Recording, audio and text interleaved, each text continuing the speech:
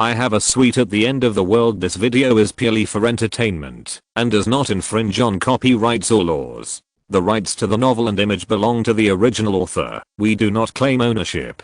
Don't like waiting and want to listen to this fanfic in full now? Subscribe to our Patreon, where you'll find the best fanfics. Chapter 176 Wormhole. It's been so long. The research on the mutant Deathclaw and the lead mutant should be over, right? Of course. Who do you think I am? Linling sighed, a hint of pride on her lips. Follow me. She hooked her finger at Jiang Chen, tossed her long silver hair, and walked towards the culture tank behind. A naked monster with red flesh was drooping in the culture tank, and the dark green liquid was bubbling up from time to time, looking like the masterpiece of a Frankenstein in American comics. However, Jiang Chen's focus was not on these, but on the lower part. As rumored, there was no penis. Linling stretched out her delicate jade finger and tapped the touchpad on the side of the culture tank. Several light orange fluorescent lights intertwined into a holographic screen in front of the two of them. Jiang Chen was confused by the various parameters listed on the screen.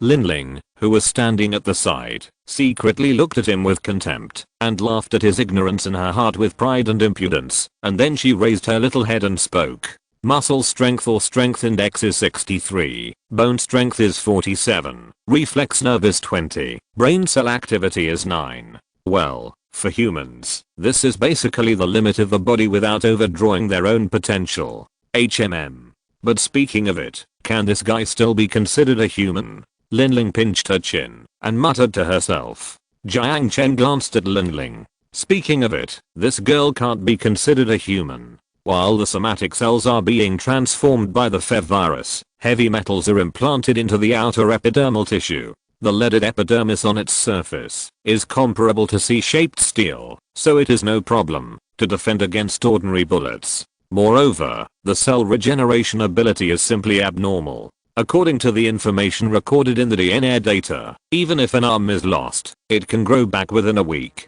Although I have never fought in a war, this thing should be invincible on the battlefield, right? Even Linling, a pacifist, couldn't help but complain about its combat effectiveness. Does it have any weaknesses? Jiang Chen smiled bitterly. Of course it does. Linling nodded. First of all, due to the influence of heavy metals, their nervous system is extremely weakened, and the activity of brain cells is as low as 9. In addition, their lifespan is very short. According to the calculation of DNA telomeres and metabolic rates, their lifespan is only more than 30 years. At the same time, if the head or heart is directly destroyed, they will die immediately. It's the same as saying nothing. Which creature can survive without a brain and a heart? Jiang Chen sighed. It seems that there is no shortcut to this matter. When the time comes, let the hunting tiger deal with this dangerous thing. With the pure kinetic energy of the electromagnetic gun, it would be no problem to blow the thing into pieces, not to mention piercing it. By the way, can I ask a question? Linling suddenly said. HMM. Go ahead. I was really shocked when I first got the sample. How did you manage to kill all the cells in this mutant's body? Linling looked at Jiang Chen with a strange expression, confused. Of course it was because of the time travel, but he didn't plan to tell her for the time being. Subtly moving his eyes away, Jiang Chen said vaguely. In short, it was a special weapon that interrupted his life activities in an instant. Speaking of which, what is the state of those cells under the microscope? The cell membrane is ruptured. Based on the form of the rupture, it can be inferred that it seems that the cell fluid is frozen due to ultra low temperature. In short, it's very strange. It's like traveling through a wormhole with an entropy value infinitely close to zero without any preparation. Linling stared at Jiang Chen's eyes and said suspiciously, ultra low temperature? But there was no temperature change when traveling through time. Jiang Chen frowned slightly and did not notice Linling's suspicious gaze. Seeing that Jiang Chen did not respond, Linling continued. Traveling through a region where the entropy value is infinitely close to zero may not be a big deal for dead things, but it is almost impossible for living things. However, as a shortcut for interstellar travel, traveling through wormholes is a topic that cannot be avoided. There are many different conjectures in the physics community about how to make living things pass through wormholes. Among them, Dr. Crane's conjecture is the most authoritative. Crane? Jiang Chen always felt that he had heard of this name somewhere. That's right. In simple terms, the theory is to make matter and energy pass through the wormhole through two completely parallel channels. As she spoke, Linling picked up a water-based pen and drew a cylinder on the whiteboard, and then drew two parallel lines, one inside the cylinder and the other outside the cylinder.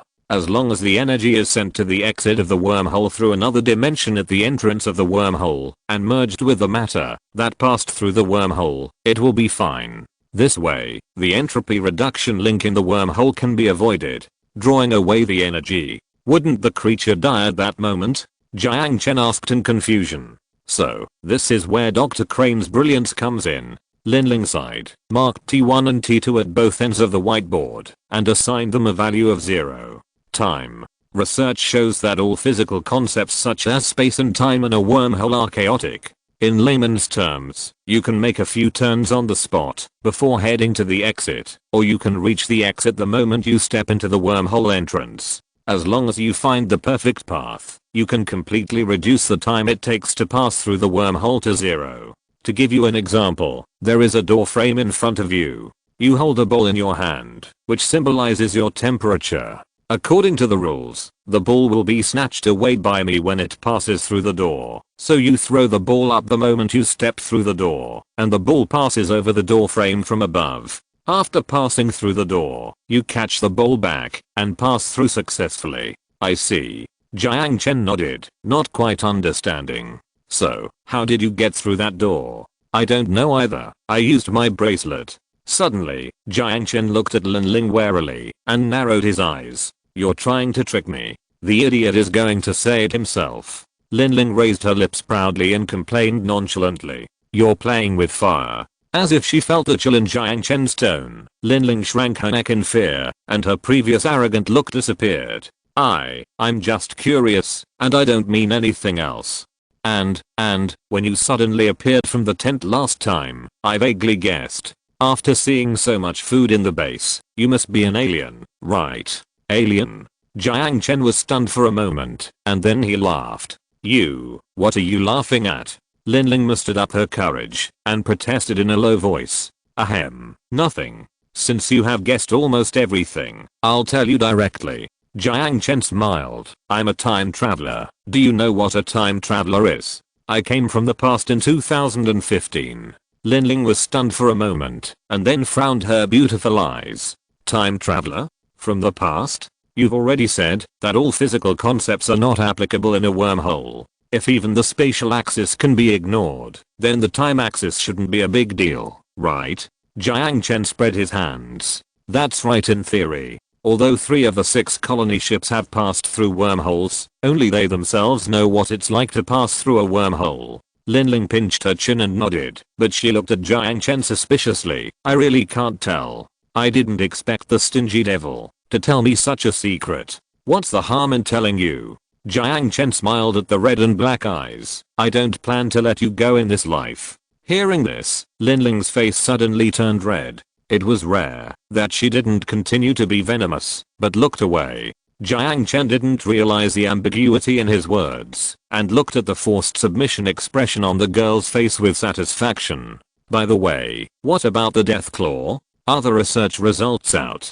When mentioning the death claw, Linling's face rarely showed a solemn look. I found something on the death claw. I found some strange things. After leaving Linling's laboratory, thinking back to what she said just now, Jiang Chen fell into deep thought. As we all know, the starting point of the design of X1 bacteria is to purify radiation. It is only because it has undergone uncontrollable mutations in the radiation environment that it has become a terrifying zombie bacteria. However, the design concept of X2 bacteria is a bit ambiguous. As an improved version of X1 bacteria, X2's ability to purify radiation has been enhanced to a certain extent. However, what is intriguing is that the effect of corroding the biological nervous system has not been removed, but has been enhanced to a certain extent. At the same time, the cell structure is strengthened, making it more difficult to be eliminated by the immune system. It seems to be to eliminate humans together with the radiation. Unfortunately, because the cell DNA structure is too stable, it cannot reproduce through binary fission like X1, and can only be produced through the mother body as a factory. Therefore, after Jiang Chen eliminated the source of spread in this area, the X2 bacteria gradually disappeared.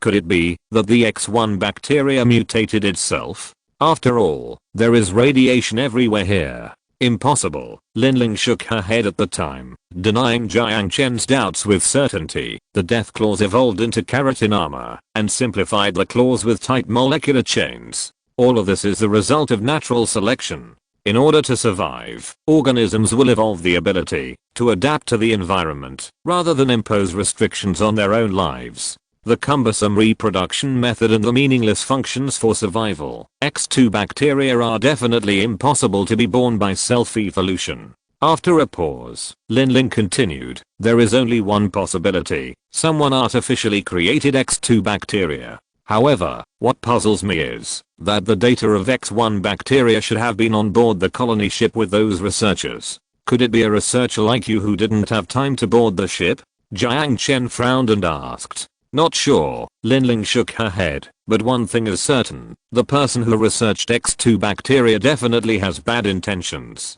Someone wants to exterminate humans in the wasteland. But who could it be? Mutants have enough reasons to do this, but can they withstand the bacteria that even the death claws can't withstand? But if it's not mutants, who else has the motivation to do these things? At this time, Jiang Chen suddenly had a terrible idea. If wormholes can cross time, where did the 3 colony ships go? Did they really abandon this Earth-like planet completely? I took a day off and felt much better. I watched some science and education documentaries and felt that my posture, brainhole, was back. Please vote for support.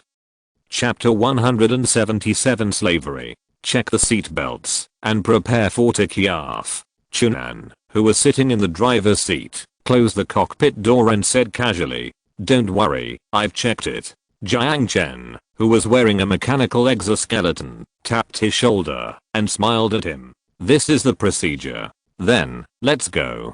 Chunan turned on the engine switch and motioned to his apprentice sitting in the co-pilot seat to help him pay attention to the dial on the right. Woo. The hum of high voltage current came from outside the cabin. Under the push of the violent vortex airflow, the young C-51 began to rise slowly. Sitting opposite Jiang Chen was the gunner. This young man in orange protective clothing saw the leader of the base sitting opposite him, and his expression was a little shy. Don't be nervous, Jiang Chen said with a casual smile. Yes. The young man shouted loudly and wanted to stand up and salute, but was pulled back by the seatbelt in a funny way. Laughing, Jiang Chen waved his hand, indicating that he didn't need to be polite, and turned his eyes to the window. The snow stopped, but the accumulated snow had not melted. This was the first time he had looked down at the entire Wanghei city from the sky. The world was covered in silver and jade, and the whole city shone brightly under the morning light. The dazzling brilliance seemed to disperse the haze of radioactive dust in the air. If it weren't for the zombies dotted on the streets and the unhealthy haze, he would have almost forgotten that he was in the end of the world, not a snowy city in the north. From this angle, the city is quite beautiful. Looking out the window, Jiang Chen said casually, it's really shocking when you see it for the first time. If you fly every day, you will get used to it. Chunan teased. Really? Jiang Chen smiled and said without comment. The ground troops had already set off. 5 hunting tigers, an assault infantry vehicle loaded with supplies, 30 light infantrymen armed with Ripper rifles, and 2 snipers equipped with Ghost sniper rifles. The destination is Shengxiang town. This will be the first battle that the Fishbone base will take the initiative to attack against the mutants. Jiang Chen could have stayed away, but considering the need to recruit more than 700 prisoners, it would be better for him, as the leader of the Fishbone base, to say something. Moreover, he was looking down at the battlefield from above, and he was still looking forward to it. You will be exposed to radioactive dust soon, so put on your mask, Chunan said, pulling down the visor of his flight helmet. Got it. Jiang Chen pressed a few times on the mechanical exoskeleton, then took the helmet from a chair beside him and inserted the connector into the slot on his collar. It was snowing, but this level of cold was like a spring breeze to the mutants. Even naked, they could stand in the cold of the ice and snow, ignoring the violent wind and snow, and venting firepower with their rifles. They were born warriors, claiming to be supreme and the terminator of the old civilization. However, even if their bodies were not afraid of the cold, winter expeditions were still extremely difficult for them. The stronger the body, the greater the consumption of supplies. The area west of Zhufeng Highway was completely covered by snow, and it was extremely difficult to pass vehicles, which undoubtedly added to the burden of the already short supply line. There were only two choices for the mutants. First, send an advance team to establish an outpost in Shengxiang town on the other side of the Taipu River, and then send a large force to Wanghei City. Second, wait until the beginning of spring next year to march to Wanghei City. There is no possibility of reconciliation between mutants and humans. Once they meet, they will fight to the death. The leadership of the mutants is still very cautious about the conflict with local human forces when they march into Wanghei City. Unlike the scattered survivors in Jia City, as a hotspot during the war, Wanghei City is home to many survivor bases that have inherited the black technology in the pre-war military industry. If they have to clash with those human forces, the mutants prefer that the conflict occur in winter. If they wait until the beginning of spring next year to march, the mutants' combat power advantage and the severe cold environment will not be reflected. At the same time, the hungry mutants who woke up from hibernation would make the trip to the city center troublesome. For the above reasons, the mutants chose Plan 1 for the time being. Although the road from Site 7 to Shengxiang town was blocked by heavy snow, the road condition from Shengxiang town to Wanghei City was still good. As long as an outpost for storing supplies was established in Shengxiang town, the pressure on the supply line would be greatly relieved, and the winter expedition would become possible. Therefore, the captives in Shengxiang town were not taken back immediately, but were forced to work by the mutants who occupied the place to build fortifications. Outside Shengxiang town, the reinforced concrete wall began to take shape. The roadside was full of wood chips and fragments, which were once displayed as obstacles, and bunkers on the main and secondary roads outside the town. However, when the mutants came, these vulnerable obstacles did not bring the survivors huddled behind the bunkers a sense of security. The steel-clad monsters carried machine guns, and the raging storm of bullets destroyed the psychological defenses of every defender. There was a low-rise building not far from here. The cement wall decorated with decorations was mostly cut off by the recoilless gun. The remaining wall was full of hideous bullet marks, and the blood on the wooden floor of the house was still clearly visible.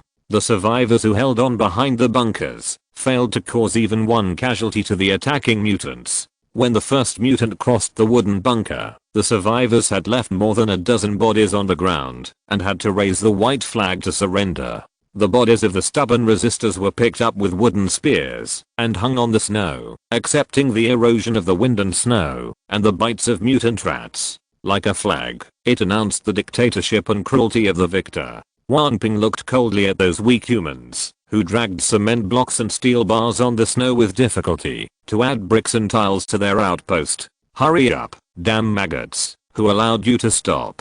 A hideous mutant holding a whip in his hand swayed beside the slaves and cursed. The whip in his hand would occasionally lash out at the ragged figures, regardless of whether the tortured person had made a mistake or not. Those terrified faces made him feel instinctively happy. He could no longer obtain physical pleasure, and the male hormones in his body could only be vented through primitive violence. Look, don't kill people. Even maggots are worth entertaining us. Wan Ping walked to the supervisor's side, grinned with fangs, looked at the boy lying on the snow, and did not hide the disgust and ridicule in his eyes. After gaining a new life, mutants will rename themselves and abandon the decadent ethics and their surnames. Haha. Raising the whip in his hand, Locke laughed. Cowards, look at me. The people carrying cement bags stopped one after another. There were men, women, old people, and children. The white mist was lingering, but it could not hide the pairs of terrified eyes.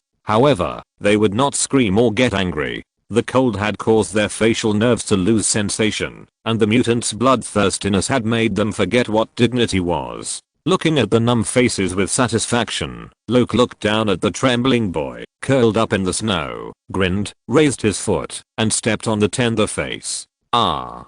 A suppressed howl came from under his feet, and the frozen fingers clasped the ground tightly, crushing the frozen snow. The boy's father stood aside, his shoulders trembling constantly, and his eyes were bloodshot. The mutant standing aside was holding a rifle, looking at the slaves who were suffering humiliation with a playful look. For them who lack entertainment, their favorite thing to do is to tease and insult the captives who are powerless to resist. The Fev virus is magical. Its magic lies in that it can make the transformed forget their previous reluctance and enjoy the pleasure brought by evolution. They have no memory of their hatred for mutants and are willing to integrate into this new camp, hating the old group that is unwilling to accept evolution. No. A piercing scream broke the silence, and a disheveled woman fell to the snow, holding the mutant's foot tightly, trying desperately to save the boy, who was stepped on. Mom. The boy's eyeballs were bulging due to the squeeze, and the corners of his mouth were weakly squirming. Luke looked down at the woman coldly, watching the pleading and despair in her eyes coldly. Get out of here. The cold words came out. Luke raised the foot that was stepping on the boy's face, and kicked her chest hard, kicking the woman away. Climbing up from the snow with difficulty, the woman's mouth was bloodshot and coughing. However, her eyes did not look at Luke, but at the child, who had been freed from her feet. A gentle smile appeared at the corner of her mouth, and the woman crawled towards the child. For some reason, looking at the expression on the woman's face, Luke felt very angry. Stop, he ordered arrogantly. The woman ignored him, moved her arms tremblingly, and rubbed towards the child. Seeing his mother approaching him, the boy's face showed an expression, as if he was saved. At this moment, a gun was pointed at her head. The woman raised her head in a daze, with a miserable smile on her face. Can we not do it here? She pleaded in a trembling voice. From the moment she rushed out of the crowd, she knew her fate. Anyone who dared to disobey them would die, without exception. If possible, she didn't want to die in front of her child. Luke's mouth raised a disdainful grin. This person actually wanted to negotiate with him? Let her go. A man stood up, his legs and shoulders trembling, and Luke curled his lips in disdain. I'm willing to die for her. This sentence seemed to have exhausted all his courage. The woman looked at the man, her eyes wide open, and her face lost color. Her dry lips opened and closed, and a weak plea floated out. No, want then you go to hell. Luke raised his hand and shot. The bullet pierced his chest and even injured the old man behind him. Ah! The crowd screamed and rioted. The woman screamed heartbreakingly, and the boy stared at his father lying in the snow with wide eyes. Looking at the woman who rolled and crawled on her husband, Luke showed a sick and satisfied smile on his face. He raised the muzzle of the gun and was about to execute the woman who dared to dirty his feet. But at this moment, Wan Ping, who was standing beside him, gently reached out his hand and placed it on the muzzle of his gun. Chapter 178, An Unscientific Railgun. Lying on her husband's body, which was gradually losing its temperature, the woman tried desperately to warm him with her body temperature and save his fading life. I love you. No, I won't let you go.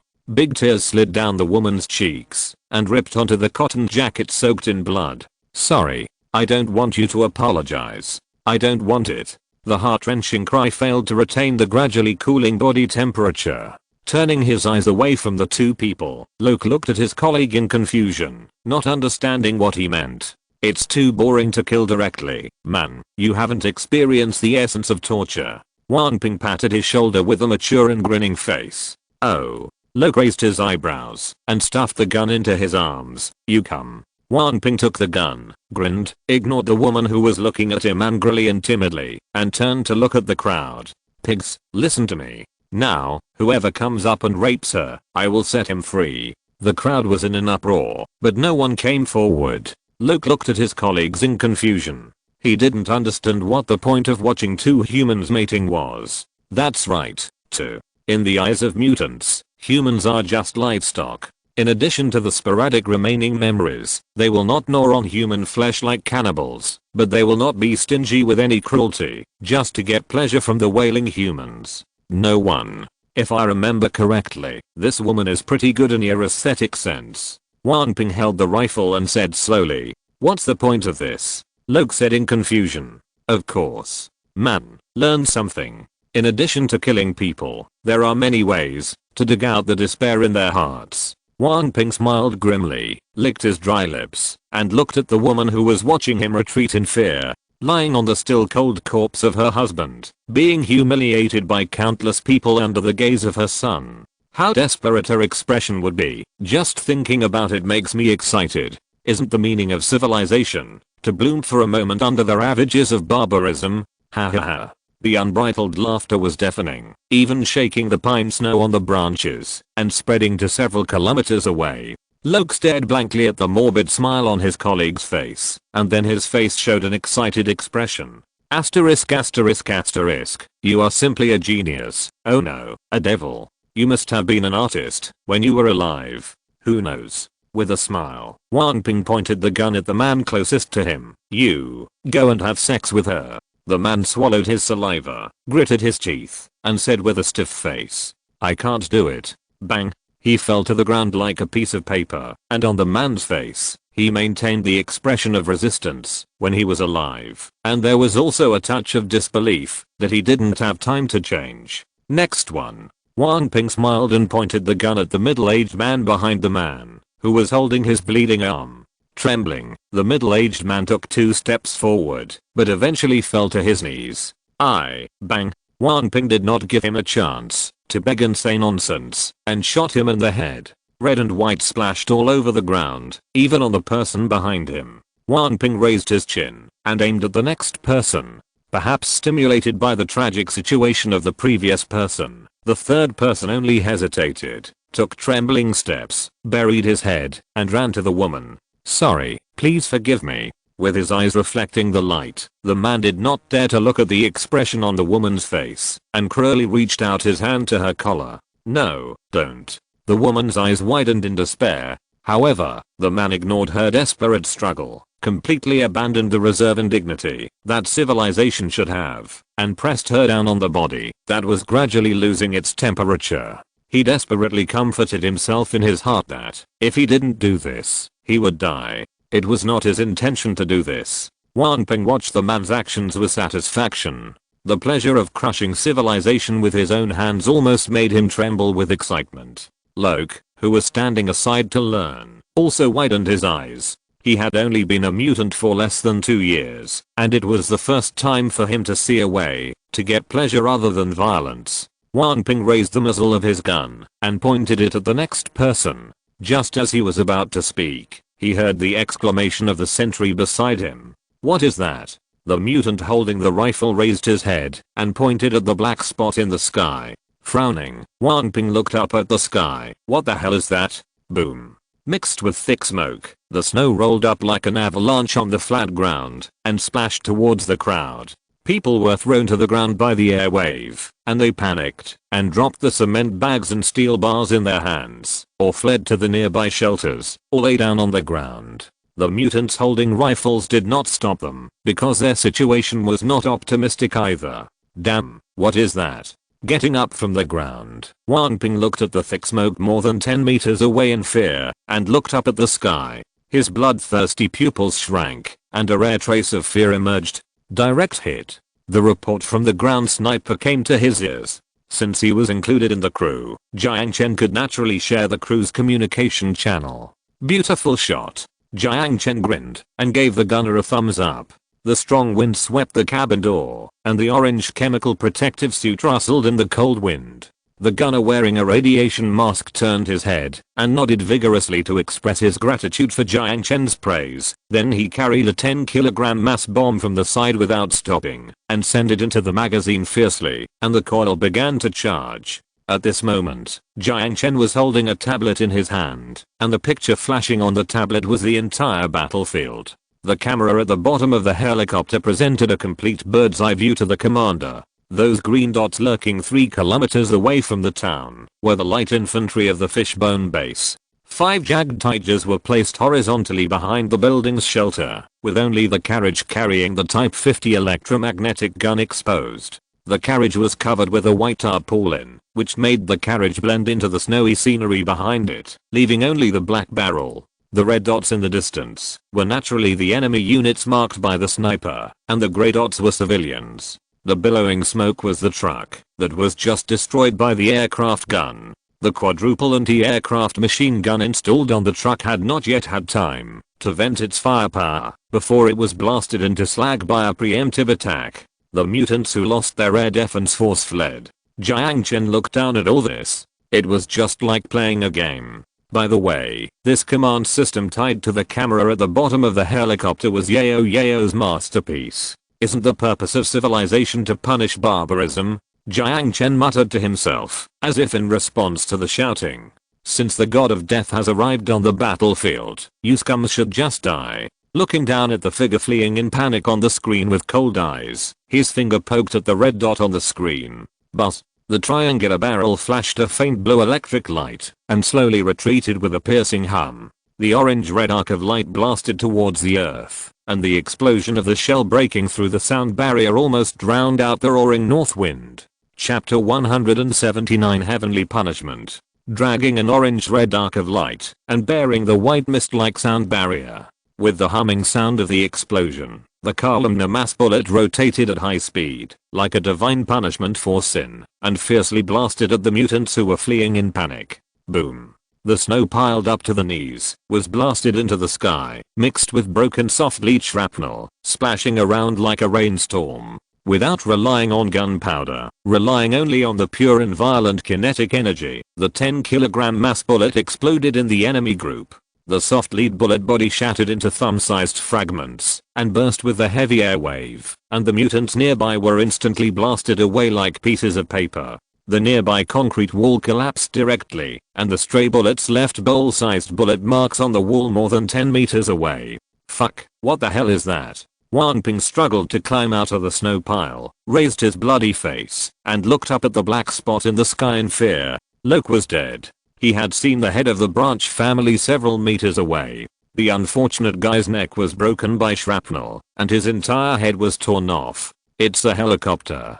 Damn it, why are the people from Liuding Town here? The mutant who was curled up behind the bunker held up a telescope and shouted in a trembling voice. Liuding Town! Exclamation mark. Hearing this word, Wan Ping suddenly felt like he fell into an ice cave, and his hands and feet were cold. Without the slightest hesitation, he got up and ran towards the concrete bunker next to him like his life was gone. It is rumored that in the wasteland near Wanghei, only the human camp on the aircraft carrier inherited the pre-war flying units. But why did they appear here hundreds of kilometers away? Exclamation mark. Boom. The deafening explosion ended his thoughts, and the snow and shrapnel buried him in the ground. The shells came not only from the sky, but also from the horizon. As if it was agreed, 5 arcs of light hit the mutant's position like iron fists. The half-built concrete wall was shattered in an instant, and the concrete fragments flew backwards like an avalanche. The mutants hiding behind it fell down like wheat being cut, and those who were not dead rolled and crawled into the town. Although the ammunition carried by the vehicle-mounted electromagnetic gun was 5 kilograms, it was no less powerful than the bombardment from the sky. Stop it. Woo. Curled up in the corner, holding his head, a mutant screamed in a crying voice. The rifle was thrown on the snow along with his former arrogance. Damn, where is the anti-aircraft gun? Under the distant firepower coverage, the mutant's machine gun was like a toy. Venting the fear in his heart became the only meaning of shooting. The sporadic shells that flew out of the bunker flew towards the position of Fishbone and embedded in the building that served as the bunker without any accuracy. On the other hand, Fishbone's side, under the guidance of the sniper's report and aerial photography, the muzzles of the 5 Jag Tigers opened fire in an orderly manner, accurately clearing the heavy firepower of the mutants and crushing their morale. It seems that someone is shooting at us with a rifle. Jiang Chen smiled at the screen, and with a flick of his finger, he pulled a few red dots into the attack target.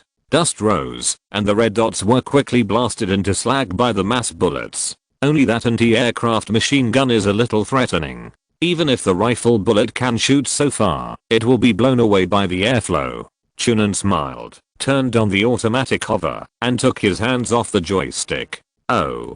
Jiang Chen answered absent-mindedly, staring at the red dot on the screen, and nodded at the guy who was crawling in the snow with his hands on his head. Although the behavior of these beasts is not worthy of pity, the indifference of killing people through the screen still made him gasp. Oh, right. Correction, they are not human. By the way, how is your wife? Jiang Chen stretched out his finger and crossed a few green dots, then tapped the location of the highway bridge. After receiving the order, more than 20 riflemen began to move towards the target position. The finger tapped on the screen a few more times, and another 20 riflemen crossed the bunker and began to advance towards the target area from the front. That's it. Chunan seemed unwilling to continue on this topic, and his answer was very concise. Oh. Even if you can accept it, you must feel uncomfortable. Jiang Chen did not ask any more questions. Most of the mutants entrenched in Shengxiang town have been wiped out, and the remaining mutants are also suppressed by the firepower of the electromagnetic cannon. The steel front armor is more than enough to defend against rifle bullets, but it is still as vulnerable as paper when facing the electromagnetic cannon. Maintaining the firepower advantage, the riflemen in two groups quickly captured the mutants huddled in the trenches. As for those who dared to fight back, they were naturally bombarded mercilessly. Beep. The shrill alarm sounded. What's that sound? Jiang Chen frowned. What else could it be? Shoulder-fired rocket launcher, flying sword anti-aircraft missile. Maybe the mutants picked it up from the Pax arsenal. Chunan said in a relaxed tone, while reaching out and pressing the button next to the joystick. Click. In the field of vision of the tablet, several fragments flashing with electric sparks fell. The gradually approaching anti-aircraft missile hit one of the fragments hard and passed by Yunzhi. Electromagnetic bait. This kind of thing that tracks high-power electronic devices is easy to deal with, but it is not as reliable as the anti-aircraft machine gun that can hit wherever it is pointed. Chunan smiled disdainfully and leaned back in the seat with his arms folded. He stretched out his finger and tapped the guy who was reloading the rocket launcher, but this time Jiang Chen did not use the electromagnetic gun, but instructed the infantry to attack him. He was very interested in that shoulder-fired anti-aircraft missile. If he could capture it, why destroy it?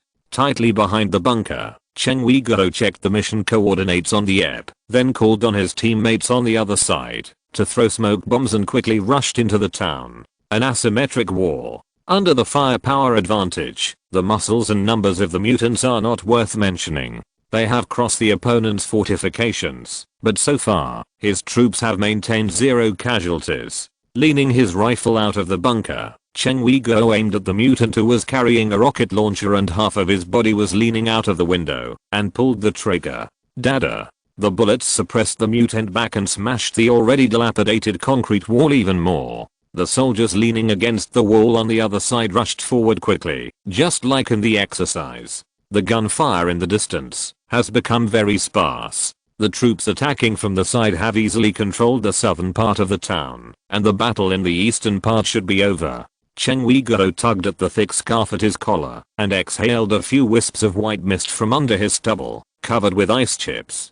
Team A will attack the town center and take control of the warehouse. Team B will clear out the remaining enemies along the periphery, and Team C will take control of the prisoners. Action. Yes. A uniform roar echoed in the communication channel. Cheng Weiguo grinned, put his rifle on his shoulder, looked up at the black dot in the sky, and raised his hand to salute from a distance. At this moment, the snow on the side suddenly moved, and he immediately aimed the muzzle of the gun at the snow pile.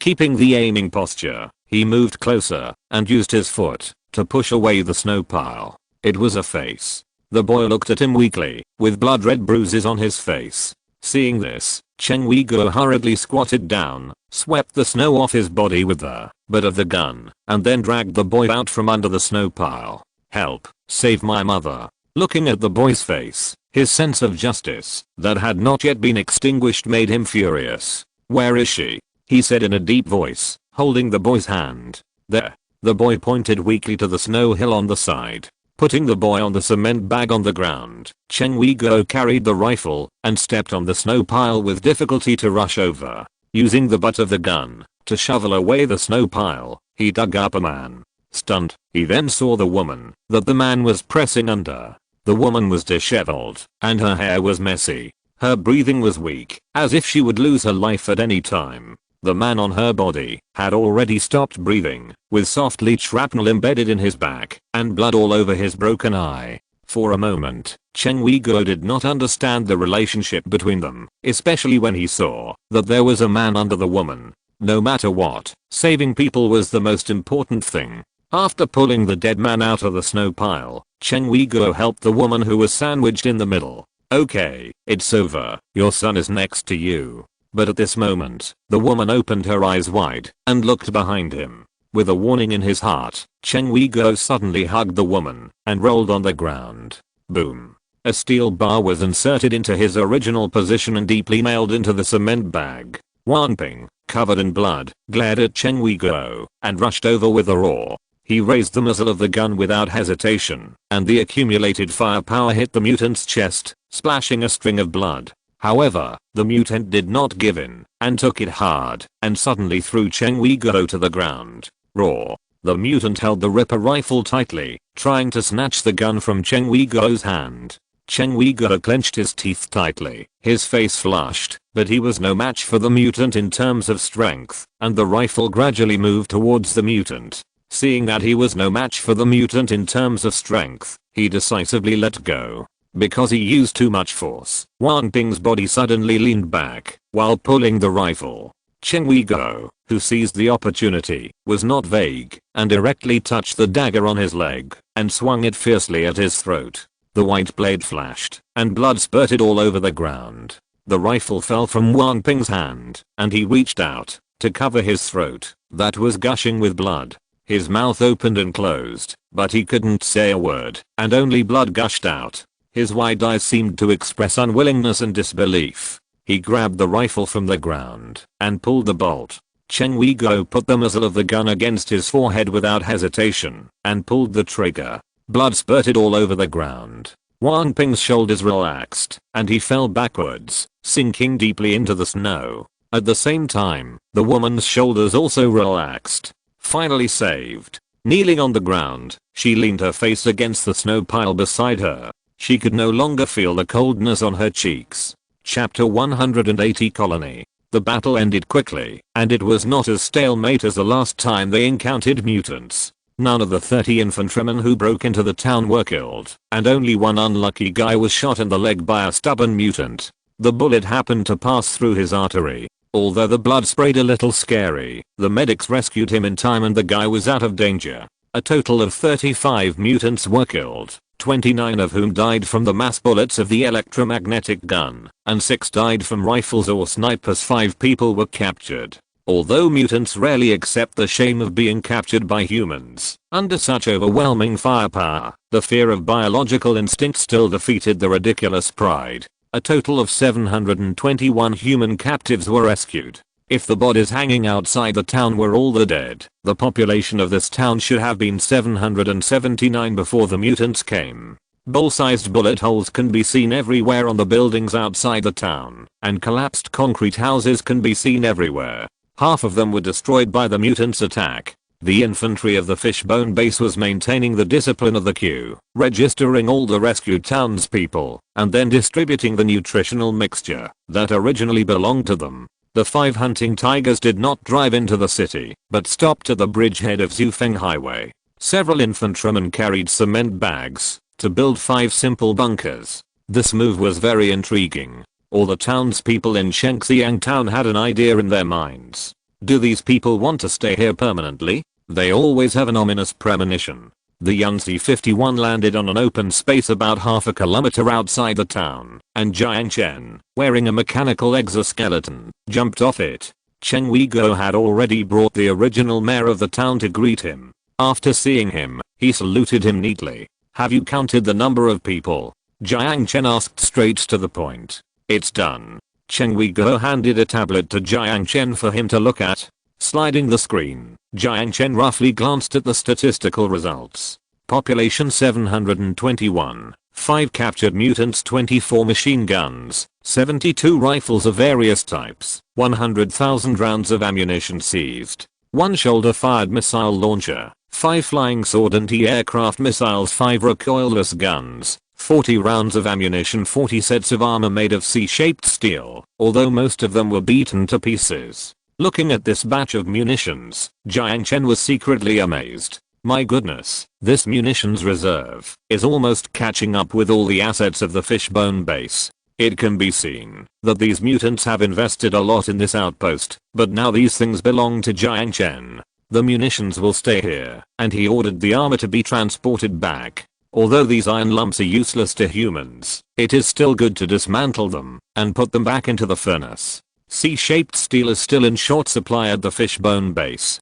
With these more than 10 tons of steel, it is not a problem to modify 2 more armored vehicles. There were also several hundred pickled mutant corpses. These things were obviously the mutants' food. Only mutants could eat such poisonous things. However, in the spirit of not wasting, Jiang Chen still ordered Cheng Weiguo to throw all these things into the organic refining furnace to make nutritional mixtures. According to the calculation, that one mutant can extract 100 nutritional mixtures. It should be no problem to extract a total of 10,000 nutritional mixtures. Counting the 30,000 nutritional mixtures in stock, he didn't have to worry about the food for more than 700 people for the time being. What excited him most was the seized building materials. The mutants left a lot of cement and steel bars in the warehouse. These were originally used to build the outpost, but now they are in his hands. With this batch of ready-made building materials, Jiang Chen can completely set up a reinforced concrete defense line on the shore.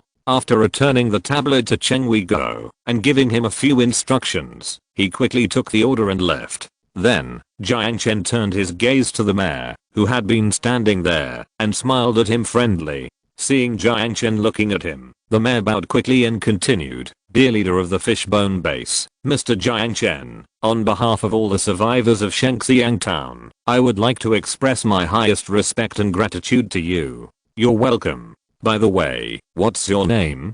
"Dengbin." "Okay, Mr. Dengbin, I want to go to the town hall now. I wonder if you have time to take me there? It would be an honor." Dengbin bowed again. To be honest, the behavior of these rescuers, after getting rid of the mutants, made him, the mayor, very uneasy. However, at this moment, others were holding guns, and the town's combat power was basically wiped out when the mutants attacked. He didn't know what to say without confidence, and just followed Jiang Chen timidly. With his hands in his pockets, Jiang Chen looked at the surrounding buildings while walking on the road leading to the town hall. The smell of blood lingering in his nose could not be dispelled even after half a day. He didn't say anything along the way, which made Dengbin feel a little unsure. After hesitating for a moment, Dengbin looked at Jiang Chen and asked tentatively, "In just 3 days, they slaughtered more than 60 of us. Thank you very much. The survivors from Qingpu, if there is anything we can do to help you, we will definitely help you." "I've already said, you're welcome." However, Jiang Chen did not respond, but just said a brief sentence and stopped talking. Just when Dengbin was feeling uneasy, the two of them had walked to the town hall without knowing it. To his surprise, the leader of this mysterious force did not seem to have any intention of going in, but just stood downstairs of the town hall. Should we say it is worthy of being a government building? It is indeed beautifully renovated. Judging from the degree of damage, this is also the only intact building in the entire town. Speaking of which, has a person named Lin Chaoen been here? Dengbin was slightly stunned, but he did not expect Jiang Chen to suddenly ask this irrelevant question. Frowning, he recalled carefully and answered, "It seems that there is such a person. He came from Jia City. Didn't he say anything to you? For example, mutants are coming?" Jiang Chen asked casually. Looking at Jiang Chen blankly, Dengbin shook his head and said, "No. He just stayed in our town for one night and then left in a hurry. Didn't say anything. This is very unusual. If they are eager to stop the mutants from going to Wanghei City, there is no reason not to remind the people here and let them make preparations in advance. At least build a defensive fortification to resist or something." Jiang Chen frowned slightly and stared at Dengbin's eyes carefully. The confusion did not seem to be pretended. "How do you remember him? I mean, is there anything special about him that deserves your attention?" Because those who pass through Zufeng Highway are often scavengers from Jia City, who pick up some chips or parts removed from military equipment here. These things are very popular anywhere in the mainland. At the very least, they will go to Liaoding Town to buy a few boxes of canned sea fish and take them back, and the price can at least double. but only that Lin Chaoen came back empty-handed. Has he only been here once? Yes, he probably took a different route when he entered Wanghai City. Jiang Chen nodded thoughtfully and fell into deep thought.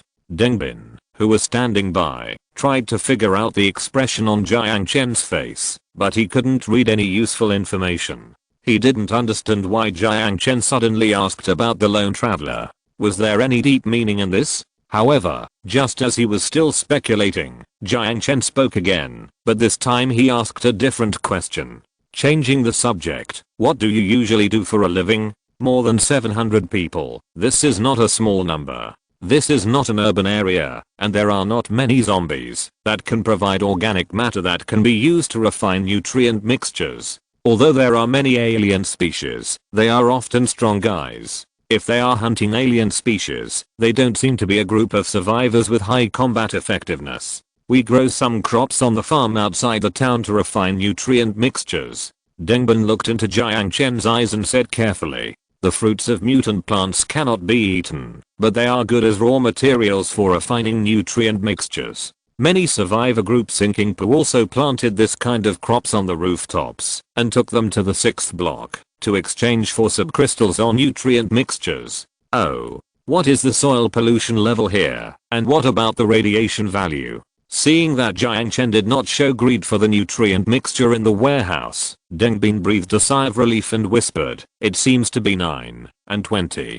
For this, he had nothing to lie about. Those two data are very easy to measure. The radiation value can be measured with EP, and the soil pollution level only needs to take a sample and then drop 2 drops of reagent. 9. Very good. Jiang Chen suddenly smiled, then reached out and patted Deng Bin on the shoulder. From today on, the farm will be handed over to you. Deng Bin was stunned, looking at him in confusion, and did not understand what he meant. Farm? Me? Yes, who else can it be? Jiang Chen looked at him with a smile. Swallowing his saliva, Deng Bin asked in confusion, if you want those mutant fruits, we are willing to pay tribute to you. Those things are not worth anything at all, not to mention the current decline in the price of organic matter. Even if we use the price from 2 months ago, 1 ton of fruit can only be refined into 100 nutrient mixtures, which can be exchanged for 10 subcrystals. And the Ripper rifles in their hands cost 20 subcrystals. It doesn't seem like they care about such a small profit. Jiang Chen raised his hand to interrupt him. You misunderstood. We don't care about those rotten fruits you planted. This is the truth. The fishbone base doesn't need nutrient mixtures at all. Then what you mean isn't what I said direct enough. Mr. Former Mayor, I need you to take care of my farm for me. There are 2 words that Jiang Chen emphasized. That is, former mayor and my. Hearing this, Deng Bin's face turned pale, and he stared at Jiang Chen with wide eyes.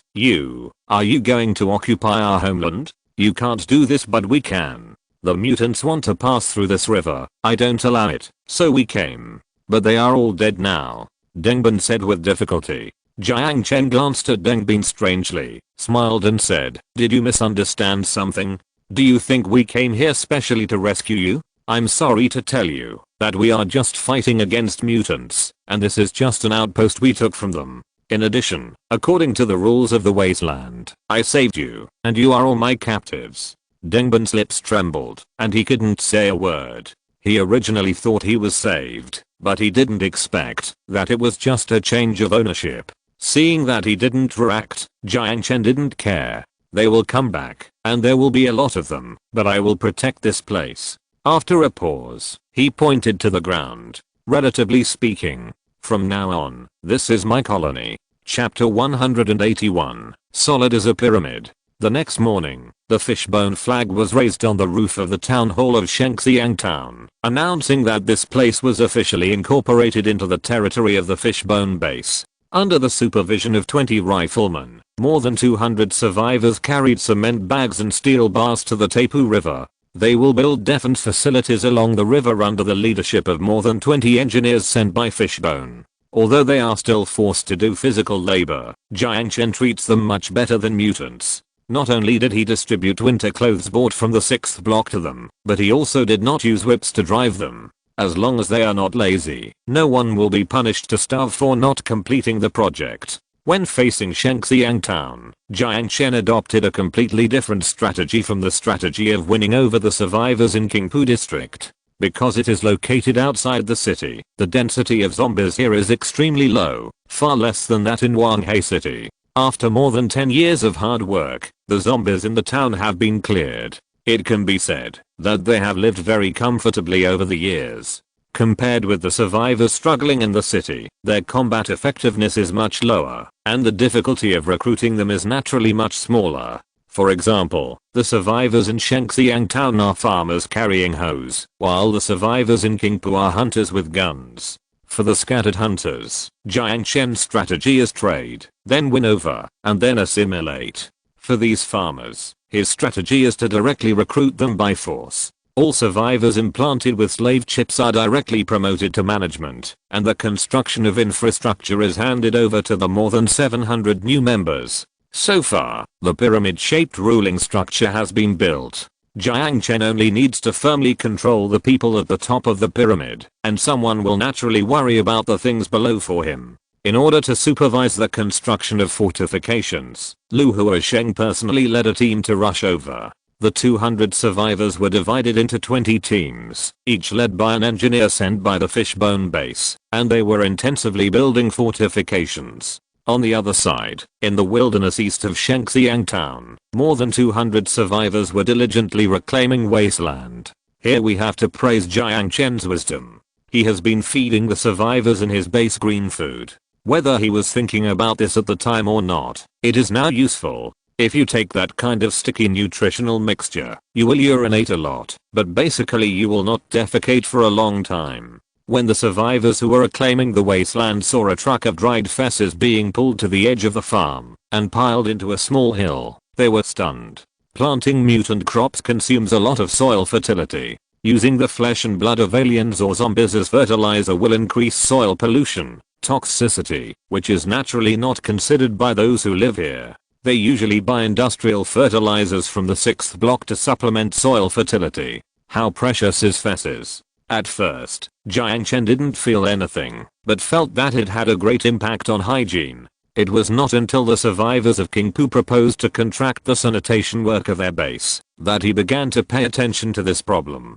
In the wasteland, fesses seem to be valuable. Wanghai City is located in a plain, and mineral resources nearby are very scarce. Although nitrogen can be obtained through artificial nitrogen fixation technology, and potash can be extracted from seawater, phosphate is not so easy to solve. The cost of extracting phosphorus from mutant organisms or plants is not low. The main cost of producing fertilizers in the 6th block is phosphorus. However, manure is easy to handle. It is rich in nitrogen, phosphorus, and potassium. You only need to stir it in the ground to sow seeds. Under Jiang Chen's instructions, the area of the farm has expanded from only 100 acres to 1,000 acres. If all of it is used to plant camu trees, it is expected to provide 100 tons of camu resin to the Fishbone base every month. In this way, it not only meets the industrial needs of the Fishbone base, but also can be exported to the 6th block. At the current price of 150 subcrystals per ton, this farm will be able to bring more than 10,000 subcrystals to the Fishbone base every month.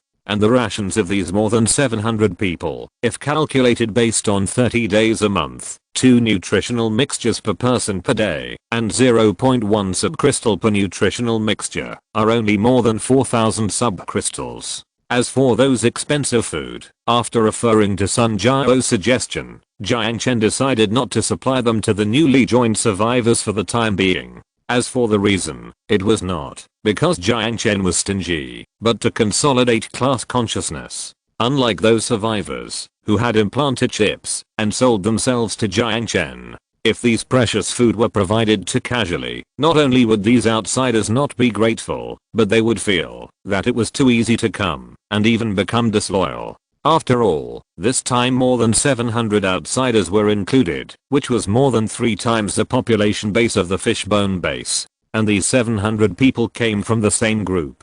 If they wanted to enslave them to work, they only needed to put handcuffs on their hands and feet. But if they wanted to digest them, they had to be divided first. The specific implementation was also very simple. 700 people, First split them into two parts. One part stayed here, and the other part was taken to the fishbone base. Those who were taken back would enter the factory to engage in production, or enter the recruit camp for training. At the same time, Jiang Chen announced that each of them was a slave and could only receive 2 nutritional mixtures per day. However, if someone performed outstandingly in the work field, his status would be upgraded to a lower class citizen, and his daily ration would be upgraded to 2 nutritional mixtures plus a piece of bread. If he worked harder and upgraded to a middle class citizen, his ration would become 2 nutritional mixtures plus a pack of instant noodles. Upper class citizens would be able to enjoy the same unlimited rations as those with chip implants. That is, they would be allowed to eat big pot meals in the cafeteria.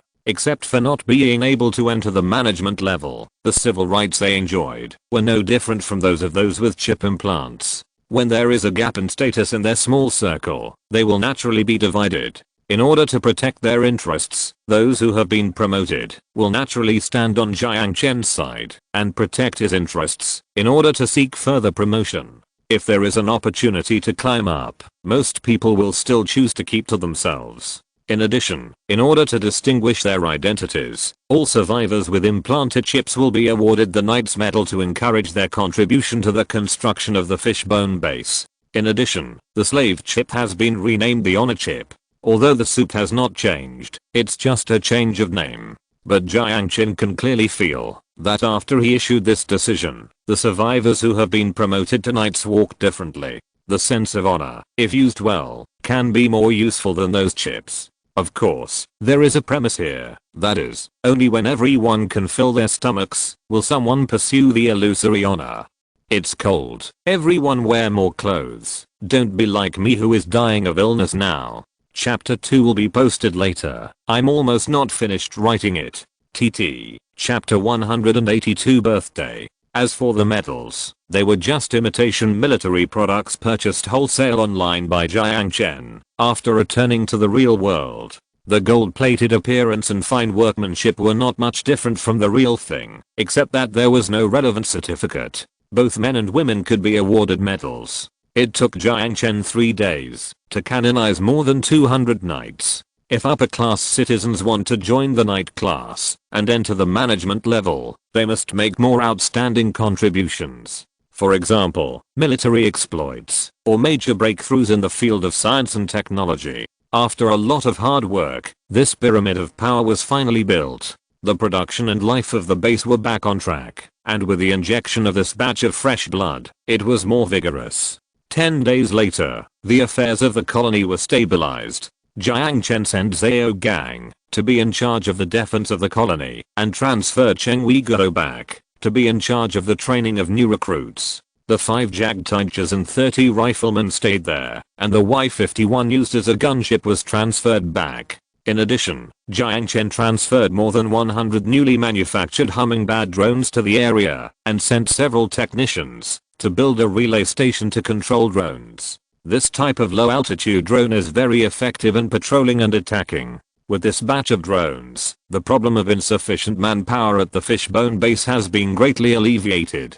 The production line of the mechanical exoskeleton was also completed under the leadership of Jiang Lin. For this reason, Jiang Chen specifically ordered the construction team to build a factory that can accommodate 100 people in the new development area. According to Jiang Lin's estimate, if the raw materials are sufficient, the monthly output of mechanical exoskeletons can reach 30 units. Jiang Chen, who had handled everything properly, was free in an instant. I have to praise the talents of the fishbone base, which cover almost all walks of life. For some things, he just proposed a general direction, and his subordinates had already thought of a specific implementation plan for him. Speaking of which, Yao's birthday is coming soon, right? Jiang Chen suddenly asked while eating. He remembered that Yao told him last time that her birthday was in November. It's already mid-November now, and he was so busy some time ago that he almost forgot it. Yao's face instantly turned red, and she lowered her head in embarrassment and said coyly, in fact, it's not a particularly important thing. If my brother is too busy, it doesn't matter if it's postponed a little bit.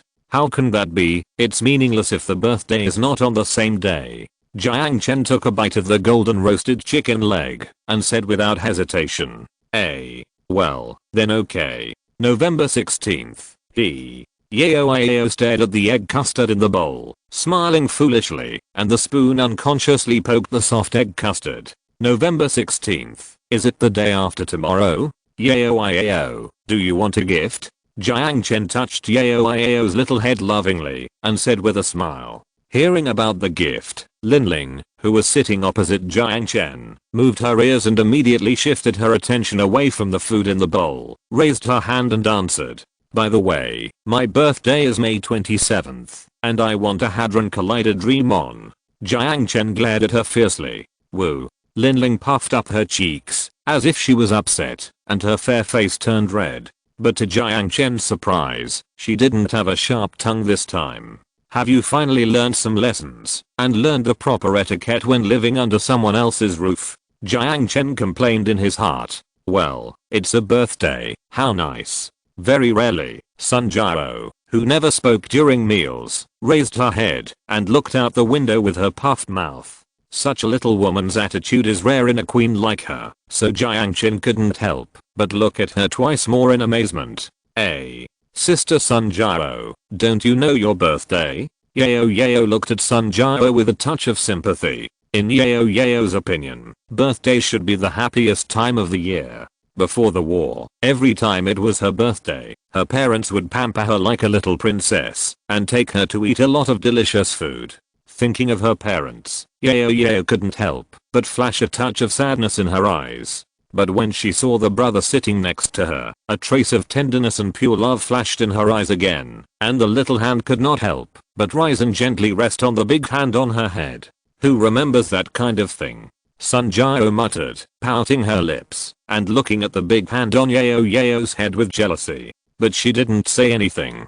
Compared with the initial possessiveness, she has more or less learned to share. She made such a decision not because she was so generous, but because when Jiang Chen came back last time, she faintly read a trace of fatigue in his eyes. Think about it from another perspective. If she could live in a peaceful atmosphere and be a lady with a mansion, would she think of returning to this devastated world? If she shared with Yao, she had this idea a long time ago, but she had never been able to put it into action. Should I give this little girl a push? With her hand supporting her chin, she cast her eyes at Linling sitting next to her with ill intentions. Speaking of which, this girl is also pretty. Although he is a cyborg, if he is a doll, that does not need to be inflated. As if she had noticed Sun Jiao's gaze, Linling raised her head blankly, but when she met his gaze, she shuddered involuntarily. This female devil must be up to something bad.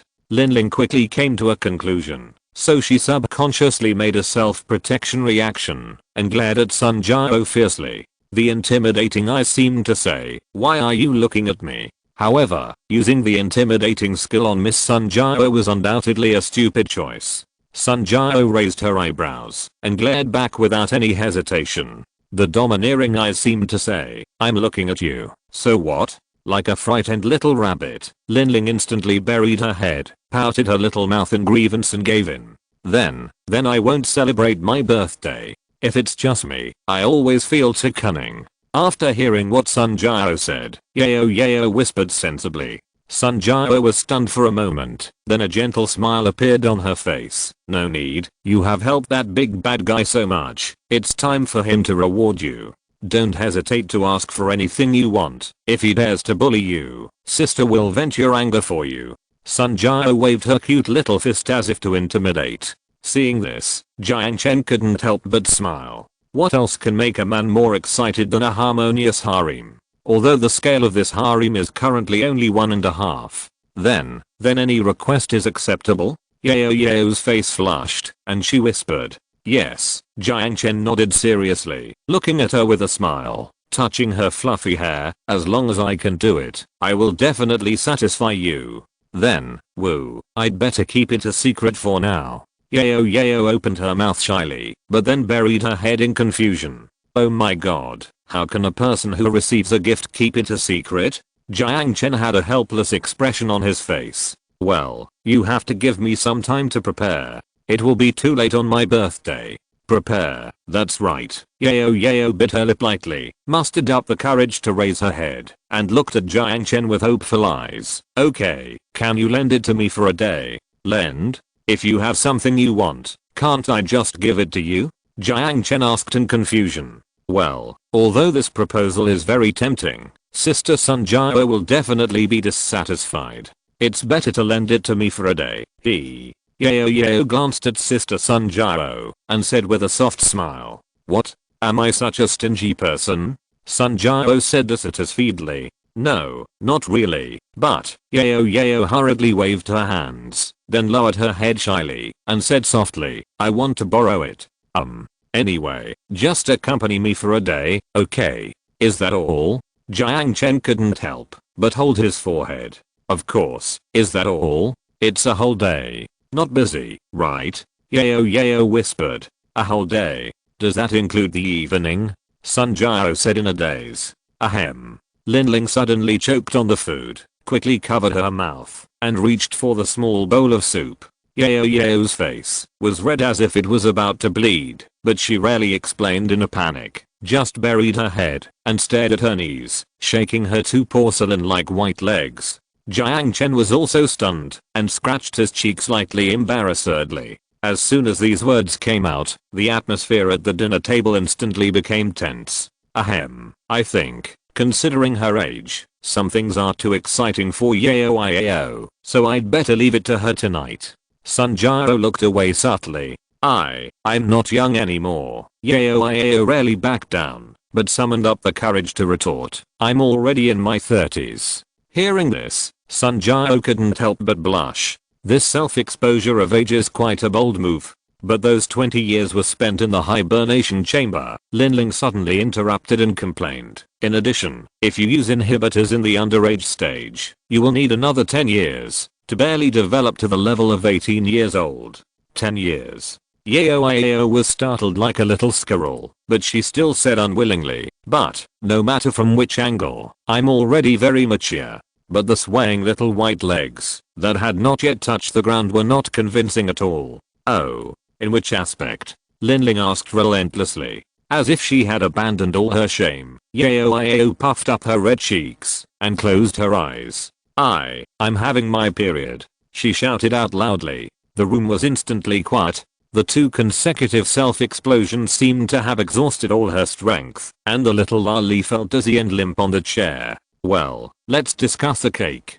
Sun Jiao suppressed her laughter and looked away. That's right, the cake is more important. Jiang Chen held his forehead and said. Second. Linling raised her spoon in agreement. If you're listening to this novel on a channel other than Fanfic World, it means they downloaded and uploaded it without effort. We cordially invite you to visit our channel, Mundo Fanfic Novelos. There you'll find the original version of this story and you can explore many other novels of various genres. We're waiting for you to immerse yourself in a world of incredible novels. Chapter 183, site number 7. It snowed heavily. The broken concrete wall was covered with frost, and the half-drooped steel bars were frozen into a crystal column. Under it, rigid figures were walking. They were pale and thin, and the expressions on their faces had been numbed by the wind and snow. The heavy objects on their shoulders crushed their spines and knees. Standing on one side were naturally mutant supervisors. As slaves of mutants, their only relief was to be lucky enough to be selected. After reaching the age of 30, after completing the breeding task, they would be soaked in the culture tank and get a new life. As for those who were not selected, their fate was often miserable. After all, the culture tanks and culture fluids were limited, and not everyone was qualified to become a mutant. Moreover, mutants also needed to maintain a certain number of slaves to do the hard work they were unwilling to do, and at the same time, provide them with pleasure. Standing at the door of the station, Troy stared coldly at the weak bodies, and then looked at the humans around him.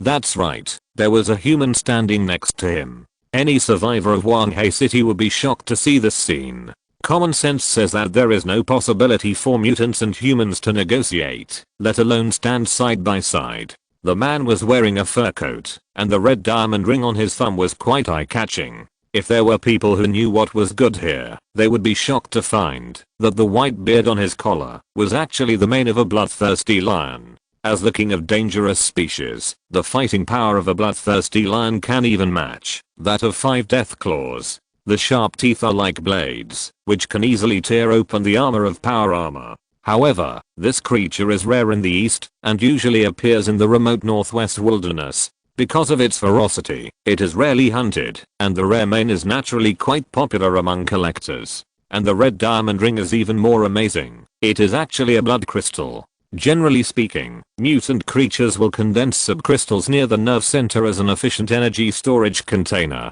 However, blood crystal is a bit special. Although it is an isotrope with subcrystal, the energy reserve of blood crystal is tens of thousands times higher than that of subcrystal. Only a small piece the size of a thumb can be comparable to the energy generated by the fusion of 1 kilogram of tritium nucleus. But what is puzzling is that the existence of blood crystal is extremely stable. No matter how hard people rack their brains, they cannot call upon the energy in it. Not to mention humans, even the aliens who condensed blood crystal cannot call upon the energy in it. Strictly speaking, the aliens who condensed this blood red crystal are undoubtedly losers in the tribe. Because of its astonishing potential value and rarity, blood crystal is usually regarded as an expensive collection and is loved by the nobles of the Northern Union District. Speaking of this, the identity of this man is self-evident. He is from the north and has an unusually noble status.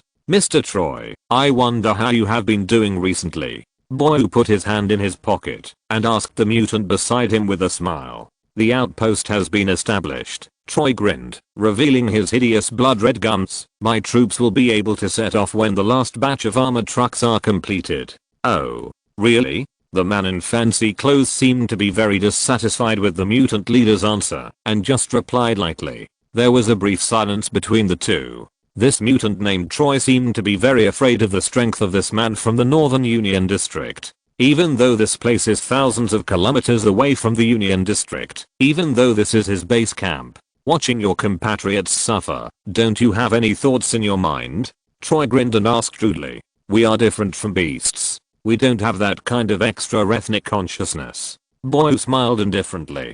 Troy's eyes narrowed slightly. They who claim to be supreme, what they can't tolerate the most is that humans always confuse them with mutant creatures. Sorry, I need to answer the phone. Shrugging his shoulders, Boyu walked aside and reached out to press his earlobe. Hello. Oh, that's a pity. Okay. You continue to monitor their movements. Is it Jiang Chen? Haha, interesting. I'm hanging up now. Troy kept looking at his position coldly. I'm sorry, man. Your outpost seems to be gone. Ignoring the unfriendly gaze, Boyu walked to his side leisurely and smiled. Troy's Adam's apple moved slightly, and he was very disapproving in his heart. However, the expression on the man's face made him feel uneasy. At this moment, a mutant ran over not far away. The panic on his face was so clearly visible even through the heavy snow and dozens of meters away. Troy's eyebrows twitched, and he looked at Boyu on the side. Looking at the smiling expression on that face, he always felt angry. But at this moment, he couldn't get angry. Leader, are 40 advanced troops stationed in Shengxiang town destroyed?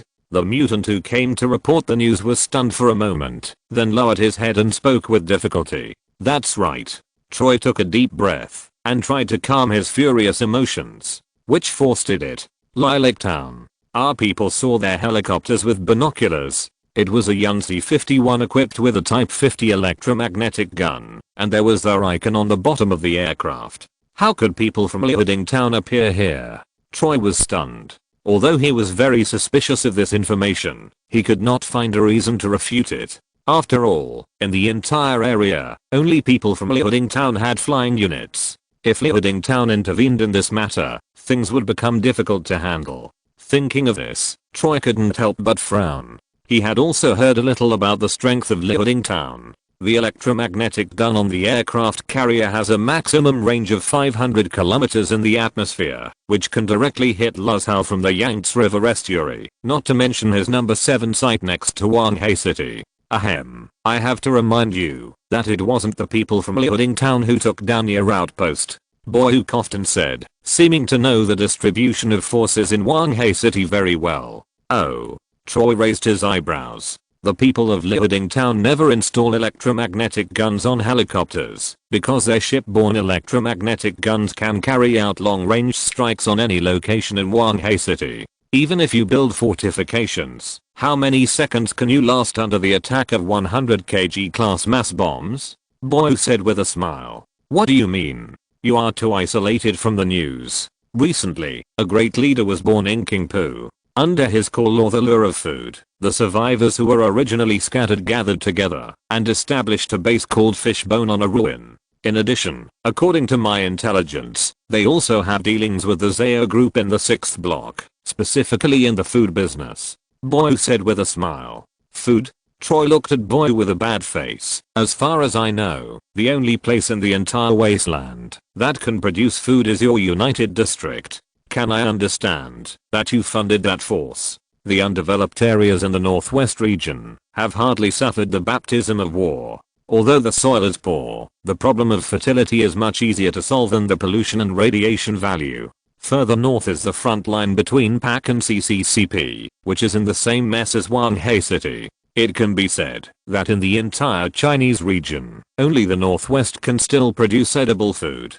Hearing this, Boyu sighed. The entire wasteland? Does this whole piece refer to Wanghei City, or the entire PAC territory, or the entire world? Is there any point in discussing the entire world? Troy grinned and sneered. It's a problem of the structure. Boyu spread his hands. The reason why we can't farm is because our technology is not up to standard.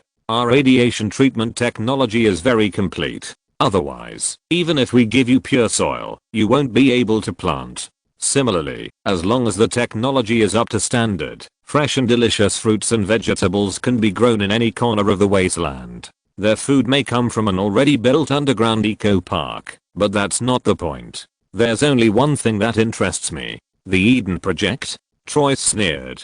That's interesting. If the Eden Project could restore farming, why would those elites fly into space? Because hope in the distance is more tempting than the devastation here.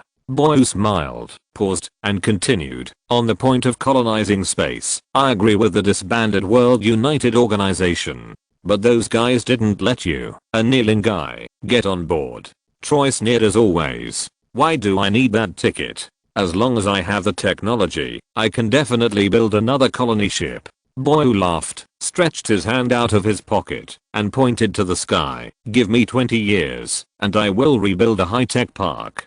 Give me 50 years, and I will lead the survivors into space again. It should not be us who are abandoned, but this piece of land itself. Why don't you learn from us, change yourself, and adapt to this place? If you don't try it yourself, you will never know how delicious the death claw meat is. Boyu's calm expression rarely flashed a trace of disgust, but it disappeared quickly. So, discussing values is even more boring than discussing ideology. You will get the modified Fev virus you want, and take your people to adapt to this wasteland. But remember the deal between us. Boyu has the password to pass the security certification of Kalman Corporation, and it is also the Fev virus information he provided to the mutants. Of course, I will lead my people to attack that place in the city center for you and find the location of Shelter 005 if it really exists. Don't worry about that. My intelligence has always been reliable. Shelter 005 is in Wanghei City, Boyu said confidently. After staring at Boyu for a while, Troy looked away and looked at the distance of the slave queue. There was an open space there, but it was now full of military supplies. Rifles, machine guns, full body armor, armored vehicles converted from trucks, and even infantry guns and artillery shells. Some of this batch of arms belonged to the mutants themselves, but most of it was provided by this man named Boyu. When the interests are always at stake, even mutants and humans can stand side by side. Do we have to enter the city center? It seems that we have to set off in winter. Looking at the snow in the distance, Troy said in a deep voice. Chapter 184 Who to bring home for the new year? Although it was Yao Iao's birthday, Sun Jiao and Lin Ling both rushed to make their own requests for the birthday cake. Chocolate. Mango. This is completely what you want to eat. On the contrary, the protagonist of the birthday, Yao, said weakly that the flavor of the cake could be anything, as long as Jiang Chen liked it. Ah. Yao is the cutest after all. Jiang Chen shouted in his heart. So, Jiang Chen specially returned to the present world for this. Are you back? Seeing Jiang Chen push open the door and walk out, Aisha, who happened to pass by, tilted her head and asked. It used to take a long time to come back there, but it seems to be more frequent recently. The last time seemed to be 5 days ago. To buy metals? I came back to buy something.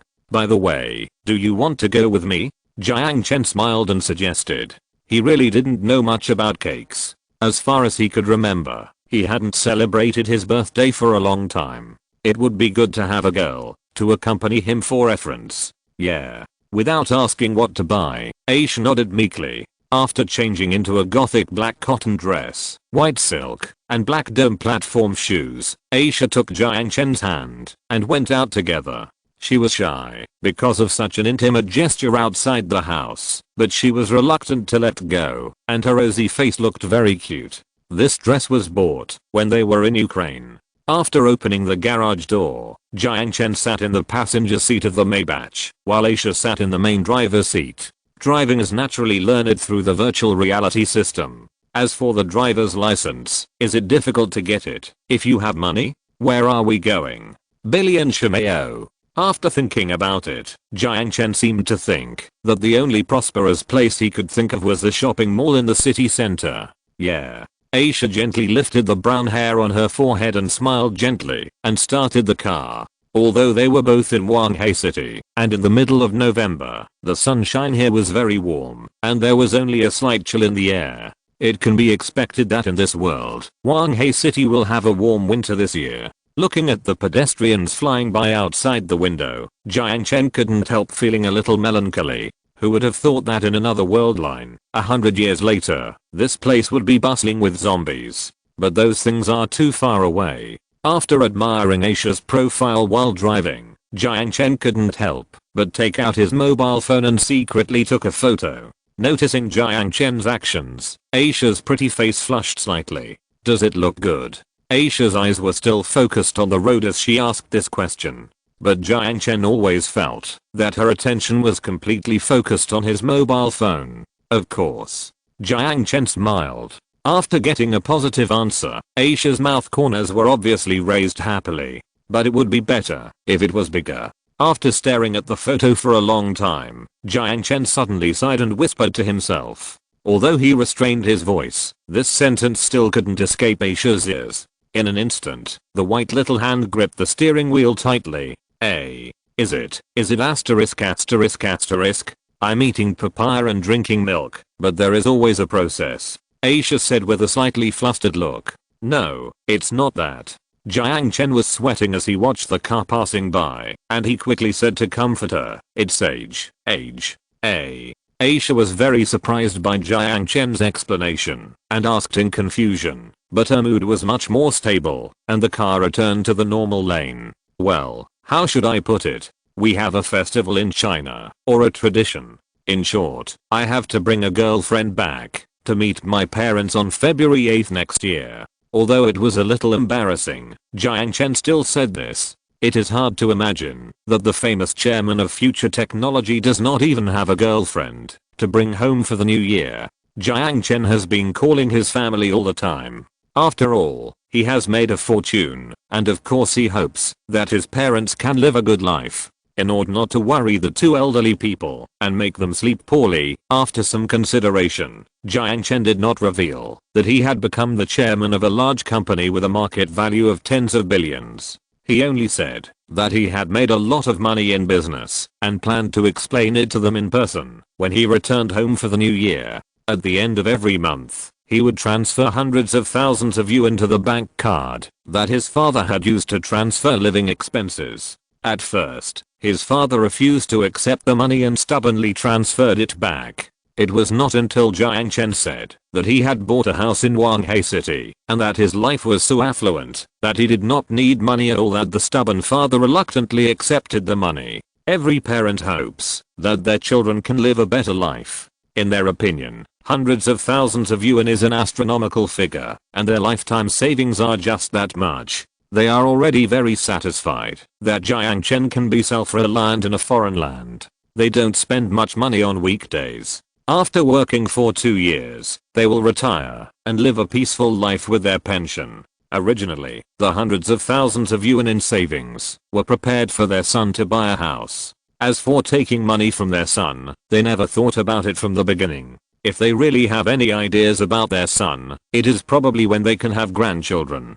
The house is there, but what about the wife? Faced with the questioning of his parents, Jiang Chen said very embarrassedly that he didn't have one yet. After all, there was a generation gap, so he didn't dare to tell his parents. Your son didn't find a wife, but he did have a mistress. If only Aisha was older, taking her home for the new year would not only satisfy the parents' desire to have a grandchild soon, but also satisfy their vanity. I have to admit that in Hucheng, a place that is not too big, marrying a foreign daughter-in-law home is definitely a great honor for the ancestors. However, under the conditioning of the culture medium, Aisha's skin is as smooth as a porcelain doll. For Jiang Chen, this is certainly a good thing, but the disadvantage is that her appearance looks a little childish. Look at Aisha's Lalita outfit. Bringing a little lolly home to meet parents is a bit bad, no matter how you think about it. It's the Spring Festival, right?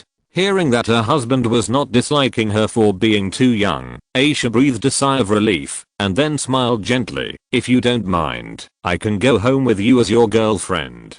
To Jiang Chen's surprise, Aisha actually knew about the Spring Festival. But think about it, if you have learned Chinese, there is no reason why you would not know the festival customs. Just like learning English, it is impossible not to know Christmas. How can I dislike it? But that's not the problem. Jiang Chen couldn't help but hold his forehead. The legal marriage age for women in China is 20 years old. Although it can be compromised by spending some money, my parents are the kind of stubborn type, so, in short, it's very troublesome. Aisha tilted her head. Born in Syria, she naturally didn't understand the laws here. In her hometown, it is not uncommon for women to get married at the age of 12 or 13. Rather, she felt that she was married late. This topic was not continued. The car quickly drove to the building of Bailey and Shimeo. After parking the car, Jiang Chen took Aisha's little hand and came to Christine Cake Shop. In his impression, this should be the most famous cake shop nearby. As for the price, he didn't care much. But after pushing open the glass door, Jiang Chen was stunned. The cold is finally better, weekly begging for votes. Chapter 185 Shadow of War. Welcome. Fang Yuan raised her head, but her voice froze in the middle of her words. Jiang Chen, who was standing at the door, was also stunned, and then a strange expression appeared on his face. He didn't expect that it would be such a coincidence that he would meet this woman again. Aisha tilted her head to look at Jiang Chen, and then looked at the front desk. As if she understood something, she gently pulled Jiang Chen's hand and whispered, "How about changing to another one?" "No need." Jiang Chen smiled and gently squeezed her little hand. Although she disliked this person, it was not to the point of being unbearable. Seeing Jiang Chen walking towards this side, Fang Yuan lowered her head. "Hello, what do you need?" Her tone was a little unnatural. Jiang Chen noticed that her fingers were trembling slightly. She must be afraid. "Cake, there are chocolate and lemon." "Forget it, just give me the menu." Jiang Chen sighed, and he was too lazy to bully her, so he said simply. Taking the menu from Fang Yuan, Jiang Chen and Aisha started to choose together. Looking at the girl next to Jiang Chen, Fang Yuan suddenly felt a sour nose. At this moment, the door of the store was suddenly pushed open, and a man in plain clothes walked in, carrying a bag of exquisite insulated boxes. "Yuan, you must be hungry." The man had a scar on his forehead, but he smiled brightly, revealing a mouthful of white teeth. Fang Yuan's face showed a blush, nodded, and silently took the lunchbox from his hand. "Well, thank you. I'm still working." "Then you go ahead. I have to go back to work. See you later." Jiang Chen glanced at the two of them with interest, watching the man with a happy smile on his face, and walked out of the store briskly. "This cake should be good." Aisha pointed to a chocolate cake decorated with fruits with great interest. "Then this one will be good."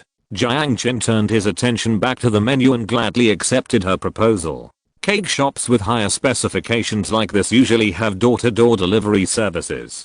Taking the invoice from Fang Yuanyuan, Jiang Chen suddenly asked in a playful tone, "Your boyfriend?" Fang Yuanyuan looked aside with a complicated expression and nodded. "Yeah.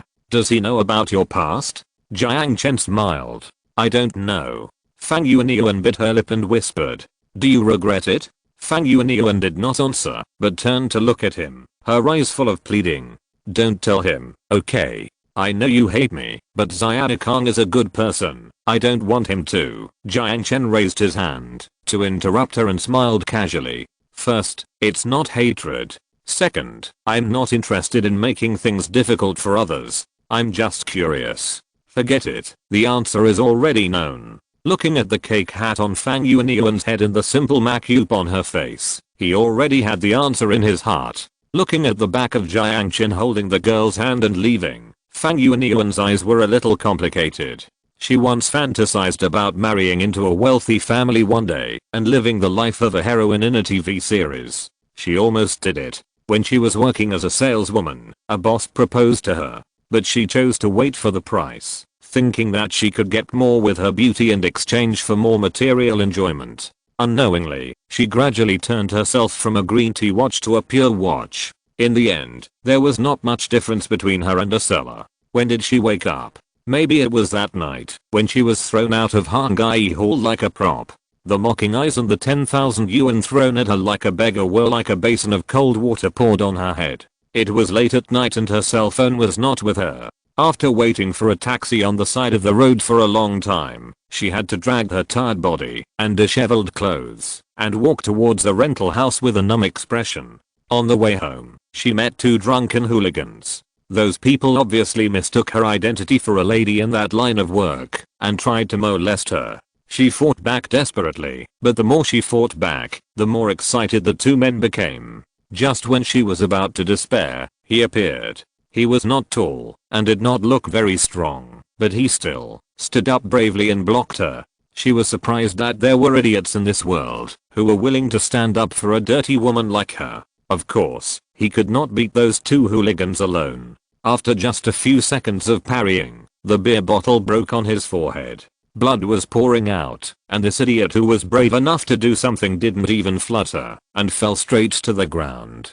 Perhaps stimulated by the blood, the two men sobered up immediately. Fearing that they would lose their lives, the two hooligans didn't care about anything and ran away. Looking at the man lying on the ground, as well as the glass shards and blood, Fang Yuanyuan froze. Reason told her that the easiest way to do it at this moment was to run away without saying a word, pretending that nothing had happened, and leaving this hot-blooded idiot who was willing to stand up for her here. But to her own surprise, this time she did not believe in the reason that had supported her until now. Without much thought, she squatted down. Picking up the broken glass, she cut a hole in her skirt that cost more than 2,000 yuan, tore off a piece of cloth, and simply bandaged his head. The shocking bloodstains made her heart tremble. On the deserted street, she shouted for help, but the passing cars stepped on the accelerator and left. No one was willing, and no one dared to stop the car to help them. It was 12 o'clock in the middle of the night, and the security in the suburbs was already very unsafe.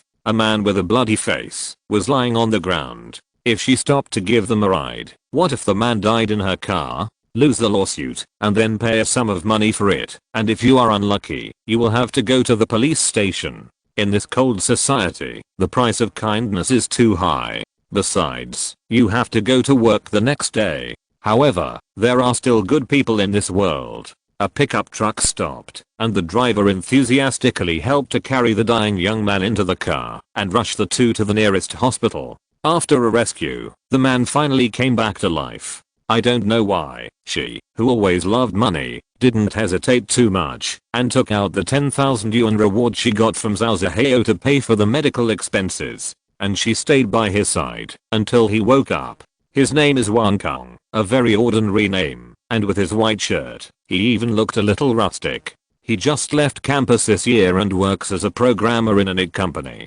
When Fang Yuanyuan asked him why he stood up to help her at that time, the man blushed and looked away. I didn't think much about it at the time. Seeing a girl like you walking outside and being entangled by two people who were obviously not good people, I went up in a fit of anger. Have you ever thought about the possibility of death? Wan Kang looked at her blankly and forced a smile. I don't think so. Killing people is too much. Fang Yuanyuan asked in a mysterious way, if you knew you would die, would you still come to help me? There was a moment of silence. Wan Kang scratched the back of his head and smiled innocently. Yes. I can't just watch a good family being ruined. That night, she wore a snow white dress.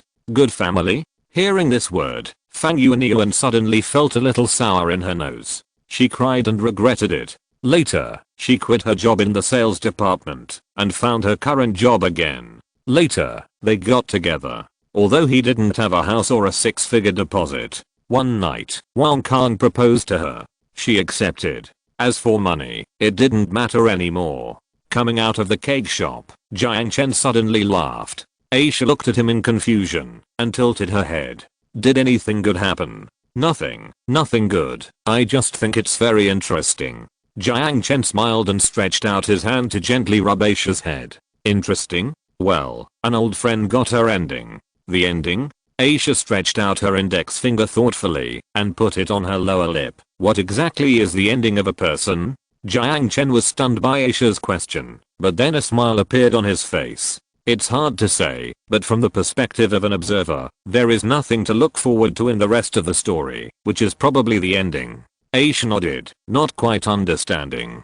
The end of the world. Tapu River. There was heavy snow in the sky, and a thin layer of ice had covered the river. The bridge across the river had been blown off, and the other side of the river was a vast expanse of white snow. On the snow, a few black spots could be vaguely seen. What are those mutants doing?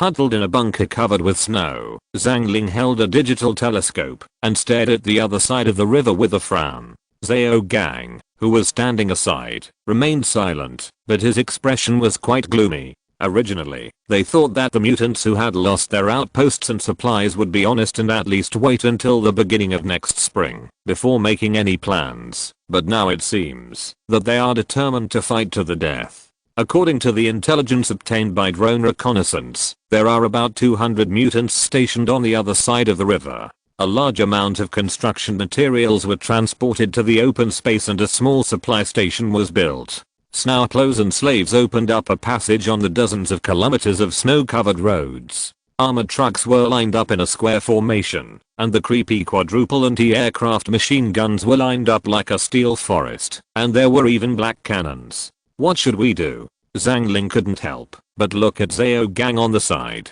Taking a deep breath, Zhao Gang said calmly, report to the base. If another 500 people come, we may not be able to hold on here. The water flow in this section of the river is the slowest. Once the ice age comes, the river surface will be frozen very solid. Even the mutants in steel armor beside him could run freely on the ice. At that time, if the mutants with a numerical advantage launched a charge, Fishbones would be unable to resist with only these 5 jagged tigers. Once they occupied the river bank and repaired the destroyed bridge, their armored forces would cross the Tapu River and advance to Qingpu. Looking at the snow hills in the distance, Zhao Gang's brows knitted. A fierce battle was inevitable.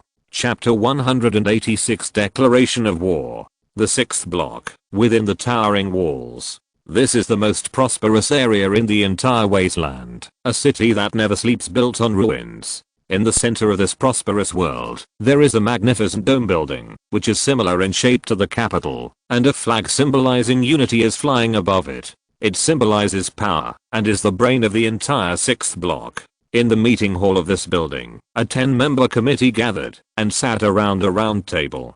The 6th block has been in a good situation recently, but surprisingly, the dignitaries sitting here have no joy on their faces. As the boss of the Zhao group, Zhao Chenwu is naturally among them. Sitting directly opposite him is his business rival, Feng Di, the boss of a giant arms company. Usually, they would politely ridicule each other when they met, but this time, the two of them had gloomy faces and no one spoke. Sitting in the seat opposite the door, a square-faced man with some gray hair on his temples coughed lightly, breaking the silent atmosphere at the conference table. Although the 10-member committee is nominally equal in status, In this wasteland, where the strong are respected, the right to speak is naturally proportional to strength. Ko Jin-sung, the boss of the Crimson Chamber of Commerce, is not only powerful in the 6th district, but also has his mercenary base as far away as Sioux City.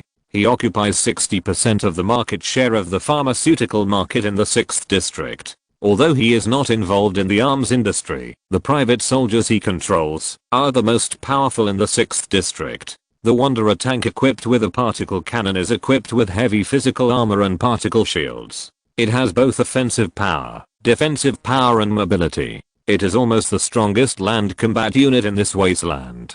And he has 5 such tanks. Everyone's time is precious. I think the reason why we gather here is not to stare at the air, right? Spreading his hands, Ko Jin-sung said straight to the point. Yes, then let's start the meeting. Jiang Chen crossed his fingers and rested his elbows on the table. I seconded the motion. Yes, I have a banquet to attend later, so let's finish it quickly. Quietly waiting for the voice to subside, Ko Jin-sung stretched out his hand and pressed on the conference table and slowly spoke. Although everyone may have seen it, I'll still play it again. A faint blue light particle floated in the center of the round table, and a holographic image took shape in the center, converging into a bust. Hello, everyone in Wanghei City. The man was dressed in military uniform and looked arrogant. When you see this image, our people are already on the road. We all agree that you are sitting on the treasures of your predecessors, but you are not making progress. You have endless wealth, but you are content with the status quo and are greedy for pleasure. We can't wait any longer. I think we need to have a good chat. Of course, this doesn't mean I'm here to discuss with you. Yes, this is a declaration of war. Northern United District, Military Police Marshal, Jiang Bihei. That's all. The image disappeared. The conference table was terribly quiet. Jiang Chen took a deep breath, stretched out his hand and gently pulled his collar, looking at his colleagues sitting around him with a little uneasiness. Some were angry, some were suspicious, some were disdainful, and some were timid. Feng Di, his mortal enemy sitting opposite him, took a tissue to wipe the sweat from his forehead and changed his sitting position, as if he was sitting on pins and needles. However, Ko Jin-sung, who was sitting at the head, looked very calm, and there was no change on his face. They are crazy, just a bunch of lunatics. The Northern United Command Area. If I remember correctly, it's 1,500 kilometers from there to here. What a joke. Are they flying here? Or can their people defeat the aliens and zombies in half of the Chinese region? A tall middle-aged man roared disdainfully. And they are marching in winter, with a 1,500 kilometer winter supply line.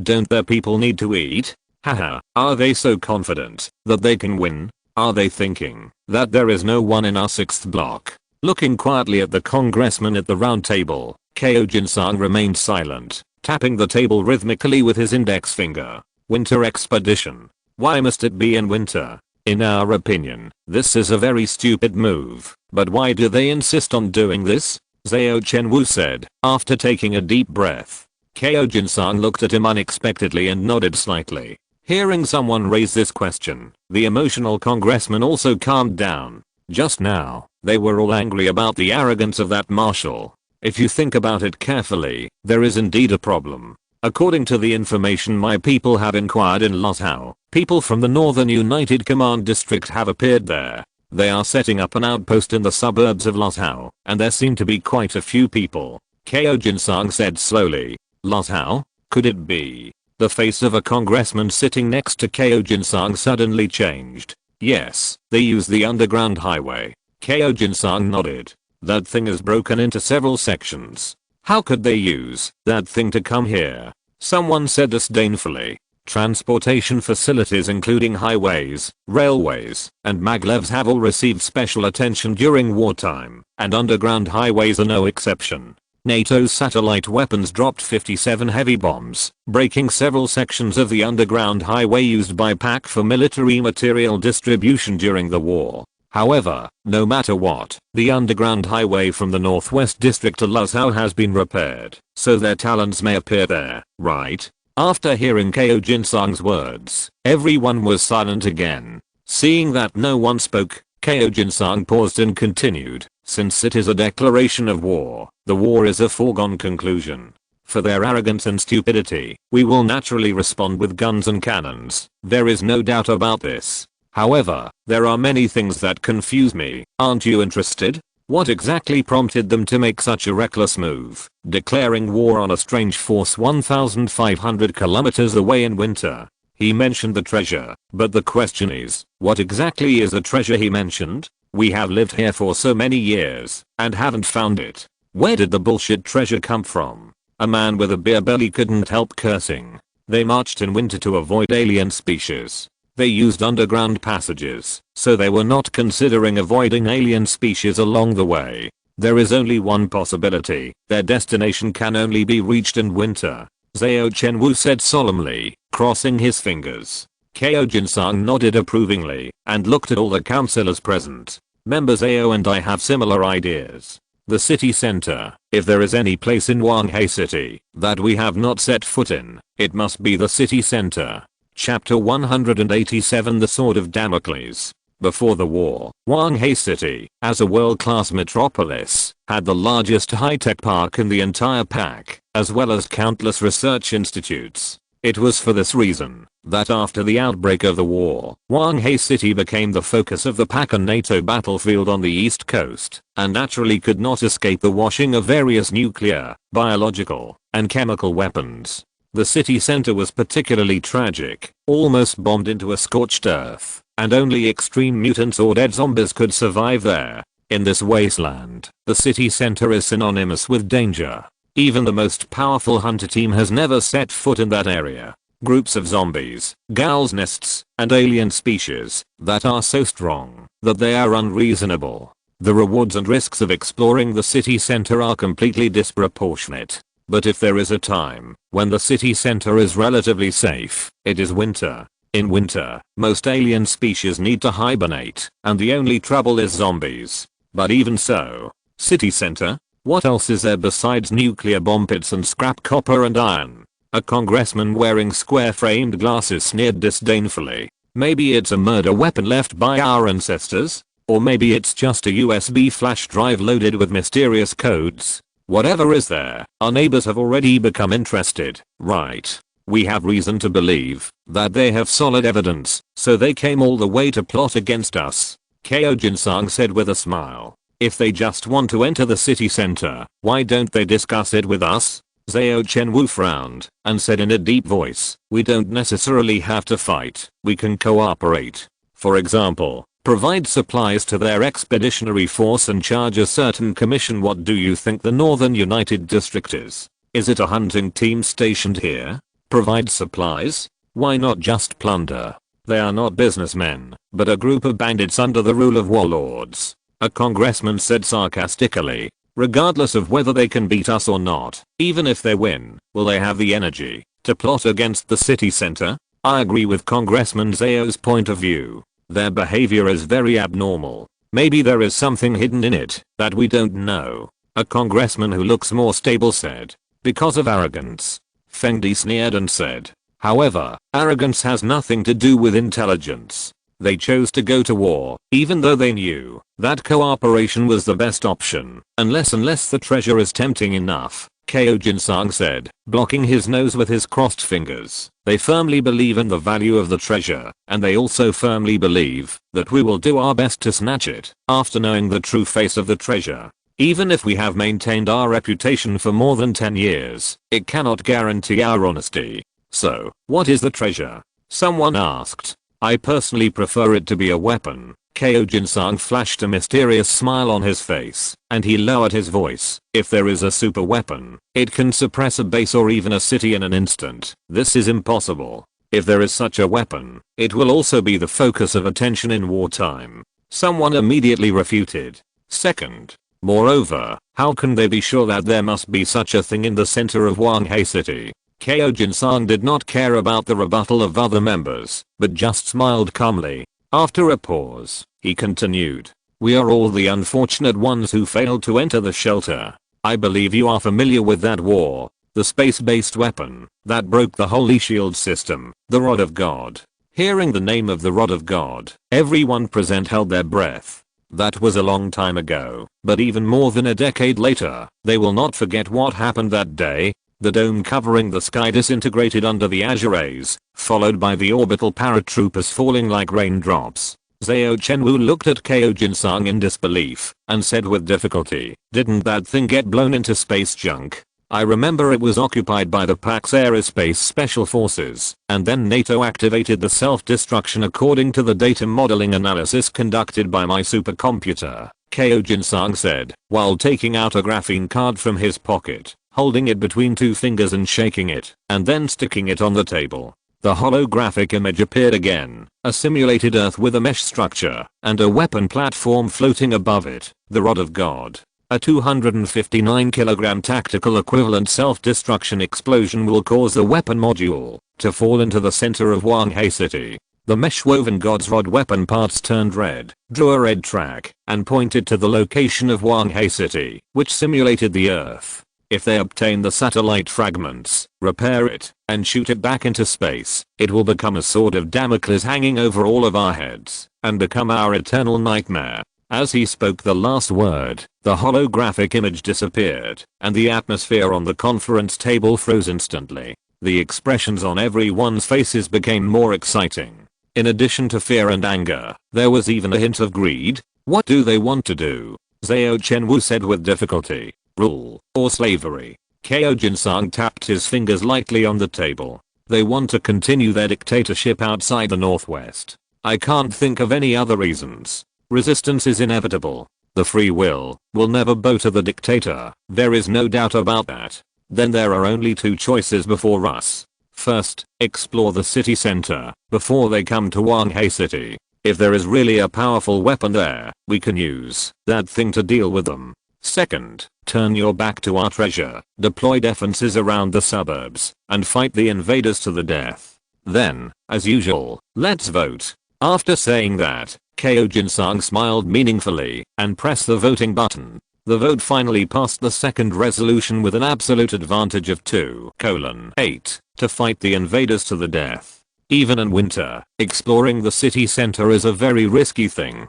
If you pay a certain price for it, but fail to find the treasure, or the treasure is not a weapon at all, and even if it is a weapon, it cannot be repaired and put into use in a short time, it will undoubtedly add variables to the war. Most people chose a more reliable plan, solving the external threat first, and then go to see what is hidden in the ruins. After the meeting, the members left one after another. Walking out of the meeting hall, Zhao Chenwu frowned, and Su Lei, who was waiting at the door, saw the boss coming out and immediately greeted him. Taking the coat from the hand of the personal secretary, he put it on, and walked quickly to the outside of the capital without saying a word. "Are you in any trouble?" Su Lei, the boss's right-hand man, asked in a low voice. "No more trouble, I just feel something is wrong," Zhao Chenwu said in a deep voice. "Business related?" "No. I hope it's just my illusion."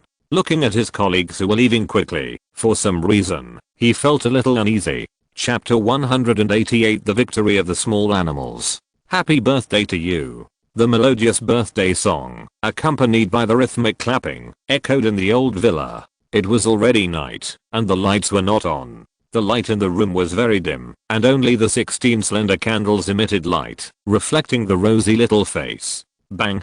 Colorful confetti sprayed from the fireworks tube, and 3 uniform blessings rang out. "Happy birthday. Thank you, thank you." Yao's eyes were filled with excitement.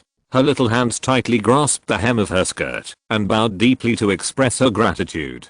For many years, she had never been as happy as she was today. However, before she finished speaking, the discordant voice broke the touching atmosphere. "Oh. Cake, mango, gulp." Linling smiled at the cake like a pervert, and her little fist tightly grasped the fork. "You're drooling. Idiot." Sun Jiao grabbed her collar and pulled Linling back from the cake, glaring at her fiercely. "Woo woo." Linling shrank her neck and pouted in grievance. "Didn't we agree that we can eat the cake after singing the birthday song? And blow out the candles? Just bear with it for a while." Jiang Chen was in a good mood today, and he rarely smiled gently at Linling. "Just for a while." Linling blushed and looked away. But in the dark light, no one noticed the blush on her face. Come on, Yao, you are the protagonist today. Sun Jiao smiled and stretched out her hand, hugging Yao's shoulders. Remember to make a wish. Jiang Chen said softly. Yeah. That pretty face flushed with excitement, and Yao's little head lit up like a chicken pecking at rice. She excitedly approached the candles and took a deep breath. 16 candles went out in the breath full of the girl's wishes. From today on, Yao officially entered the Jade Age. The lights were on. She was wearing a snow white princess dress. Her soft hair fell to her chest. Her white silk stockings matched with black dome platform shoes. She looked like a girl from a fairy tale. Cut the cake, I want a cake, Lin Ling couldn't wait to sing. Her long silver hair swaying, her red and black eyes staring at the mangoes on the cake, swallowing her saliva. Sun Jiao picked up a plastic knife and gestured on the cake with great interest. Is it okay to cut the words directly? Or should we cut around the words? Born in a shelter, this was the first time she had seen something like cake. She only remembered that she had eaten something called chocolate when she was a child. Just a small piece of it was so sweet that it almost melted people. But now, there was so much chocolate that it was made into a basin-sized cake. And the white cream and bright fruit slices were like a work of art, and she was reluctant to cut it. Don't hesitate any longer, my mango. Lin Ling stretched out her hand eagerly, trying to snatch the plastic knife held by Sun Jiao. No. Sun Jiao would not let her succeed, and easily subdued the reckless Lin Ling. Yao, on the other hand, was much calmer, just blushing, and sticking to Jiang Chen tightly. Her cherry mouth opened and closed, her chest rose and fell slightly, and she looked very nervous. As for why she was so nervous, it was naturally because tonight. Are you happy today? Jiang Chen gently squeezed Yao's hand and said with a smile. Looking at the warm smile on his face, Yao shyly stared at the chocolate cream cake in front of her and smiled softly. Happy? Come to think of it, I thought today was your 17th birthday. Do you really not need 37 candles? Jiang Chen suddenly added with a smirk. The cute little mouth pouted. Well, don't bully me today. Yao gently tugged at the corner of his clothes while saying softly. Haha, sorry, it's so cute that I can't help it.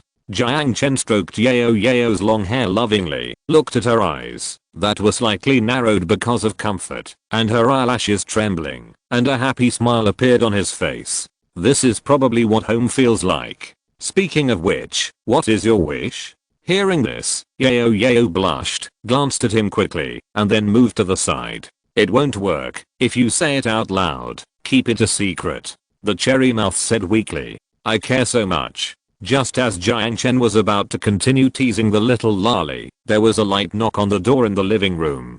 Sun Jiao looked at Jiang Chen inquiringly. Jiang Chen shrugged, went to the living room helplessly, and opened the door.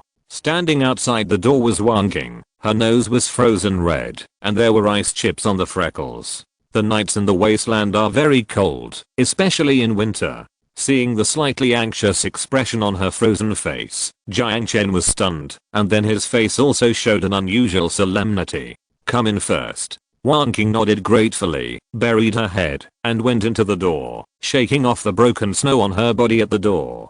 Do you need a cup of hot water? Seeing her frozen like this, Jiang Chen couldn't help but ask with concern. However, she shook her head, took a deep breath of warm air, looked at Jiang Chen and said, mutants. They came from Side 7 and set up camp on the other side of the Tapu River. It is said that. Cut. As she said that, she suddenly buried her head and sneezed. Seeing her embarrassed appearance, Jiang Chen sighed, turned around and walked to the kitchen, and poured her a cup of hot water. Thank you.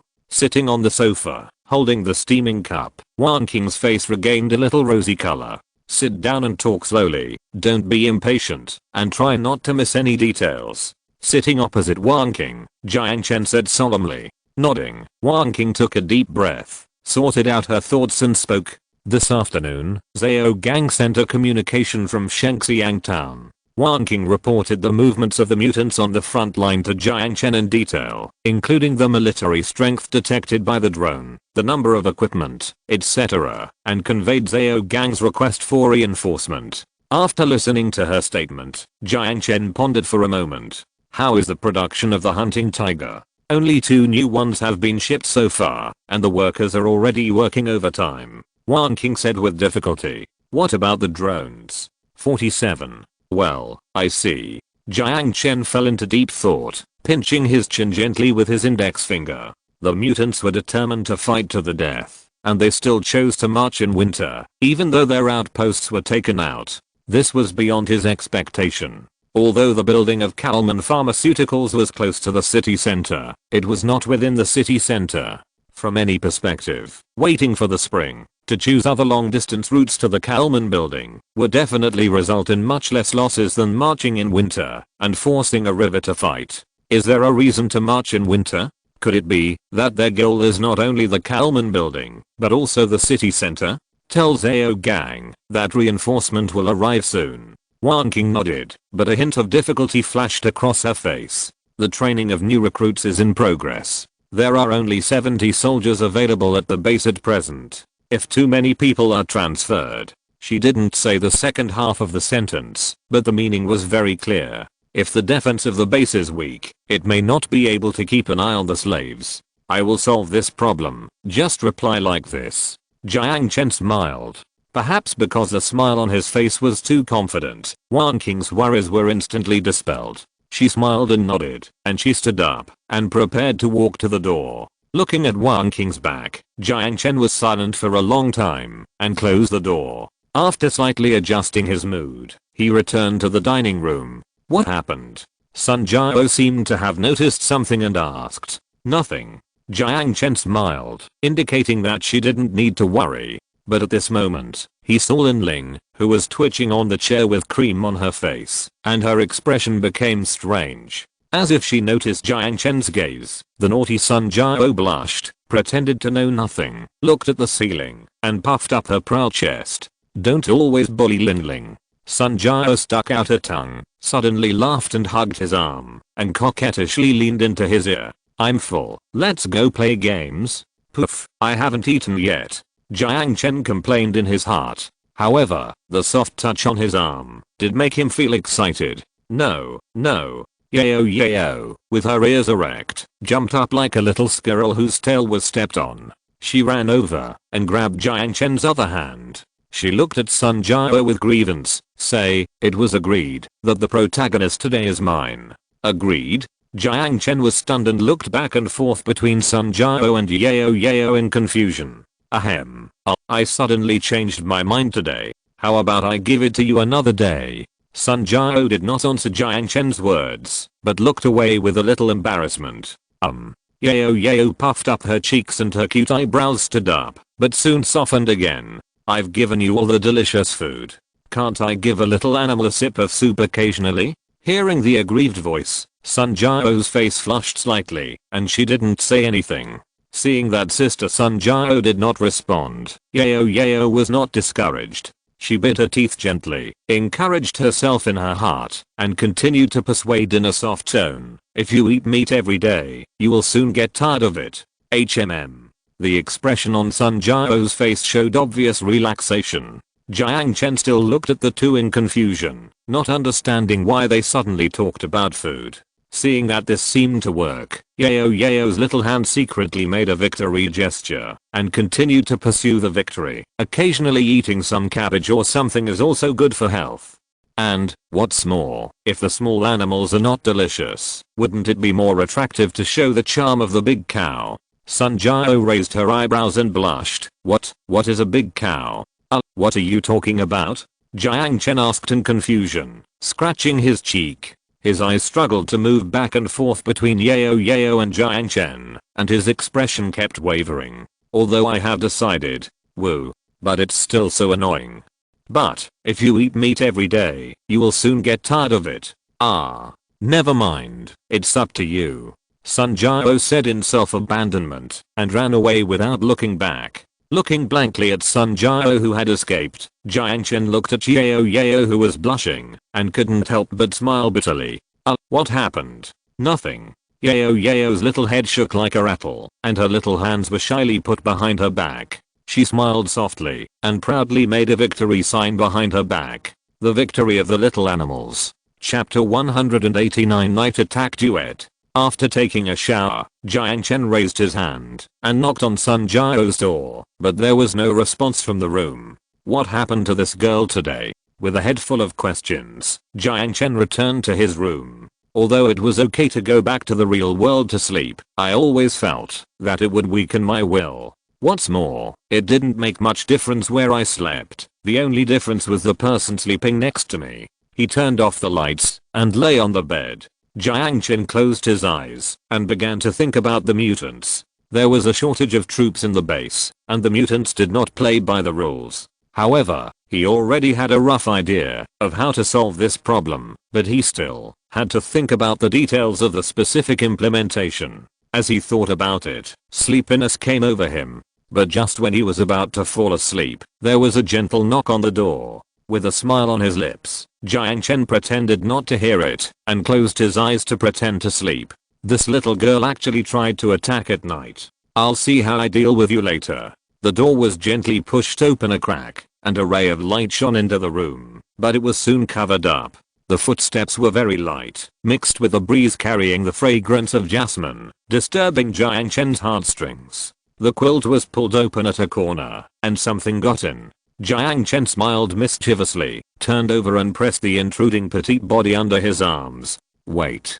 Petite? Woo me. A weak murmur sounded, and it didn't seem to be Sun Jiao. Yao?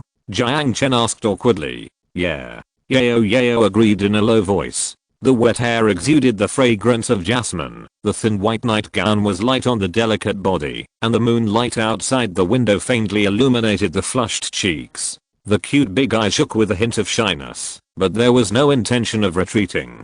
The atmosphere of silence lingered between the two.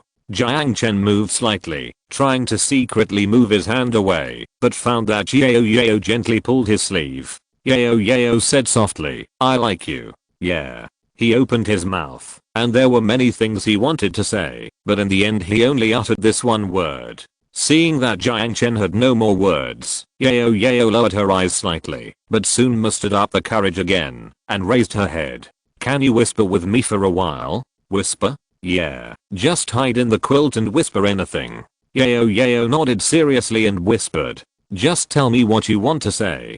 Jiang Chen smiled dotingly, and did not remove his hand on her shoulder, but gently combed her hair. Honestly enjoying the caress of the big hand, Yao comfortably squinted her cute big eyes, and squeezed towards Jiang Chen. Being close to that young body, Jiang Chen blushed. Well, the whispers have begun. First of all, what type of girls does Big Brother like? Looking at those big eyes as clear as gemstones, Jiang Chen couldn't help holding his breath, and forgot to answer for a moment. Attracted by the scene, red clouds gradually floated up on her cheeks. Yao gently closed her eyes. Her eyelashes trembled slightly, and her small mouth moved towards the lips of her beloved big brother. Looking at the pretty face that was gradually approaching, Jiang Chen's Adam's apple moved. Reason told him that in this situation, if he didn't stop her, something bad might happen. Stop? Why stop? Temporarily forgetting to think, Jiang Chen moved closer to Yao's pretty face. A long time ago, he made a decision to obey his inner thoughts and respond to this feeling. Suddenly, a wisp of cool wind blew and brushed his neck. Cold wind? Who? Jiang Chen was suddenly startled and turned over to look at the window. He saw that the window was already open and a figure was hanging upside down outside the window. Her long hair was hanging down, and the crystal held between her fingers was glowing in the moonlight. The corners of her mouth were drawn with a strange arc. Wandering aimlessly in the base, Sun Jiao yawned, carrying her SK-10 Sirius. The snow was not as heavy as before, and the cold wind was blocked outside by the combat uniform, so it was not too cold. White mist floated out from under the tight hood, and she looked in the direction of the villa intentionally or unintentionally. This was the 37th time she did this. When she thought of the big bad guy who must be holding the lovely Yao at this time, and then that indescribable thing. Sun Jiao's face flushed, and she stamped her feet in anger. What a lolly control. Sun Jiao said softly, turned her head, and continued to wander to other places. At this moment, she suddenly saw two people, a man and a woman. They were walking hand in hand on the path in front of the community center. Although they were a little far away, Sun Jiao still saw the identity of the woman, and a complicated look flashed across her face. Zhao Aksha, her former friend. But now she probably doesn't recognize me. Thinking of this, Sun Jiao sighed. The peaceful days have lasted for too long, so she almost forgot that this is a cruel wasteland. I hope you can be happy, my friend. Looking at the two people from a distance, she did not approach, but turned around silently and walked away. I'm really angry, that female devil. Linling rubbed her smooth silver hair with a bath towel and said viciously while stepping out of the bathroom. Water drops dripped on the floor, and the cotton slippers on her little feet moved slowly. The cream stuck on her face and hair was finally washed off. She stretched her body and prepared to go back to her room for a good sleep. Then beat her up. I'll help you. Ting Ting seemed to have completely understood human language. Well, forget it. Hey, I say, don't be so violent, okay? This is my body. Linling muttered softly. Don't you hate her? Hearing this question, Linling pouted and hid her head under the towel. Actually, I don't hate her that much. Is this what you call Stockholm Syndrome? Ting Ting asked curiously. How is it possible? Linling said angrily, waving her little fist and punching her left chest. However, Ting Ting didn't react, but she hurt herself. Why is that? Linling's fair face couldn't help but turn red, rubbing her chest and looking to the side. Maybe it's because we are friends. This feeling was the first time. Imprisoned in an electronic cage, she had never experienced the taste of friendship. Although Sun Jiao would occasionally bully her, she didn't hate him from the bottom of her heart, including Jiang Chen. No, that person might be a little different. Thinking of this, Linling's pretty face became even hotter. The man who saved her from the virtual world was unexpectedly quite gentle. Boom. A loud noise suddenly came from upstairs, interrupting Linling's wild thoughts. What are you doing? Staring blankly at the shaking ceiling, Linling's right eye glowed red and began to spread faintly to her left eye. Wait, what are you going to do?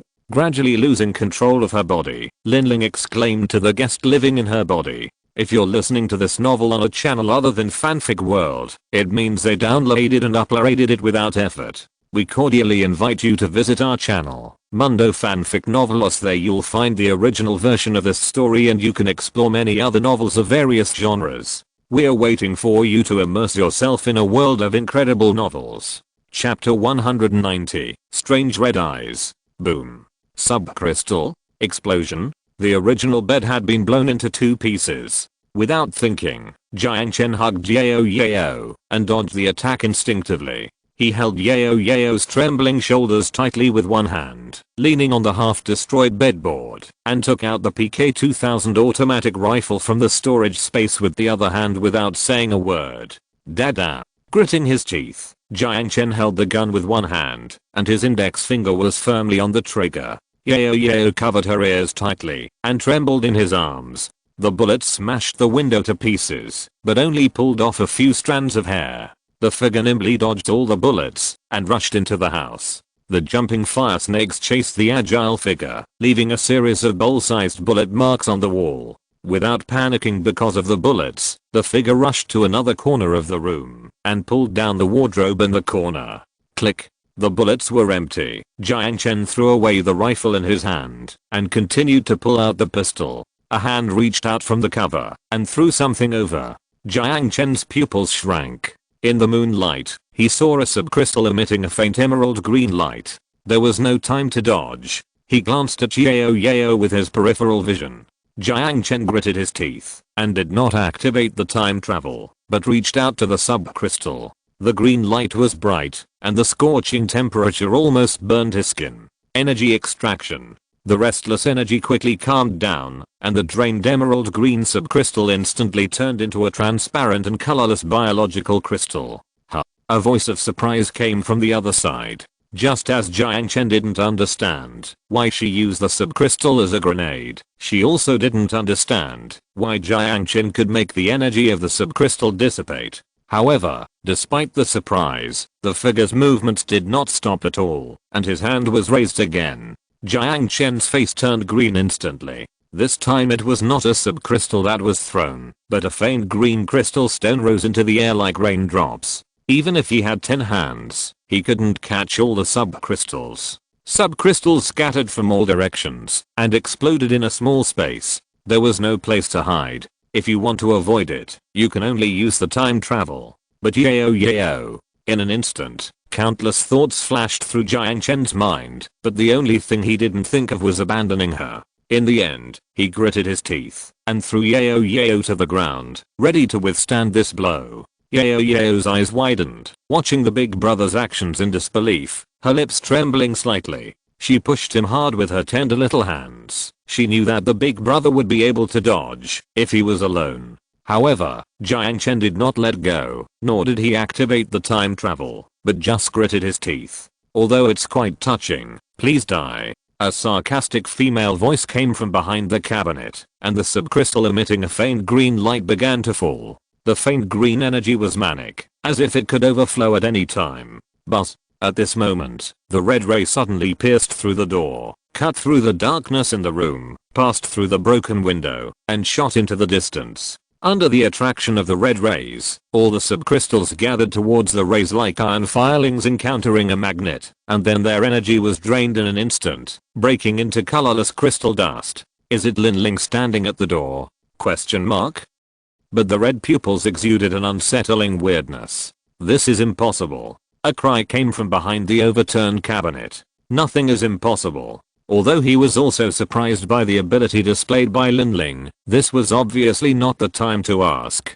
Jiang Chen let go of Yeo and quickly rushed to the side to pick up the rifle and change the bullet. The person hiding behind the cabinet did not pause. Seeing that the assassination had failed, he decisively pulled open the smoke bomb.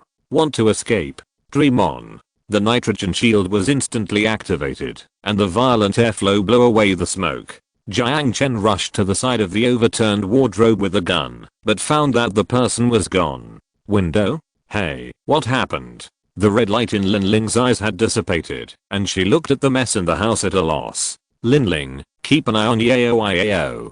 Jiang Chen took a deep breath and said, suppressing the anger in his chest. Jiang Chen quickly took out the mechanical exoskeleton and put it on, then supported himself with one hand on the windowsill and jumped down fiercely. His feet stepped heavily on the snow, and the buffers on his legs relieved most of the impact. Although the assassin escaped the drone patrol, he still triggered the alarm when he left. The alarms in the base rang loudly, and the drone group quickly chased the intruder. Turning on the EP, the position of the escaped target had been locked by the drone, and Jiang Chen quickly chased after it with a rifle. Even though the snow was as high as his knees, he still didn't feel much resistance under the drive of the mechanical exoskeleton, and the distance to the red dot was getting closer and closer. There was a rope on the side of the wall, and it seemed that she had used this rope to sneak into the base. With his knees bent forward, his legs suddenly widened, and his hands reached out to the wall. Jiang Chen actually jumped directly over the 5-meter high wall of the base. The snowy streets were full of zombies. When they heard the sound of heavy objects hitting the ground, they all looked over here with dull eyes, and their pale pupils gradually turned red. Howling, dragging their stiff bodies, the zombies began to surround Jiang Chen.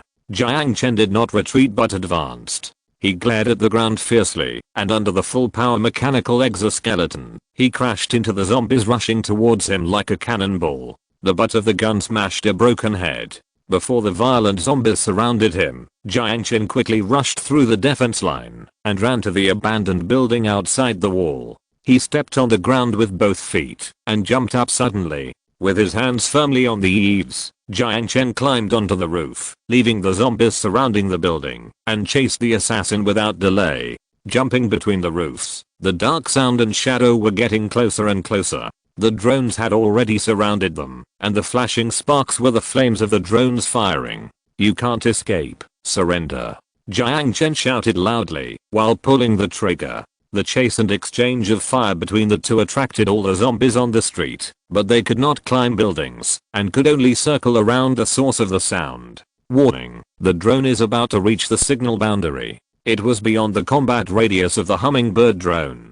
Damn, like a mouse. Staring at the dodging figure with gritted teeth, Jiang Chen suddenly jumped towards the building in front. Suddenly, the man stopped, turned around and smiled mysteriously at him. Jiang Chen's heart wrinkled with warning signs, but his body had already jumped up, and he was too late to react. Bye. In the moonlight, he saw the slender woman blowing a kiss to him. Fuck. Before his feet touched the roof, flames suddenly burst out from the bottom of the building and collapsed with a blast. It was explosives. Smoke and dust suddenly rose, and rubble and smoke quickly engulfed his figure. Looking at Jiang Chen, who disappeared in the explosion from a distance, the woman's mouth drew a mocking arc, and her long black hair fluttered in the north wind. The pitch black combat uniform looked very thin, but she didn't seem to feel the cold at all. I thought he was an interesting person, but I didn't expect him to be just like this. Playing with the crystal in her hand, she threw it fiercely to the street beside her. The green light flashed, and the crystal exploded. The zombies that had gathered towards the ruins were attracted by the new sound source, and ran towards that side stupidly. A total of 127 crystals were consumed. Tut tut, this ability is really expensive. After the mission was over, the man in black became more talkative at this moment, muttering to himself, and jumped to the ruins, where the dust had not yet settled. Not everyone is as rich as Jiang Chen, and 100 crystals are still an astronomical figure for most people. With a flick of the wrist, the streamlined laser pistol was held in that slender hand. Has he been buried in there? It's really a headache. With a sigh, the battery hummed slightly, and the laser gun in her hand was loaded. Wearing a mechanical exoskeleton, it is not certain that he will die. If the body is not confirmed, this operation cannot be considered a complete success. As a leader of a faction, he actually chased so far alone. Should I say he was brave? Or was he reckless? She reached out and pressed on the ebb, activating the radio life detection device mounted on it. The signal wave swept across the map, and the woman tilted her head. No signal? Is he dead? Or is he carrying a shielding device? She kicked away a piece of rubble with her foot, and the muzzle of the gun moved in the shadows everywhere. She stepped carefully onto the collapsed ruins. The snow fell again. Under the north wind, the already dim moonlight was hidden. However, at this moment, the radio life detection device in her right hand, which had not been turned off, suddenly flashed a red dot on the map. She caught a glimpse of this detail with her peripheral vision, and suddenly felt a chill, as if she fell into an ice cave. She suddenly raised her head upwards, and a gradually enlarged black shadow was reflected in her shrunken pupils. Boom. With an emergency jump back, she barely dodged this violent attack. The rubble splashed around like bullets, hitting her arm that was raised to block and hurting her. The heavy airwave once again swept away the settled dust and the snow around. One person, one hammer. The eyes were filled with violent emotions. If you look closely, you can see the red dot on the pupil. Frenzy. This is impossible. How did you? Her eyes were full of incredible surprise. She naturally didn't know that Jiang Chen had the ability to travel through time and space. Without answering, Jiang Chen moved. The macro engine at the knee joint was instantly activated, and like a cannonball, he dragged the long-handled hammer and slammed into her fiercely. The figure has not yet stood firm, and there is no time to exert force to continue jumping back. In a hurry, the female assassin gritted her teeth and had to activate the particle shield on her right arm. The light blue light particles spread out, forming a round shield with a radius of about 1 meter in front of her. Jiang Chen raised a sneer at the corner of his mouth, and his constricted pupils stared at her eyes. The power hammer seized from the mutant was swung sideways, dragging 4 light blue tails, and slammed into the shield in front of her arm like a meteor. Chapter 191, Dark Moon and Strong Wind. The dark blue particle shield shattered with a bang, and the compressed kinetic energy was released instantly. The female assassin was blown away like a cannonball and hit the concrete wall more than 10 meters away. The sound of the battle attracted all the zombies nearby. The frost did not stiffen their legs and feet. Driven by the desire for flesh and blood, they stepped towards the two people. Driven by the mechanical exoskeleton and the frenzy power, Jiang Chen directly carried the power hammer on his shoulder, which even the lead mutants could not carry immediately. The charging was completed in an instant. Without delay, like an angry beast, he rushed forward with the iron hammer. Several dark green subcrystals flew over, and Jiang Chen did not retreat. The nitrogen armor on his right arm blew these green dots several meters away. This madman. The man raised his pistol in panic and pulled the trigger. The instantaneous explosive power of the laser weapon was perfectly reflected in the short distance. The rain-like blue bullets burst out in an instant, even covering the swaying wind and snow. The nitrogen shield could not defend against beam bullets. Jiang Chen put up a square hammerhead, and the plastic breastplate with a scattering coating resisted dozens of low-power bullets. Although this attack did not hinder Jiang Chen's charge, it still made him lose sight of her for a short time. Taking advantage of this gap, the female assassin quickly jumped to the side and dodged the hammer that was coming like a gust of wind. Boom. The concrete wall was smashed to pieces, and stone chips flew everywhere. Hungry, low roars came one after another. The disturbed zombies had surrounded them and pounced on the two with their teeth and claws. Seeing that the situation was not good, the female assassin raised her left hand and shot the iron chain to the roof of the apartment building next to her. Seeing this, Jiang Chen also decisively gave up the hammer, pulled out the PK-2000 behind him, and shot following her voice and shadow. Even though the whistling wind and snow made aiming difficult, under the crazy desire for the heart, the bullets still chased after her, as if they had eyes. A muffled groan was heard in the distance. He could feel that he had shot her at least 3 times. Jiang Chen calmly waved the butt of his gun to knock down a zombie that rushed over. He reached up the half-destroyed concrete wall and climbed up to the roof. It seemed that the figure was obviously in a mess because of the bullet in the leg.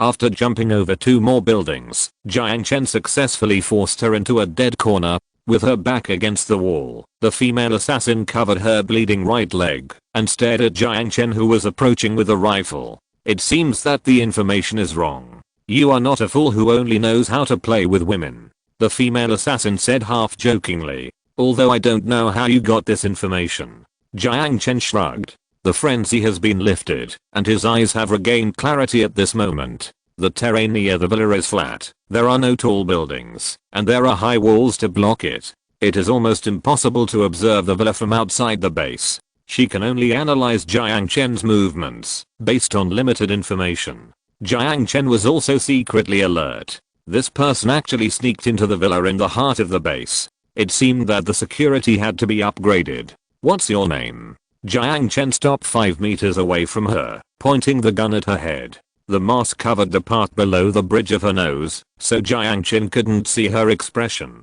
Compared to my name, don't you think you should worry more about your own safety now? The female assassin said sarcastically, with a triumphant arc on the corner of her mouth. Put down your weapon, otherwise you may lose a hand. At some point, a big man with a rifle in his hand had stood 10 meters away from him, pointing at Jiang Chen's arm from a distance, with a sinister smile on his face. Although the initial plan was to assassinate directly, it would be better if he could be captured alive. Isn't it a single action? Sighing, he did not put down his weapon, but glanced at the big man standing beside him. Watch out behind you, Jiang Chen said playfully. The man suddenly felt a sense of alarm and immediately pulled the trigger. However, the bullet hit the air, and the target disappeared out of thin air. He turned the gun back suddenly, but there was still nothing behind him.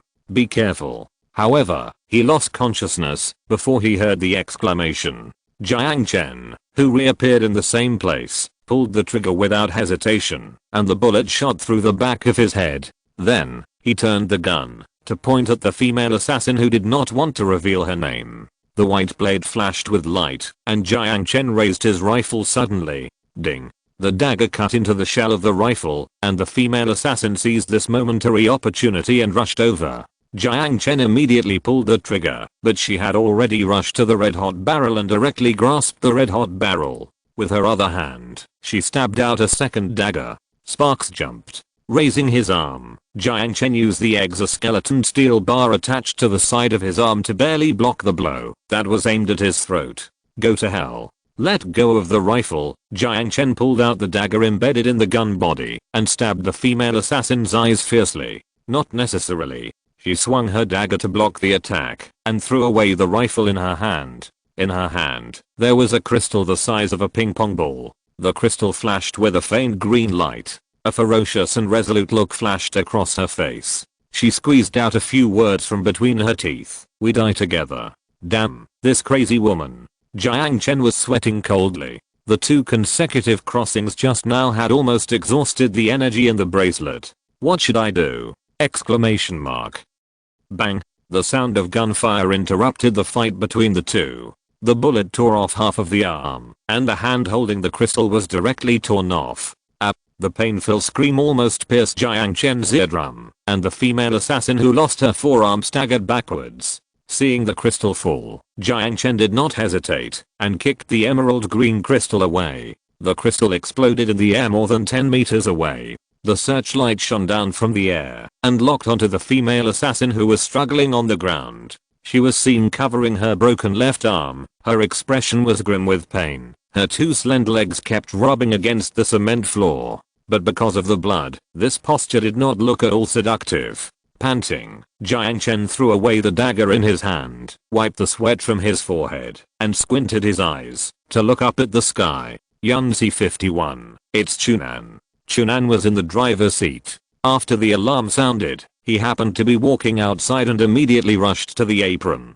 Half squatting at the door of the cabin was Zhao Ziaksha. She held a sniper rifle in her hand, and her cold expression was completely different from her usual dullness. The crosses in her field of vision locked on the head of the female assassin. No need to shoot again, just keep suppressing her. Seeing that Jiang Chen was fine, Sun Jiao, who was standing aside, finally breathed a sigh of relief and spoke slowly. When she heard that the assassin broke into the villa and Jiang Chen and Yao were attacked, her heart almost jumped out of her throat. Especially when she saw from the image feedback from the drone that Jiang Chen chased out alone, even chasing out of the drone's radius of action. She was so anxious that she almost cried. Of course, this is just a way of saying it, and she, Sun Jiao, will naturally not cry. She jumped onto the helicopter with a laser rifle on her back and came over in person. Zhao Ziaksha did not answer. Her black hair was messy in the swelling airflow, but her hand holding the sniper rifle was still so steady. Glancing at her profile with a complicated expression, Sun Jiao did not speak again, but signaled Chunan to lower the helicopter's altitude and prepare to take Jiang Chen home. Sun Jiao could more or less imagine the difficulty of sniping on a helicopter, not to mention that this was in a blizzard.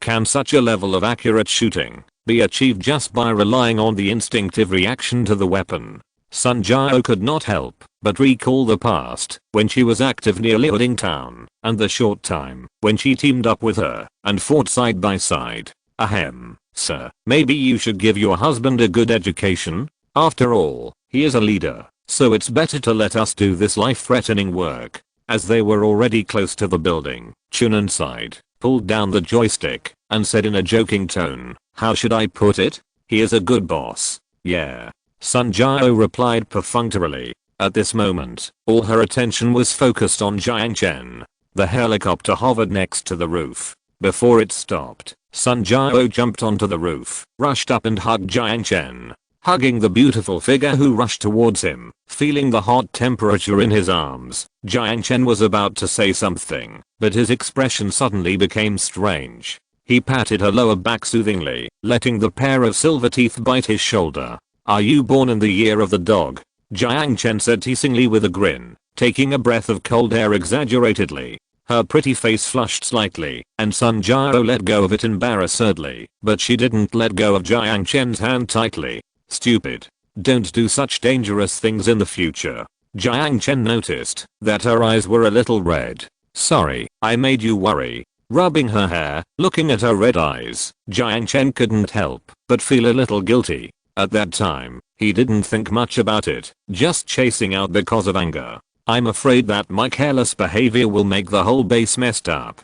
Feeling the breathing of the lovely girl in his arms gradually stabilized, Jiang Chen turned to hold her hand and looked at the female assassin who had fainted. "Let's see what this rat really looks like." Sun Jiao's face flashed with anger, and her phoenix eyes narrowed slightly. "I agree, uninvited guests need to be treated well. She has already planned how to torture this hateful guy. Whips, candles. No, those are too light. She will use the most cruel torture to pry the identity of the mastermind from the mouth of this rat." Holding a laser rifle, Sun Jiao stepped forward and unceremoniously kicked off the mask covering her mouth with her toes. How is this possible? Sun Jiao's pupils shrank, and she staggered back 2 steps, with a look of hesitation on her face. Chapter 192 Sisters. It's been debugged, but you should be careful when using it. After all, I haven't done this kind of thing for a long time.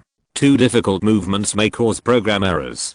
Finally, after debugging the parameters on the computer, Jiang Lin unplugged the data cable on the mechanical arm and stuffed it into Jiang Chen's hand. The texture of the silicone is not much different from that of the skin.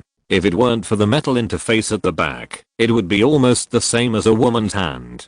Jiang Chen held the mechanical arm in his hand and played with it for a while and asked Jiang Lin casually, "How much does this thing cost?" The titanium alloy skeleton is a bit expensive, about 31 subcrystals. The price of the processor chip and the electronic neuron is average, 20 subcrystals.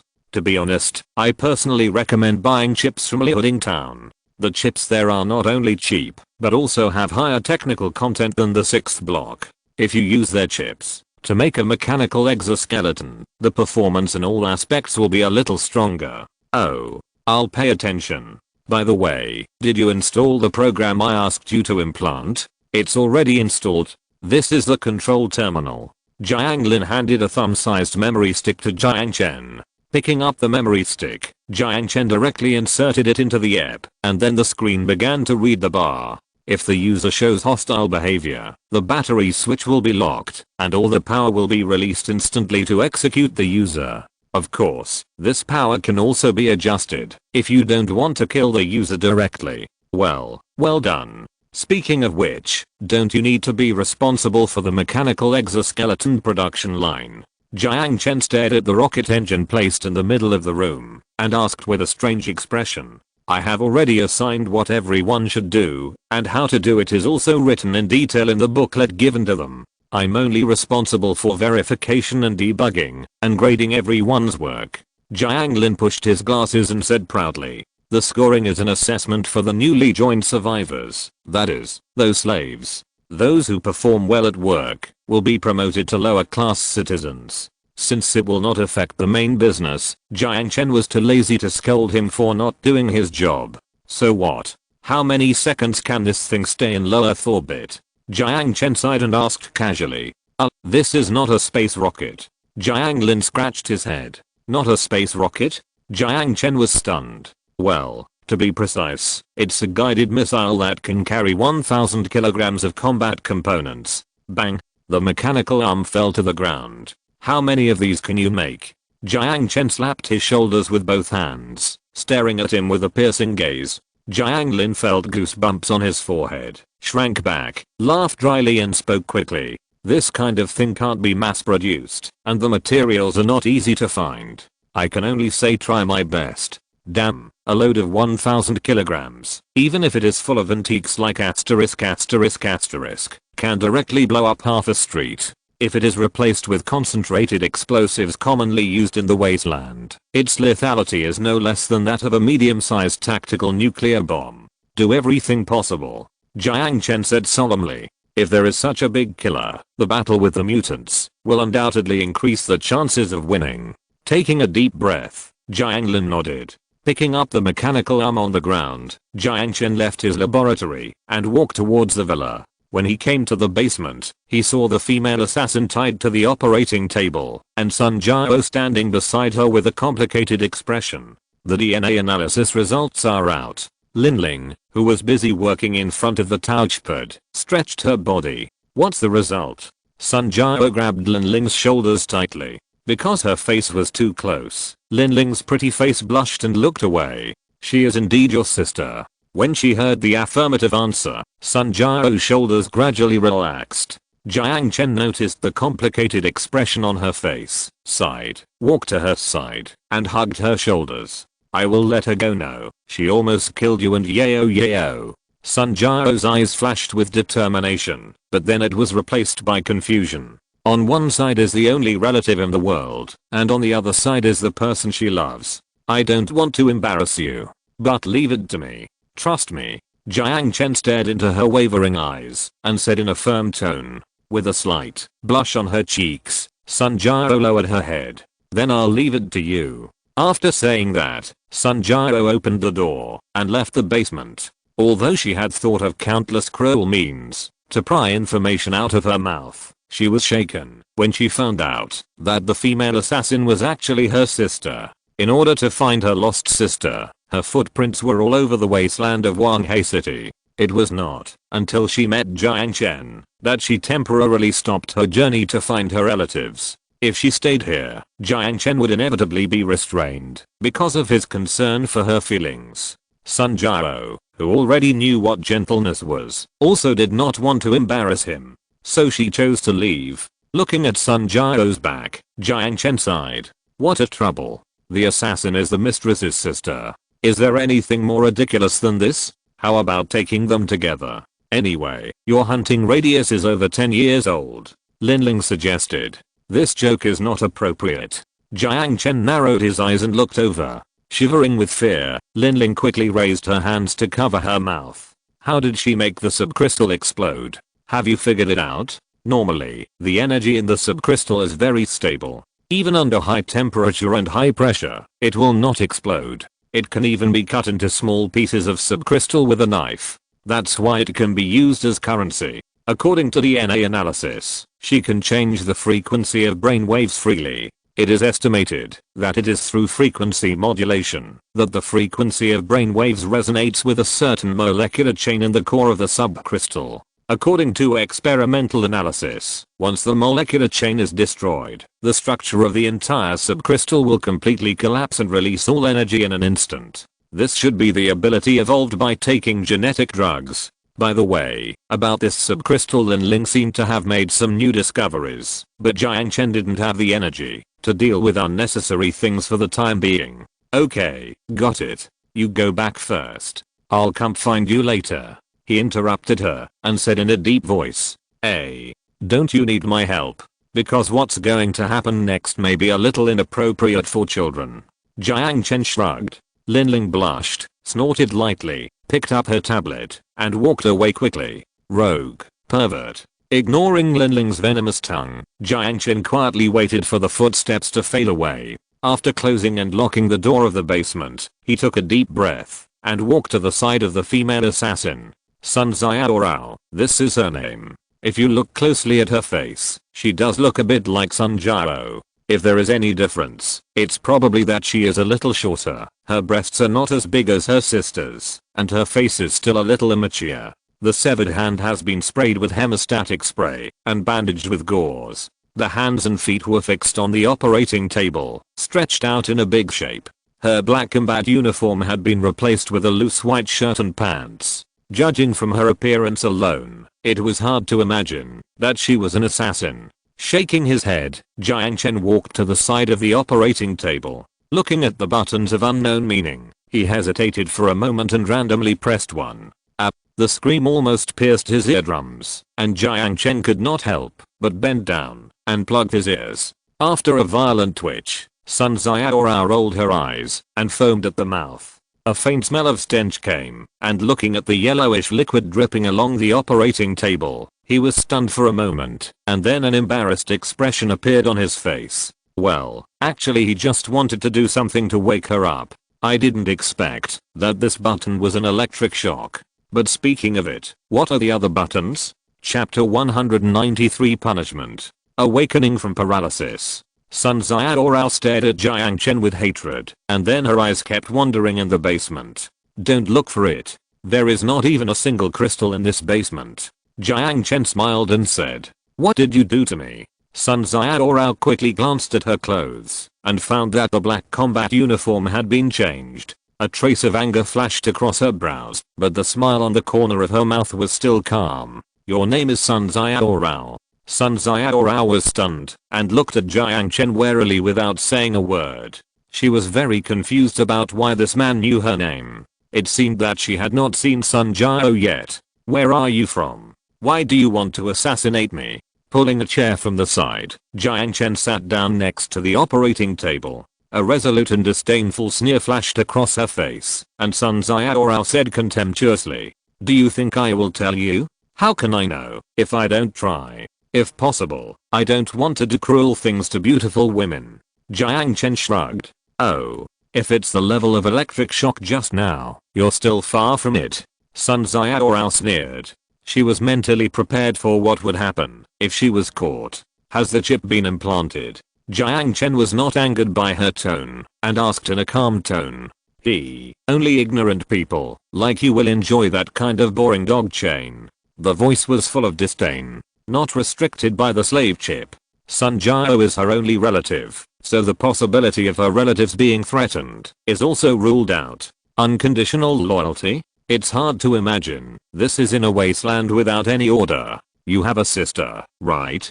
Jiang Chen asked tentatively. There was no change in his expression on his face. I have no relatives. I don't know if Sun Jiao will be sad after hearing this. Her sister no longer remembers her. For people who have been injected with genetic drugs, truth serum is ineffective. If you want to dig out information from her mouth, you can only interrogate her with the cooperation of a polygraph. Seeing her unwillingness to obey, Jiang Chen was in a dilemma. Sun Jiao's sister, according to seniority, should be considered his sister-in-law, right? In various senses, it should be the best choice to impose the death penalty on the assassin and extract information from him through torture. However, he really couldn't bring himself to torture his sister-in-law. Then let's make a deal. If you cooperate, I can let you go and give you 10,000 subcrystals.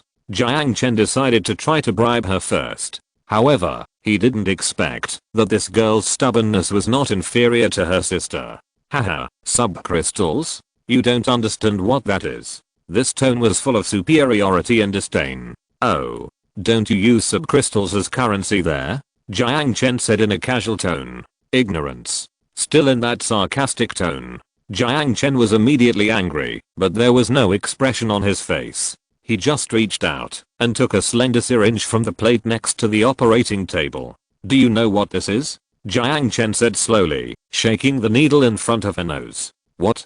Sun Jiao said disdainfully with a stiff neck. Neurocatalyst. It can increase the activity of neurons in your body by 100 times. In layman's terms, it can increase your sensitivity by 100 times. He gently pushed the syringe, and colorless water drops gushed out of the needle. You devil. Sun Jiao's face changed, and she shrank back, but because her limbs were firmly fixed, her struggle was meaningless. I don't have time to talk nonsense with you. The mutants are on the other side of the river, and my people are waiting for my orders. Now you have only two choices. Confess honestly, or be tortured by me, and forced to confess. Jiang Chen said in a cold tone. This tube of medicine was bought by Zhao Guoping from the black market in the 6th block. Just 5 milliliters requires 100 subcrystals, which shows how rare it is. Then you can try it. Ugh. Turning his head to avoid the salt water, Jiang Chen smiled instead of getting angry, holding the needle and piercing her vein directly. Then, in her desperate sight, he pushed the syringe to the bottom. Her limbs were twitching, and her whole body was shaking. It took a long time for her to calm down with a gasp. You, this scumbag. Don't you have the strength to speak? Throwing away the needle, Jiang Chen showed a smirk on his face. The trembling voice, Jiang Chen could no longer hear the words she insulted. If possible, he didn't want to do this, but since it had already started, he had to continue. Extending his fingers, Jiang Chen pressed on her right arm. Woo woo. Is it already so sensitive? I'm asking you again. Dream. Well, just treat the unpleasantness that happened today as a dream. What do you want to try next? Continue with the electric current therapy, or the high temperature spa, or something else? Jiang Chen pressed a red button. Ah. The painful sound echoed through the basement. Linling, who had put her ear to the door, shuddered and quickly retracted her head. What was this pervert doing? Because of curiosity, she did not leave obediently, but quietly turned back after Jiang Chen closed the door. As a result, as soon as she put her ear to the door, she heard such a miserable cry. Thinking of her previous behavior that angered Jiang Chen, she shuddered again, and left the basement carefully. Looking at Sun Jiao on the operating table, foaming at the mouth, her eyes rolled back, and her limbs twitching weakly, Jiang Chen rubbed his tired temples. Even with the use of a drug that increased sensitivity by 100 times, she persisted for a full 2 hours. Looking at the stains on the edge of the operating table, Jiang Chen couldn't help pinching his nose, his expression a little embarrassed. Did he seem to have gone too far? But he couldn't think of a better way.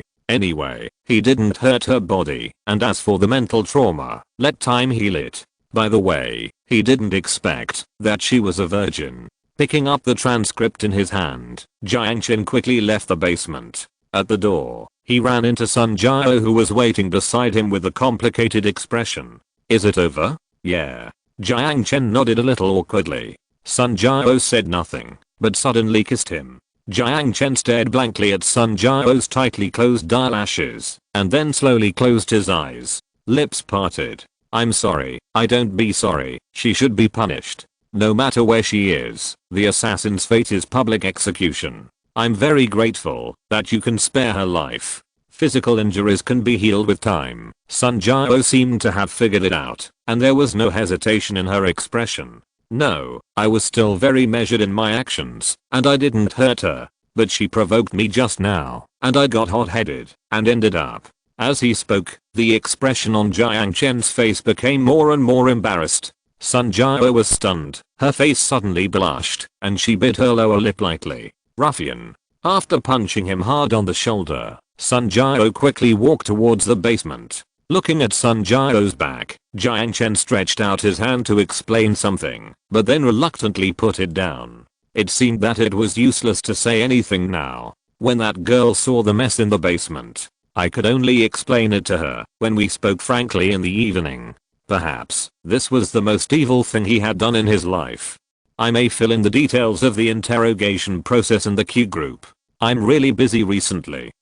Chapter 194 Crane Particles. The Northern Union region. One of the few pure lands in the entire Pan-Asian region. The reason why it is called a pure land is only relative to those devastated ruins. The survivors abandoned in this wasteland migrated northward and established a survivor settlement with local survivors in the mountainous area south of Jincheng adjacent to the Yellow River. Before the war, the population base here was not high, so the density of zombies was naturally relatively low. There was no direct attack from nuclear weapons, the radiation level was far lower than that of developed areas, and the density of alien species was also extremely low. Except for the alien species that migrated from the north of Jincheng, there was almost no fatal danger here. Stability naturally brings order and prosperity. Although the environment is harsh and the soil is poor, they still opened up tens of thousands of acres of good land on the wasteland. Even if the yield is not high, it still feeds tens of thousands of survivors who fled here.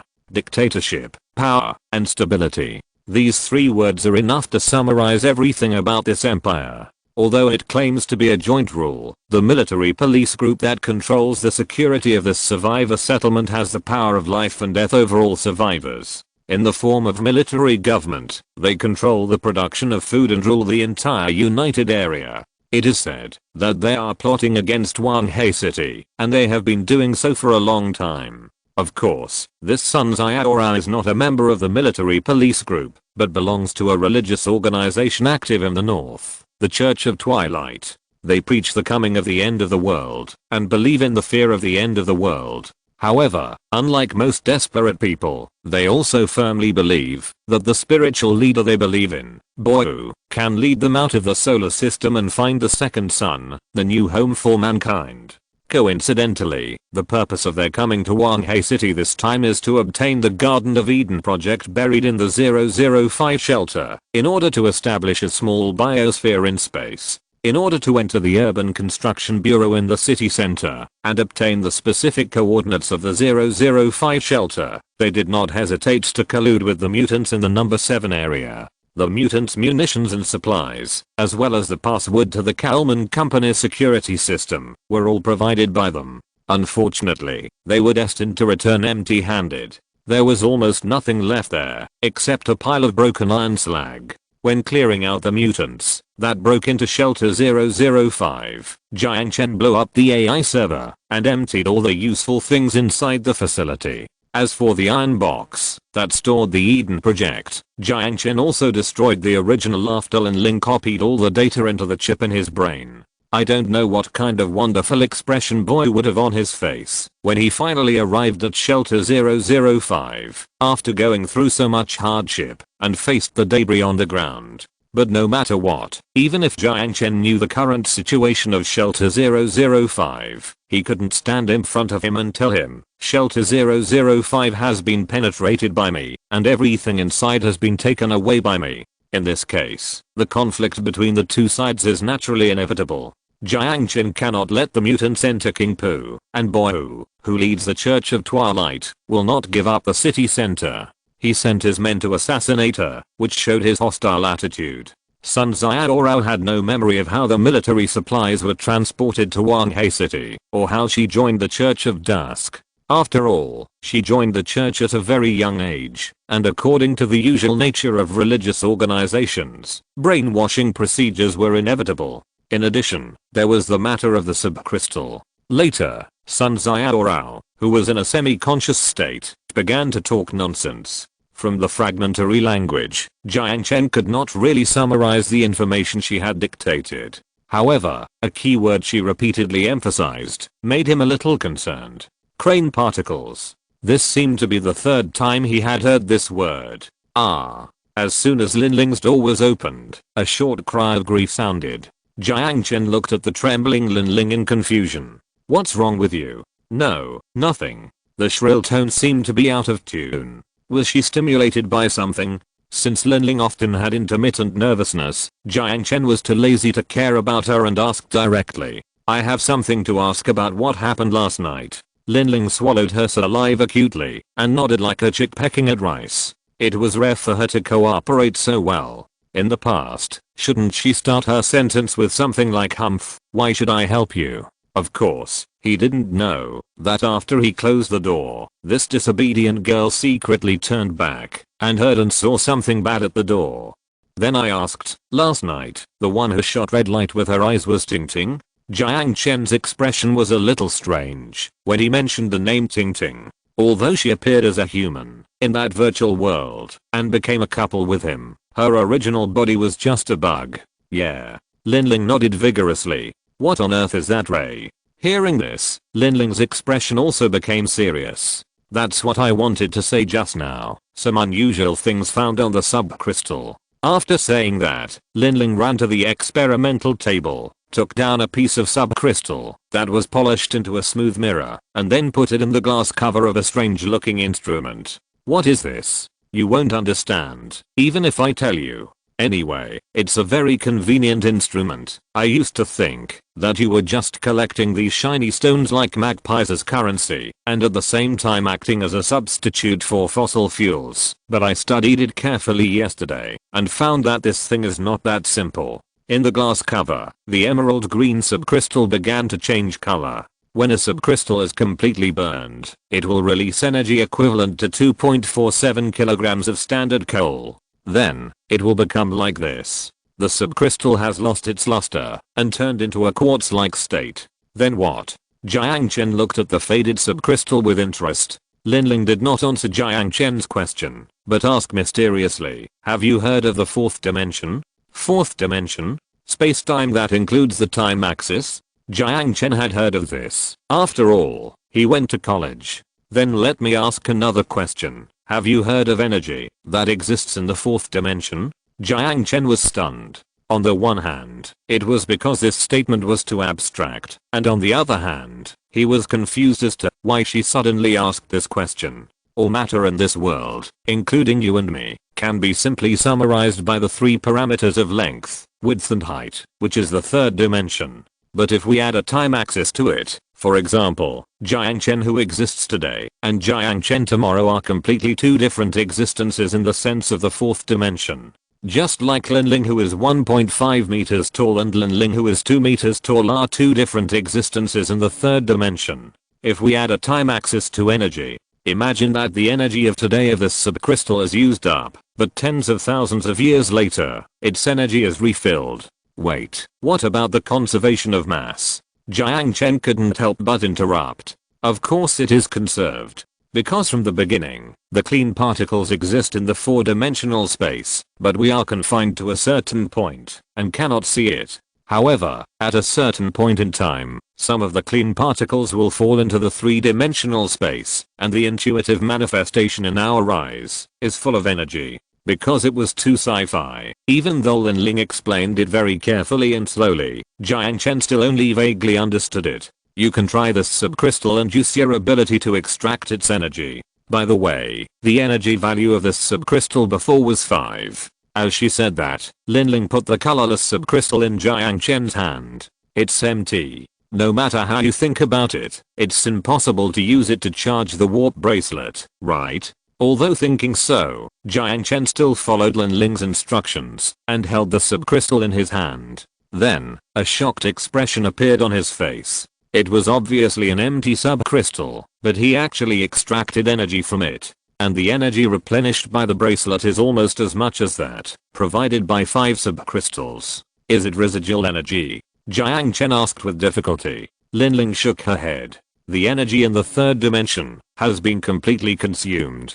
No matter which production equipment you put this subcrystal on, you can't use it as an energy source. But should I say it's just as I expected? Your jump bracelet can directly extract the clean particles in the 4th dimension. In other words, you have consumed all the energy that may appear in the future. Jiang Chen stared at his right wrist with wide eyes, at the pattern. No, it can also be charged to replenish energy. It takes about 100 degrees of electricity to fully charge, and only 10 points are needed with subcrystals. But according to what you said, the energy of 1 point of subcrystal, which has fallen to the 3rd dimension, is equivalent to 2.47 kilograms of standard coal. The energy of the clean particles of 10 points of subcrystals must be dozens of times higher than 100 degrees of electricity, right? Lin Ling sighed. Think about it carefully. When you use electricity to charge the jump bracelet, does the current flow along your hand, through your body to the ground?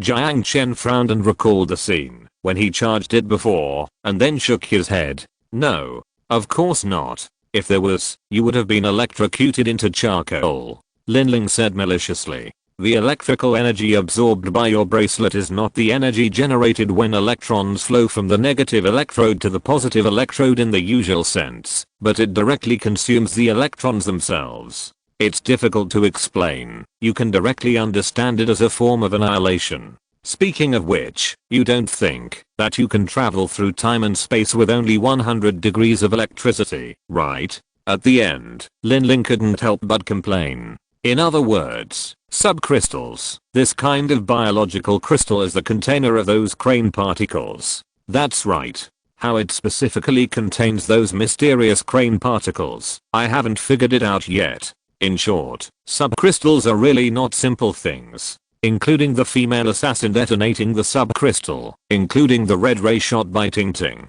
They are all phenomena caused by the decay of crane particles into 3-dimensional space and releasing energy. Lin Ling said solemnly. P.S. I'm talking about the first few chapters. Some typos are intentional. As for why, just understand. Some words can't even be spelled in Pinyin, so I can only use typos. For example, or something like that, but sometimes it doesn't refer to that aspect at all. Who on earth was so dirty as to equate with, I'm so drunk. Chapter 195. The 6th block is not peaceful. The riot that happened last night has been quelled. The assassin has been caught and imprisoned in the basement of the villa. The boss is safe and sound, and everyone is relieved. After hearing the news that the assassin had sneaked into the base, Cheng Weiguo, who was in charge of the base's defense, immediately scolded the sentries who were standing guard on the wall last night. He tore off the knight's medals on their chests that were not yet warm, and ordered them to take off their clothes and kneel on the snow for a day as a punishment for their dereliction of duty. In this kind of weather, kneeling naked for a day, I'm afraid that, even if you are injected with genetic drugs, you will lose your life. But Jiang Chen pardoned them. In his words, it was not their fault. To be able to avoid the patrol of drones equipped with infrared sensing equipment, the assassin must be really good at infiltration. And through the fight with Sun Jiao, Jiang Chen also found that this guy is indeed extraordinary. It is undoubtedly stupid to punish your own people, to vent your anger, because of the enemy's strength. Although Jiang Chen does not know how to control people, he can still do it by thinking from their perspective. This shame, use your future achievements to wash away. If you really feel guilty about me, repay me with your loyalty, not your life. Jiang Chen said this to the 5 naked knights who were kneeling for a long time because of shame. Although the Sentinel's crime was pardoned, strengthening the base's security was once again put on the table. How to use limited resources to maximize the patrol efficiency of the base. Jiang Chen proposed a simple and crude idea. All buildings within a radius of 100 meters outside the base were flattened to clear a piece of open space. Recycle as much building materials as possible and drag those that cannot be recycled to a pile 100 meters away. Without the cover of obstacles, it must not be so easy to break through the 100-meter open space under the dual surveillance of drones and guards, right? This problem has come to an end. The wall of the bedroom was smashed by bullets and needed to be renovated, so Jiang Chen had to sleep in another room tonight. However, Sun Jiao made a choice for him. She pulled him into her bedroom and prepared to interrogate him with her body about what he had done to her sister in the basement. Of course, there was no blame in it. It was just that Miss Sun Jiao, who had a strong possessiveness, was still a little dissatisfied with the fact that her man pushed her sister. The result of dissatisfaction was that Jiang Chen had to stay up late tonight. The only pitiful one was Yao. After finally recovering from the shock, the little loli mustered up her courage again and was about to propose. If you have nowhere to go tonight, just sleep at Yao's place. But Sun Jiao took the lead and could only pout in frustration at the closed door. The next morning, Jiang Chen ran into Yao, who also had dark circles under her eyes. With the guilt of not being able to fulfill his promise, Jiang Chen proposed a compensation plan. He would stay with her all day today. Is it really not heavy? Yao turned around and asked worriedly. Not heavy, not heavy, Yao is light. Jiang Chen hurriedly shook his head. With a soft smile on her face, Yao turned her head happily. Shaking her white little feet, moving her little buttocks backwards, she changed to a more comfortable position and continued to sit. But this made Jiang Chen suffer. It was not the weight, but the gentle feeling rubbing on his thighs, faintly rubbing against a part of his body that could not be described. Simply describe the state of the two at the moment. In the girl's boudoir, Jiang Chen sat on the edge of the soft bed, and Yao sat on his thighs. Taking a deep breath, he wanted to forcefully suppress the tendency to raise his head. If he suddenly stood up at this time, it would be embarrassing. However, a faint fragrance entered his nasal cavity because of his deep breath. The cerebral cortex was numb. Oops. I don't know if it was because of the hard object or Jiang Chen's hard work. Yao's cheeks gradually turned red. Big brother, you don't have to be patient. Yao lowered her head, put down the tablet quietly, and her feet gradually stopped shaking. Her long eyelashes trembled, as if she was expecting something. No, she should be patient. After a struggle between heaven and man, Jiang Chen finally restrained his desire and did not stretch his claws to Yao. Seeing that Jiang Chen did not move, Yao pouted, but did not say anything, and continued to study the professional knowledge on the tablet. Jiang Chen breathed a sigh of relief, glanced at the dazzling data on the tablet in Yao's hand, and secretly took his tablet from the table beside him to deal with work matters. The front line has a huge disparity in strength. According to the information reported by Zhao Gang, it is expected that the mutant army will be assembled in 20 days, and the river under the Zhufeng Highway Bridge will also be frozen. It can be expected that the mutants will launch a general attack at that time. The screen showed images from the Hummingbird drone. Because of the anti-aircraft machine gun, Chunan couldn't be assigned to filming and reconnaissance. Dense red dots gathered behind the snow hill beside the road, and there were anti-aircraft machine guns and infantry guns covered with white cloth. It would be great if Jiang Lin's missile was finished. He only needed to fire one at this place. Jiang Chen tilted his head in his mind, then shook his head and dialed Zhao Guoping's number far away in the 6th block. The call was connected soon. Zhao Guoping's bald head appeared on the screen. Hello, boss. What can I do for you? That respectful voice made people feel comfortable, no matter how they listened to it. I need mercenaries. Do you know anyone familiar with you in the 6th block? Jiang Chen said straight to the point. Mercenaries? Zhao Guoping was stunned. Boss, do you know about it? No? Jiang Chen's expression was a little strange. He didn't understand what Zhao Guoping was talking about. Well, there's a rumor in the 6th block recently that the remains of the staff of God are lying in a corner of the city center. Of course, the authenticity of this news has not been confirmed, and I'm still investigating. If you're also thinking about that thing, I can help you find out, Zhao Guoping said mysteriously. Staff of God. Jiang Chen was stunned. Just when he wanted to ask what that thing was, he suddenly remembered the captain's diary he saw in the virtual world. Oh, I almost forgot that you're not from Wanghei City, boss. Zhao Guoping slapped his forehead and hurriedly explained. It's a kind of space-based weapon, also known as a space orbital weapon. Well, I know, but what does that thing have to do with the 6th block? Jiang Chen interrupted Zhao Guoping's explanation. He just wanted to hear the key points now. A mysterious gold owner has placed commissions in major taverns and offered a high price of 1 million subcrystals for the remains of the staff of God. 1 million subcrystals? Damn, are you crazy? Jiang Chen was so scared that he almost stood up. Yao looked back at Jiang Chen in confusion, shifted her buttocks, and sat back on his thighs. Ahem. This amount of crystals has been verified by the notary office of the 6th Street District, and the commission has been stamped. With the official credibility of the 6th Street District, this commission should not be fake. Zhao Guoping paused, and then said, so now the mercenary group stationed in the 6th Street District has gone crazy. There are few commissions to escort caravans in winter, and those people basically soak in the tavern and wait for mold. Now someone has offered such a terrifying sky-high price, even the hunter team with not so strong strength is ready to move. Hearing this, Jiang Chen frowned. In other words, is it difficult to hire people now? Not that difficult, but the price will definitely be higher. That's okay, I'll send you the commission content later. By the way, please keep an eye on the news about the Rod of God. Yes, boss. Zhao Guoping bowed exaggeratedly. Jiang Chen turned off the communication screen and rubbed his nose. He had a bad feeling. This year's snow may be much colder than in previous years. Chapter 196 Mercenaries. Snow covered the deserted streets like a quilt. Except for the snow removal workers who walked silently, the only noise on the whole street was the cold north wind. Oh no, there is another good place that keeps the vitality of spring.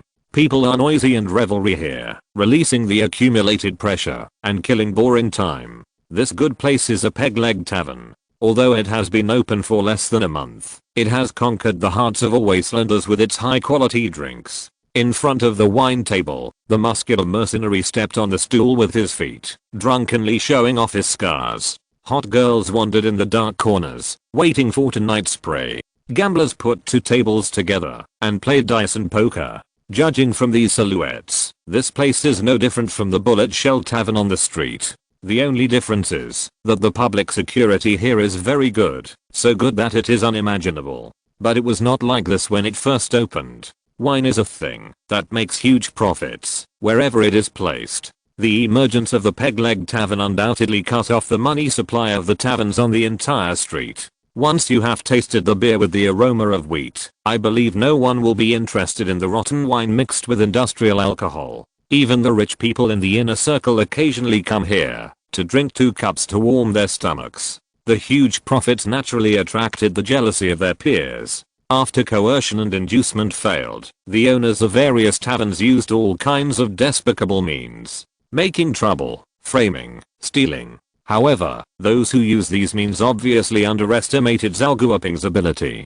He used to be a bandit, and he is an old hand in using despicable means. Bribery, illegal shooting, arson. After chopping off 6 dirty hands that were stretched out one after another, those who were ready to move finally became cautious. Then, he spread the word. The owner of this store has an unusual relationship with the 10-man committee. After hearing the news, those who were still hesitating whether to take the risk finally gave up their crooked thoughts and accepted the fact that the pseudo-leg tavern occupied the market.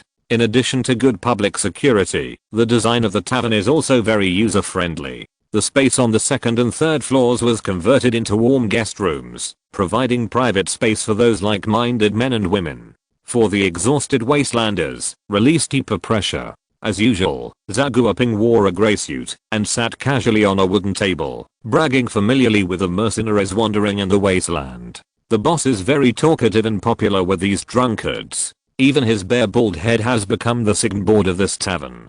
Just like the old man in KFC. As for why, it is because, as long as someone talks about something he is interested in, he will give them a free meal. In the northern part of the city center, guess what I saw? It was a mother of teeth claws. Damn it, I just wanted to get close to the nuclear bomb pit to see if there was anything valuable inside. Okay, man, the mother of teeth claws only goes back to the edge of the nuclear bomb pit when it lays eggs. They usually hide in caves in winter. You are bragging. A middle-aged uncle grinned, took out the cigarette in his mouth, and shook it in the ashtray. There was a horrifying scar on his face, stretching from his left eye to the right corner of his mouth. Because of this scar, his smile looked a little hideous. Since the one-eyed Lev said so, it must be right. That's right, Kit, the scar on this old man's face was left by the mother of teeth claws. The young man's face turned liver-colored, and he took a sip of beer in silence, to cover up his embarrassment. Zhao Guoping looked at the mercenaries who were joking with a smile, but he was thinking about when to speak, and who was worth hiring. The young man should be a newcomer, at least he was not a mercenary before. As for the middle-aged man with a Slavic face, he is a tough guy. It is said that he used to be a fighter pilot of the CCCP. After the war, he was not sent back to his country, but was brought to Wanghai City as an experimenter for a special experimental project. When the disaster came, he escaped from the laboratory with his extraordinary skills, and wandered in this wasteland ever since. However, Zhao Guoping did not intend to hire him. No matter how tough he was just a lone traveler. The boss's instructions to him were that he needed a lot of people, at least a large mercenary group of no less than 50 people. This was difficult to do, especially in this environment, where everyone was plotting to take over the city center. However, the boss's orders were absolute. Zhao Guoping's eyes glanced at the door from time to time, waiting for someone to appear. The oak door was pushed open with a bang, and a cold airflow mixed with crushed snow blew in. The man sitting at the door drinking was shivered by the wind and was about to scold the guy who opened the door. However, after seeing the face clearly, the curse words that were about to come out of his mouth were swallowed back by him. With a shaved head and a blue-gray winter suit, he looked very ordinary. After entering the pub, he did not make a fuss like the others, but sat down at the bar in a low-key manner, skillfully ordered a bottle of beer, and drank it alone. However, when he saw this person, Zhao Guoping's eyes lit up, and he walked over with a smile. Luo Yang, the leader of the Black Blood mercenary group. Although he has a common face, no one can ignore his strength and the strength of the more than 70 soldiers who work for him. How did you get today? Zhao Guoping asked in a casual tone, sitting next to him. It's terrible, except for snow, it's blood. The northern part of the city center has been explored, and a zombie nest has been destroyed. There is no trace of satellite fragments at all. After taking a sip of the wine, Luo Yang said with a tired frown. Nothing. Almost. Only when you enter the city center will you feel a little bit of awe for those stupid zombies. They are so dense that you can't see the end. Our people drove trucks, rushed forward, desperately pulling the trigger to shoot at the zombies. Even so, we almost died there twice. Think positively, buddy. After all, that place is a world of zombies. Even the death claws have to avoid it. With a comforting smile, Zhao Guoping took out a pack of cigarettes from his pocket and handed him one. Sighing, Luo Yang took the cigarette and lit it for himself. Have you got any good work recently? Did you give up the 1 million sub-crystal order? Zhao Guoping grinned. I can't take risks with my brother's life. I have a hunch that it will be a bottomless pit that can never be filled, no matter how many lives are used to fill it. When he heard 1 million sub-crystals, Luo Yang's eyes flashed with greed, but it was soon replaced by strong concerns. Compared to his peers who were flocking to the city center like flies, he still maintained some rationality. Let's talk about something happy. I just happen to have a business deal here. How much? Luo Yang asked with interest, after taking a sip. 10,000 sub-crystals. Poof. Luo Yang spit out the beer in one gulp, staring at Zhao Guoping with wide eyes. 10,000? Are you sure? I'm sure. Zhao Guoping nodded with a smile. What's the commission? Luo Yang reached out and wiped the corner of his mouth and asked cautiously. Have you heard of the Fishbone Base? Zhao Guoping asked casually. I've heard a little bit. A certain force from another province is stationed in Wanghei City and its strength is quite strong. Since the trade with the Zhao group was conducted in secret, Zhao Guoping never revealed the identity of the boss behind the tavern, so the existence of the Fishbone Base was very mysterious to the outside world. Many people only knew that there was such a survivor base in Qingpu, but even the specific location was vague. As for why, it was also obvious. There were many survivor bases of all sizes in the wasteland, but most of them were unfriendly, such as the Grey Goo mercenary group that had been wiped out. The employer is their boss. As for the content of the commission, it's on it. As he said, Zhao Guoping took out a piece of agreement from his pocket and slapped it on the bar. After hesitating for a moment, Luo Yang silently reached out and picked up the agreement, glanced at it, and his expression became more and more solemn. This is impossible. What a joke. Blocking the mutants of Site 7 by the Tapu River is sending my people to death. Really? Since you think so, forget it, although I personally think it's a pity. Zhao Guoping sighed with regret and put away the agreement. I don't see why it's a pity. No matter how much money you have, you still have to live to spend it. Luo Yang sneered. Do you think the Fishbone Base will lose? Zhao Guoping asked with a smile. As far as I know, there are more than 3,000 mutants inside 7. Although they may not be smart, they are all good fighters. Luo Yang grinned. Even if they take out half of them, there must be 1,500. With a disparity of more than 10 times in strength, only asterisk will accept this commission. Ant-like mutants will crush them into pieces, like stepping on ants. As he said this, Luo Yang took a big sip of wine and shook his head regretfully. Of course, he was not regretting the fate of the Fishbone Base, but for the 10,000 sub-crystals that slipped away from his eyes. But according to my intelligence, the strength of the Fishbone Base is not weak. For example, in terms of heavy firepower. Zhao Guoping smiled. Heavy firepower. Haha. Luo Yang grinned, expressing his disapproval. He still had some understanding of the mutants' tactics. The mutants occupying the steel plant in Site 7 use steel to the point where it can be called a luxury. Relying on pure muscle power, they charge with heavy C-shaped steel plate armor, which will be a nightmare for all the light infantry holding rifles. Heavy firepower. Well, heavy firepower is indeed very effective, but when all the mutants spread out and charge at the same time on the frozen wide river surface, how many rounds can your artillery fire? Once the mutants break through the defense line, no firepower will be used, and the next battle is likely to become a one-sided massacre. As a middleman, I don't know about the specific combat strategy, but do you think that, since it is a base in another province, if there is no certainty of victory, will they fight to the death for this piece of land in Qingpu? Whether they are sure or not, for us, the risk is too great. Luo Yang shook his head. But the risk is proportional to the profit, isn't it? Otherwise, you wouldn't have rushed into the city center with your brothers. Hearing this, Luo Yang's expression was slightly embarrassed. Seeing this, Zhao Guoping paused and lowered his voice. I have some news here. I wonder if you are interested.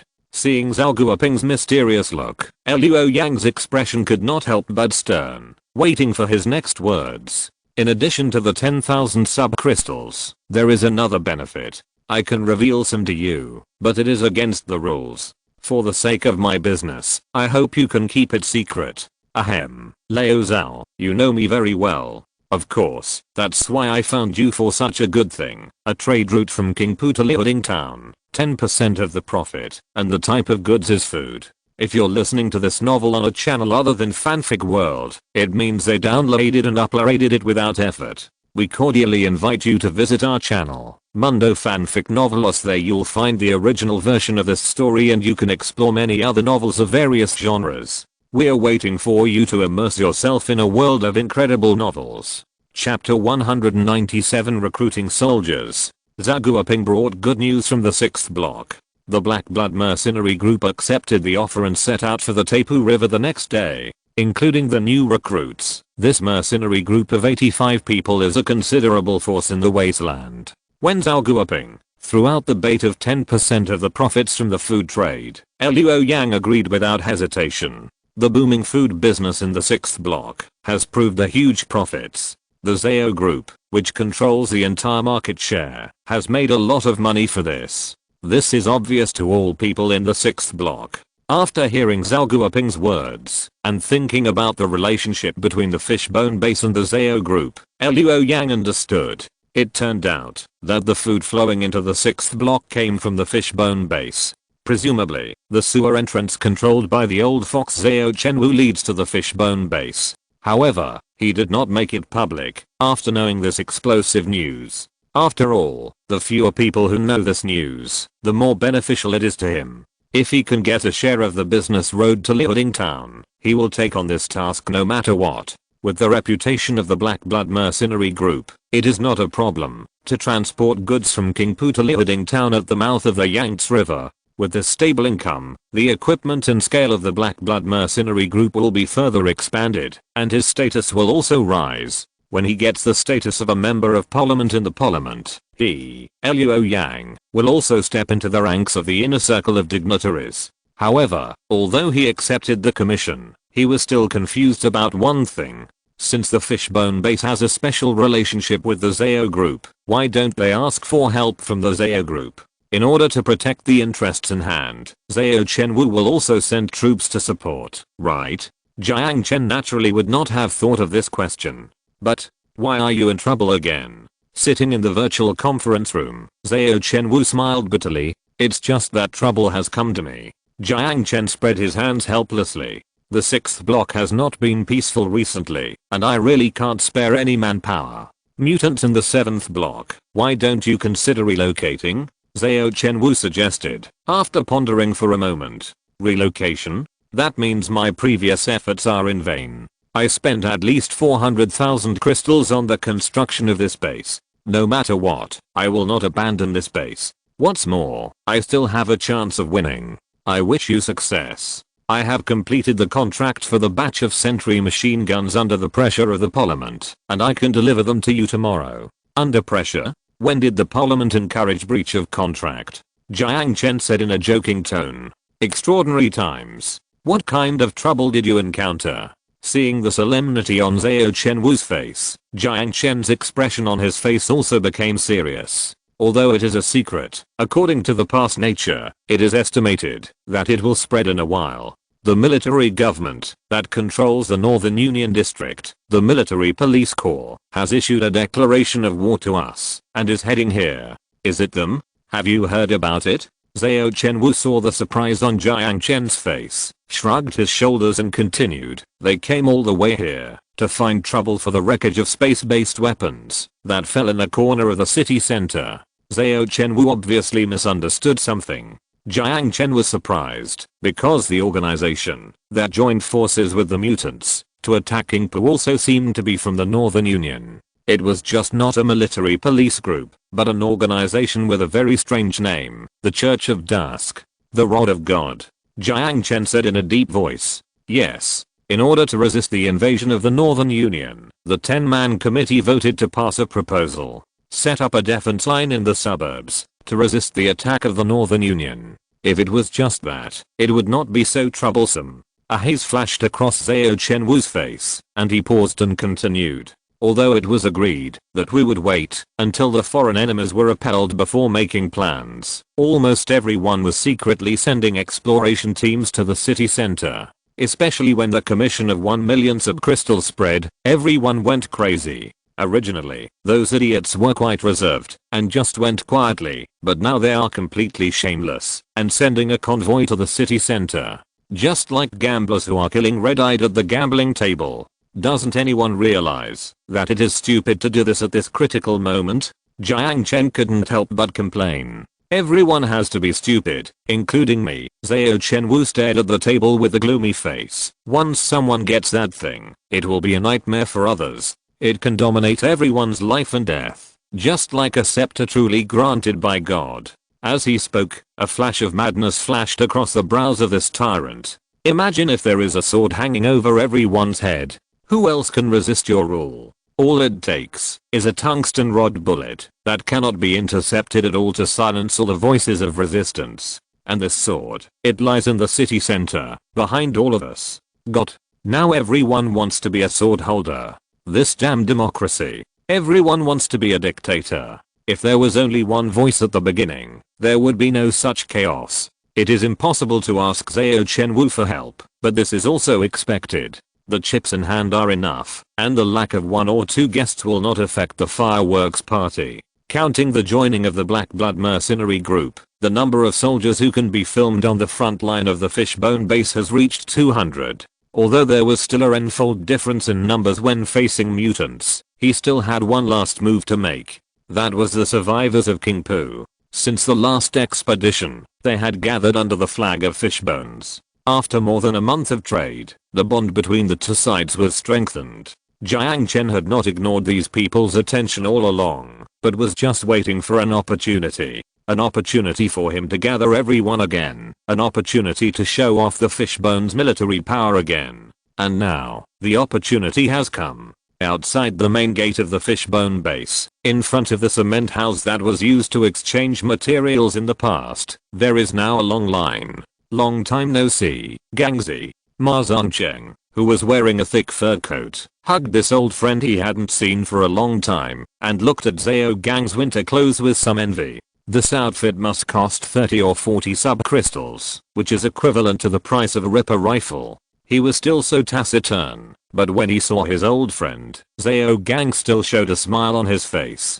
He was transferred back by Jiang Chen yesterday, and Cheng Weiguo was transferred to the front line again. Pulling Ma Zhongcheng aside, Zhao Gang handed him a cigarette, put one in his mouth, and then took out a lighter. How have you been recently? That's it. Good stuff. What brand? Made in the base. Anyway, it was brought back by the boss, saying it was an employee benefit. Zhao Gang didn't ask or think about where it came from. TSK, it's so cold in this winter. You guys are really living a comfortable life. Ma Zhongcheng said with a cigarette in his mouth, looking at the large caliber machine gun on the wall with envy. It should be us, isn't it? The two looked at each other and then laughed. The queue in front of the cement house was slowly moving forward. Everyone who came out of the house changed into a uniformly distributed winter clothing and entered the base under the guidance of the staff. According to the agreement, all survivors who joined the army of the Fishbone base will be allocated a house and enjoy the rations of upper-class citizens, while their families will enjoy the rations of lower-class citizens.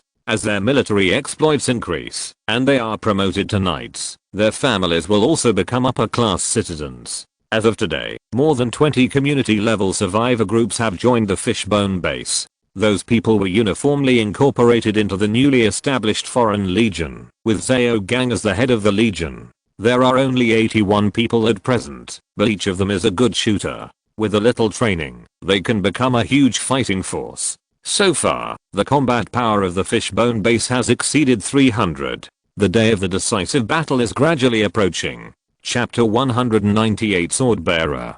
The Rod of God, formerly known as the Rod of God space-based kinetic weapon system, was deployed by NATO in 2030. However, its combat form is no longer limited to kinetic attacks. Over the past century, NATO has continuously improved the weapon system. Although the core attack capability is still the vertical strike of the tungsten rod bullet. In addition to this capability, NATO has also added high-power microwave weapons, HPM, wide-area electromagnetic pulse, EMP, projection, and ion shields and other supernatural capabilities. It has been completely transformed into a hedgehog-like existence low Earth orbit weapon platform. Although Jiang Chen has already felt the power of this weapon in the virtual world, after listening to Lin Ling's popular science, he still couldn't help but be amazed. Seeing the surprised expression on Jiang Chen's face, Lin Ling proudly raised her head, paused and continued. That thing is really powerful. It is said that in order to shoot it down,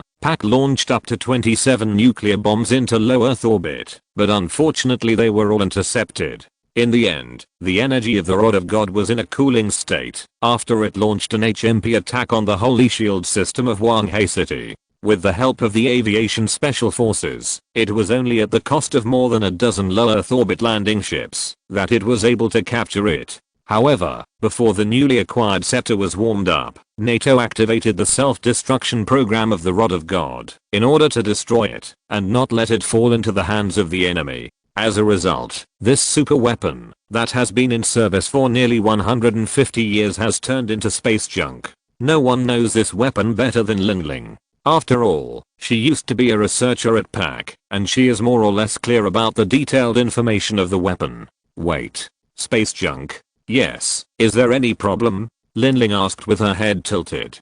Didn't the Rod of God fall to the ground?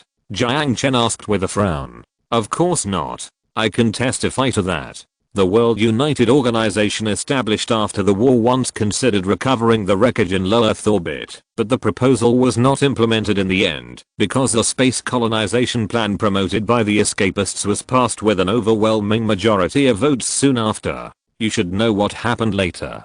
6 colony ships flew into deep space. Is that so? Jiang Chen pondered thoughtfully. Why do you suddenly ask this? Lingling asked puzzledly. Someone calculated and analyzed through supercomputers that the wreckage of the Rod of God fell in the center of Wanghei City. This is impossible. You have been deceived. Lingling denied it bluntly. Was I deceived? Jiang Chen fell into deep thought. Or, have all people been deceived? This troubled time. In the antique room, there was a miniature incense burner on the table, and wisps of green smoke were floating from it. A man with grey hair on his temples was leaning on a recliner, closing his eyes, as if he was taking a nap. Next to him stood a woman in Xiangxum. Although her graceful appearance could not be called beautiful, she was virtuous. Such an ancient style of painting was obviously inconsistent with the style of the high-rise buildings outside the window. To be able to build such a large house in the 6th block, where every inch of land is valuable, it must be a considerable strength. Indeed, the man lying on the recliner was Ko Jinsang, the boss of the Crimson Chamber of Commerce and a senior member of the 10-member committee. There was a knock at the door, and the man raised his eyelids slightly. Come in. His voice was slow and gentle, but there was no trace of old age. The door slowly opened, and a woman walked in. That face was exactly the same as the Xiangxum beauty standing next to him. It was as if they were carved out of the same mold. Apart from twins, there was only one explanation, that is, clones. All 9 members have sent large-scale convoys to the city center.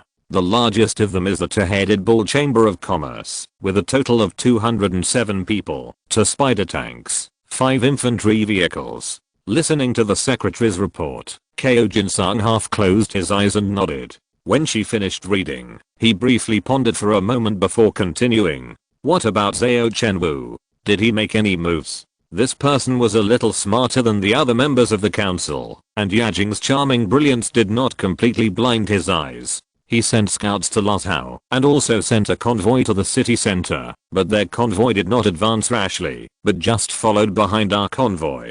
Pushing her glasses, the secretary-like woman said. Ko Jinsang suddenly laughed. The wrinkles engraved on his face by the years bloomed, and he looked like a kind old man. However, that laugh was a little sinister. Although everyone wants to be the sword holder, it would be interesting if the sword did not exist at all. Solid theoretical basis. Foreign enemies prying. These 2 points alone seem to be enough to serve as evidence of the existence of God's scepter. Based on the reason that no one else should get it, everyone reached out to the illusory sword. Is it time yet? Ko Jinsang looked at the misty green smoke on the incense burner and smiled. The expressionless secretary just looked at him quietly without saying a word. Bring that thing. It's ready. A smile appeared on the female secretary's face, and she took out a holographic computer pen from her pocket and handed it to him. He took the holographic computer pen, but his index finger stopped on the start button. 2 faces were reflected on the metal shell, one old and one young. The young face belonged to his wife, who was very weak and could not even survive the first year. Before he died, he promised her that he would bring order to this chaotic wasteland, then go down to accompany her. After the collapse of all civilizations, a new civilization will be born in the ruins. The new civilization reborn from the fire will be stronger than ever. It will learn from the lessons of the previous civilization and abandon the weaknesses of the previous civilization. In this radiation-filled ruins, it is not only the claws of aliens and the gun skills of humans that have evolved, but also something higher. 13 years ago, the wall of the 6th block was completed. In this settlement, built by the survivors, the fire of civilization was born. However, this fire has been dormant for too long. Even if the expedition has brought it prosperity, it only stays at the level of prosperity. Whenever their own interests are touched, the parliament will quarrel endlessly. Without a unified voice to issue orders, nothing can be done. He has had enough of endless quarrels. People from the Northern Union District may come, but definitely not now, and they are definitely not for the rod of God, but for something else. 10 years ago, the Northern Union District completed its unification. If this continues, the 6th block will not be their opponent, and will only become the dust of history. However, everything here is his hard work, and he cannot bear to go to such an end. This land needs dictatorship. Is it a hero or a sinner? Can only history judge it? Ko Jin-sung muttered to himself, and closed his eyes. Suddenly, he opened his eyes, and looked at the secretary in front of him. "Kinlan, can you lend me some courage?" The woman said nothing, but put her hand on his hand. The Jiang woman standing next to him also walked over silently, and stretched out her hand. He took a deep breath, and the crazy expression returned to his face. "Well, let's start." He pressed the button. A fire broke out, and the villa of the owner of the Crimson Chamber of Commerce in the 6th block was burned down. Rumor has it that it was a conspiracy of the Jiao group who was plotting the treasure. At the same time, dozens of kilometers away in the city center, a fire broke out at the same time. The smoke of the civil war. I have been so busy lately that I came back to update right after finishing my classes. I don't know if I can pass the professional course exam. Please bless me TT. Chapter 199 Civil War. What do you think the boss is going to do? A soldier holding a rifle and wearing carbon nano armor walked in the front of the team. I don't know. The comrade walking beside him seemed very silent. The tactical helmet blocked the expression on his face, but from his posture of looking around, one could see the uneasiness in his heart. They belonged to the private soldiers of the Jiao group. 2 spider tanks, 5 armored vehicles, 4 modified trucks, 20 power armors, and 120 infantrymen. 80% of the combat power was put on the gambling table. There were still 5 kilometers to go, and they would enter the city center. There were nuclear craters everywhere, and it was a deadly place that even the Deathclaws dared not easily set foot in. The order Jiang Chen gave them was very ambiguous: follow the convoy of the Crimson Chamber of Commerce, and wait for orders. Just follow. It was not only the 2 sentinels walking in the front row who were uneasy. The convoy leader Chen Wei, who was sitting in the armored vehicle, also frowned.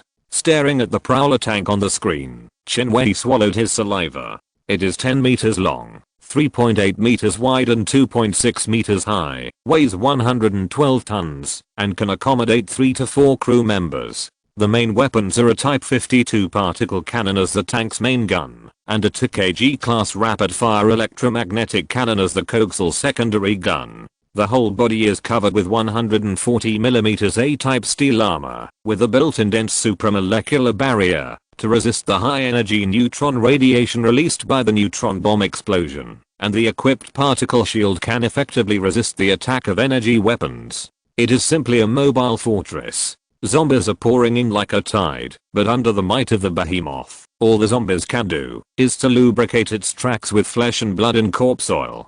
The main gun as thick as a thigh is covered with snow, and it has never fired a single shot since it left the base. The 2 kg class coaxial electromagnetic cannon also seems very quiet, and only occasionally, when it sees a behemoth like a meat mountain, it will likely fire 2 shots. One shot blow away the arm protecting the head, and the other shot blow off the head without a neck. Under the might of this steel behemoth, even in the dangerous city center, the 2 teams did not encounter much resistance. They stopped. The sentry walking in the front row said casually, "It's probably time to rest." Because the zombies in front had been cleared by the people of the Crimson Chamber of Commerce, they didn't even need to do the job of reloading, so they could run away so easily. The expression under the sentry's tactical helmet gradually turned into horror. No, something is wrong. Their cannon, buzz. The sound of the shells being fired interrupted his exclamation. The 2-kilogram mass bullet easily separated his flesh and blood, and lifted the top cover of an armored vehicle. We were attacked by friendly forces. Damn, what do they want to do? Hide. Rush into the bunker, quickly. Everyone listen, that's not a friendly force. Repeat, that's not a friendly force. Chen Wen's voice rang out in everyone's communication channel, and all the vanguard troops who were fleeing in a panic were stunned at first, and then began to fight back. The shuttle-shaped spider tank slid around the main road, and the 6 pairs of road wheels split in the middle, forming 4 square-shaped mechanical legs, which quickly climbed to the top of the half-collapsed building. The remaining 4 armored vehicles and modified trucks also quickly turned to the corner, using the terrain to avoid the barrel of the prowler tank. The infantry found cover on the spot, took out rifles and rocket launchers, and began to fight back. Because he felt something was wrong from the beginning, Chen Wen ordered the team to form a long line. Although forming a long line in the city center is not as good as a square line to resist the impact of zombies, if there is an enemy in front, the rear can quickly disperse and minimize the loss. Have they found the satellite wreckage? Chen Wei hammered hard on the armor shell and stared at the picture transmitted from the soldier's tactical helmet. That arrogant attitude completely ignored the rockets flying towards its armor. Even though he had 2 spider tanks on his side, he still didn't have much chance of winning. Approved to fight back, 4 large orange-yellow characters appeared in the center of the screen. Chen Wen's face immediately showed a bitter smile. He had already started to fight back. Although he still hoped that his boss could mediate the war through negotiation, it seemed that he had no choice but to bite the bullet now. Boom. 2 shells burst out from the half-collapsed roof at a 50-degree angle, dragging orange arcs of light, fiercely hitting the turret of the prowler tank, and then being fiercely bounced into the window of an abandoned store nearby. Bounce. The dark blue arcs covered the outer shell of the tank, and there was not even a trace of dent left on the flat armor surface.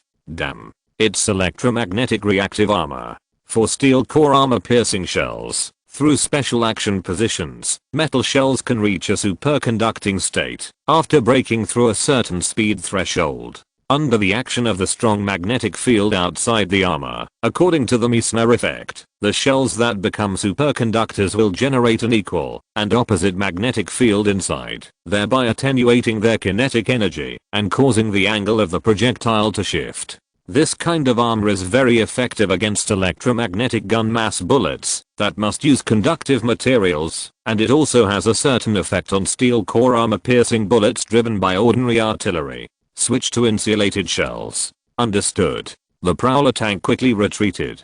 Due to the limitation of the gun barrel elevation angle, it could only aim at the spider tank that climbed to the roof by pulling away. However, the spider tank, which occupied the advantageous terrain, would never let it succeed. While keeping moving, it fired at the steel behemoth on the road. Zombies, Crimson Chamber of Commerce, Zao Group.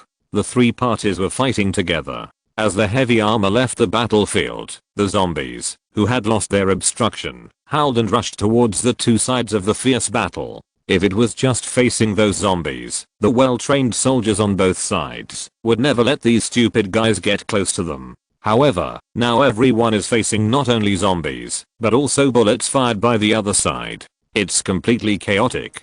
Damn, their firepower is too strong. We need support. The soldier in carbon nano combat uniforms, leaning against the bunker and firing at the zombies running towards him, covered his communication equipment and roared wildly. Someone's down. Medic. Damn, it's the Death Claw. Zombies have broken through the defense line. Request armored vehicle support.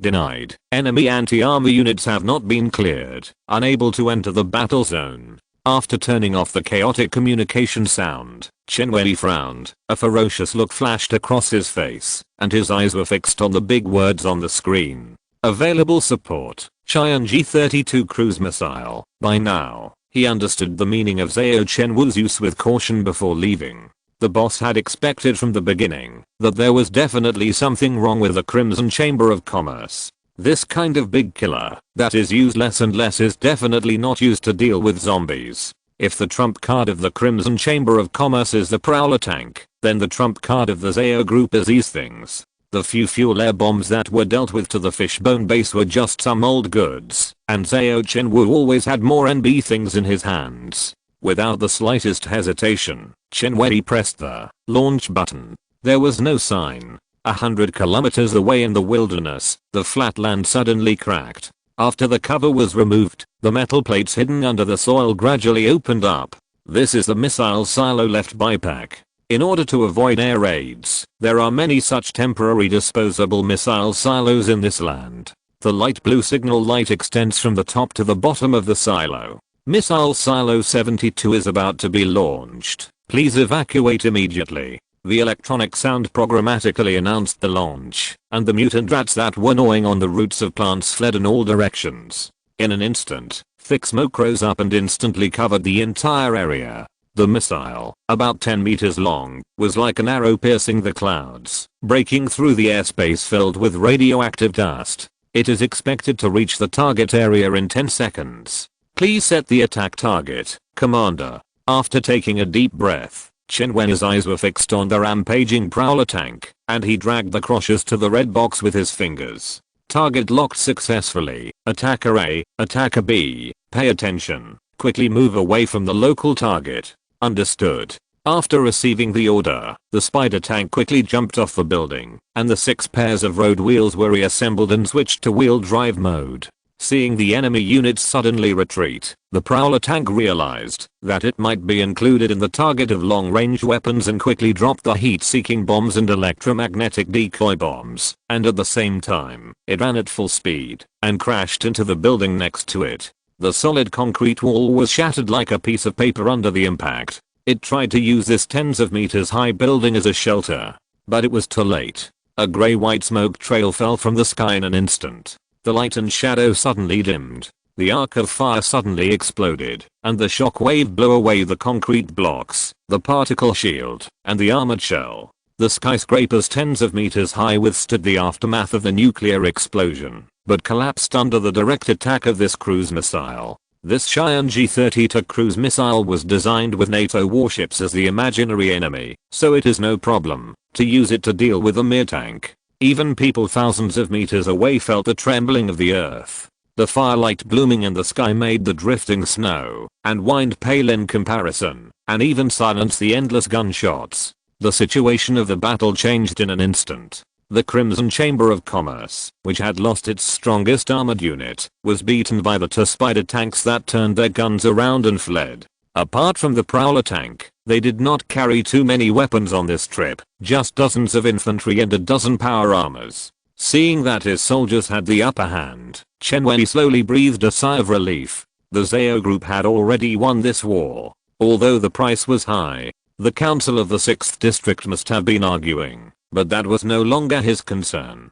The gunshots gradually became sparse, and the soldiers of the Crimson Chamber of Commerce burst out with the courage to fight to the end, and resisted to the end. But this still could not change their defeat. The enemy units have been cleared. Hearing the communication tone coming from his ears, a touch of relief flashed across Chen Wen's face. Contract the front, put down the isolation wall to block the zombies, take a break, we are going to go back. What is that? Oh my god.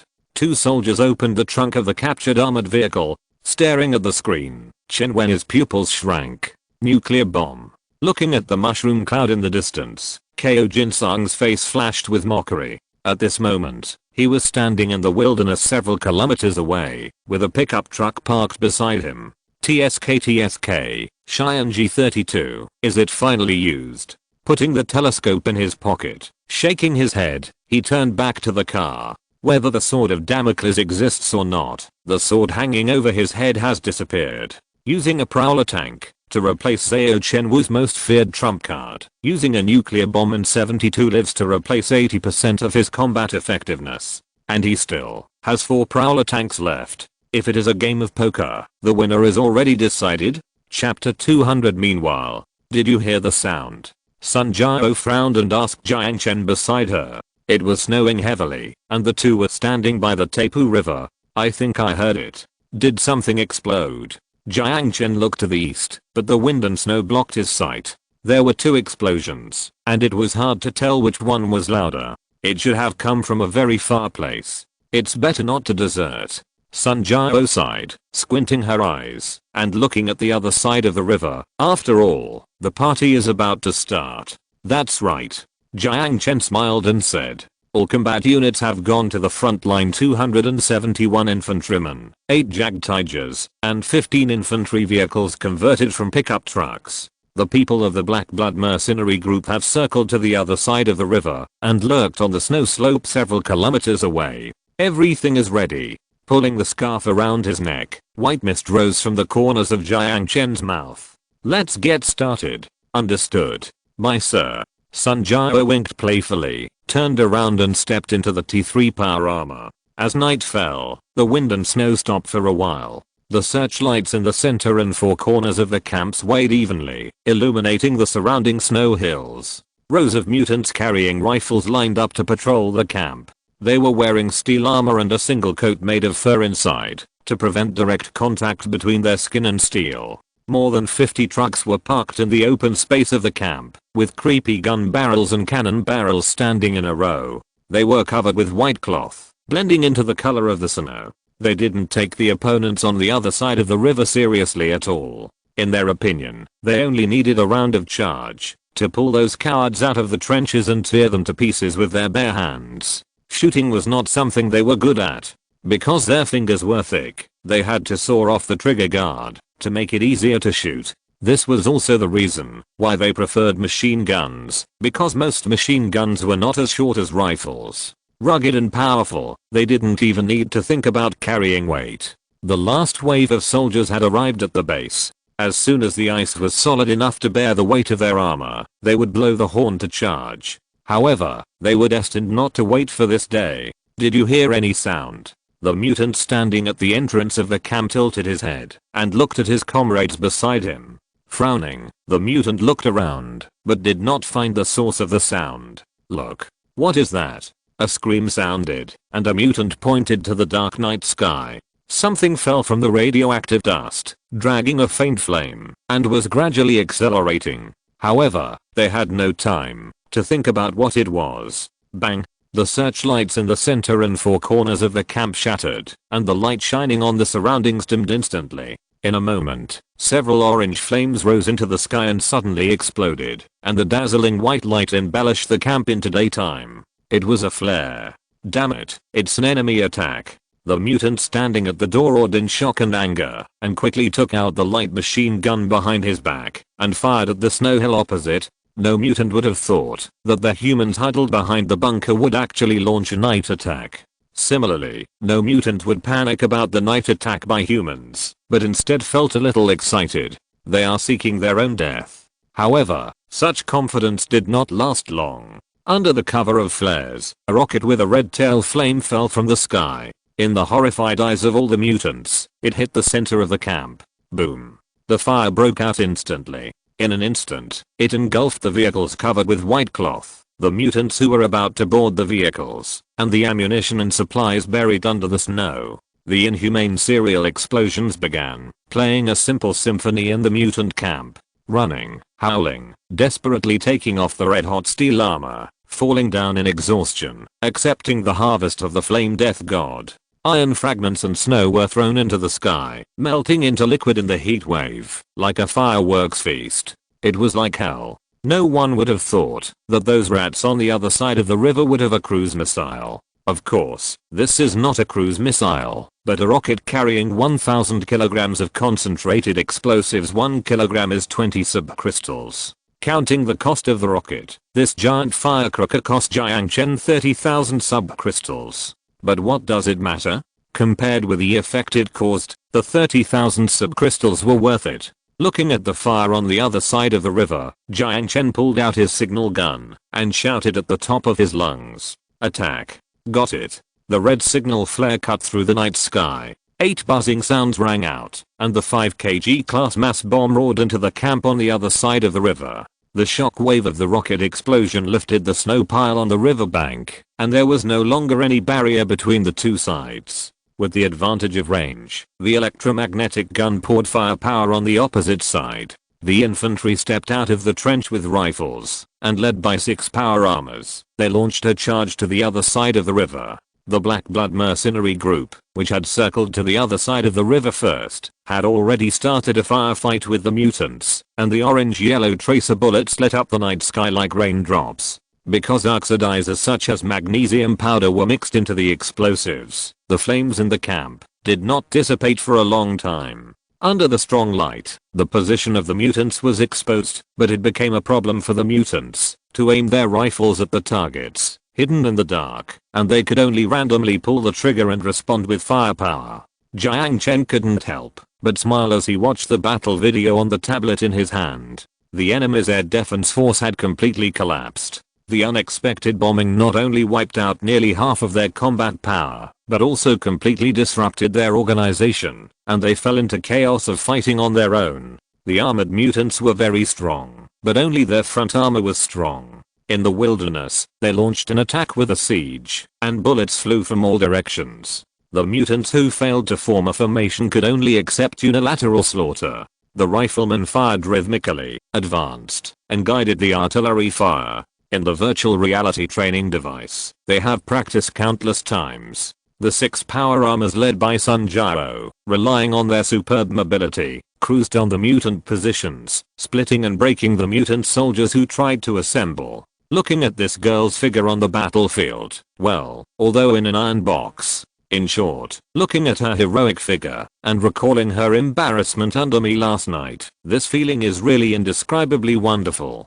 Jiang Chen coughed dryly with his cheeks slightly red, and threw all these unhealthy thoughts out of his mind. The war is drawing to a close. The soldier who broke into the camp hit the dying mutant with the butt of his rifle, and took out a dagger to finish him off. No prisoners are needed. Death is the best fate for these beasts. He put away the tablet, and turned to board the assault infantry vehicle. Cross the river. Yes, sir. As the leader of the base, Jiang Chen more or less realized that he could not rush to the front line like a soldier.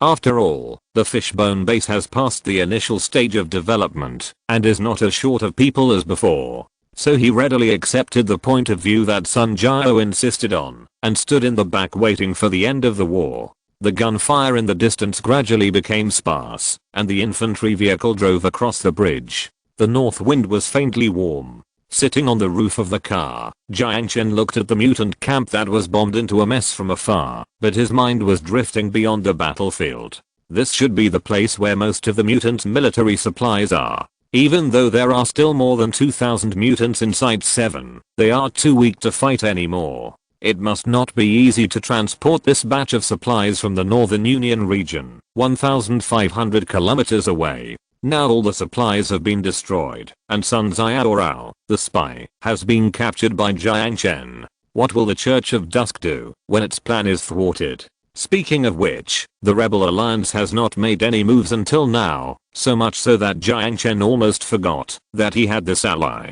What are they planning? End of this chapter. Thank you very much for reaching the end. Don't forget to like. Looking for more exclusive content and immediate access? Subscribe to our Patreon. Remember, every like, subscription, or donation encourages us to continue. Thanks to everyone. See you in the next video.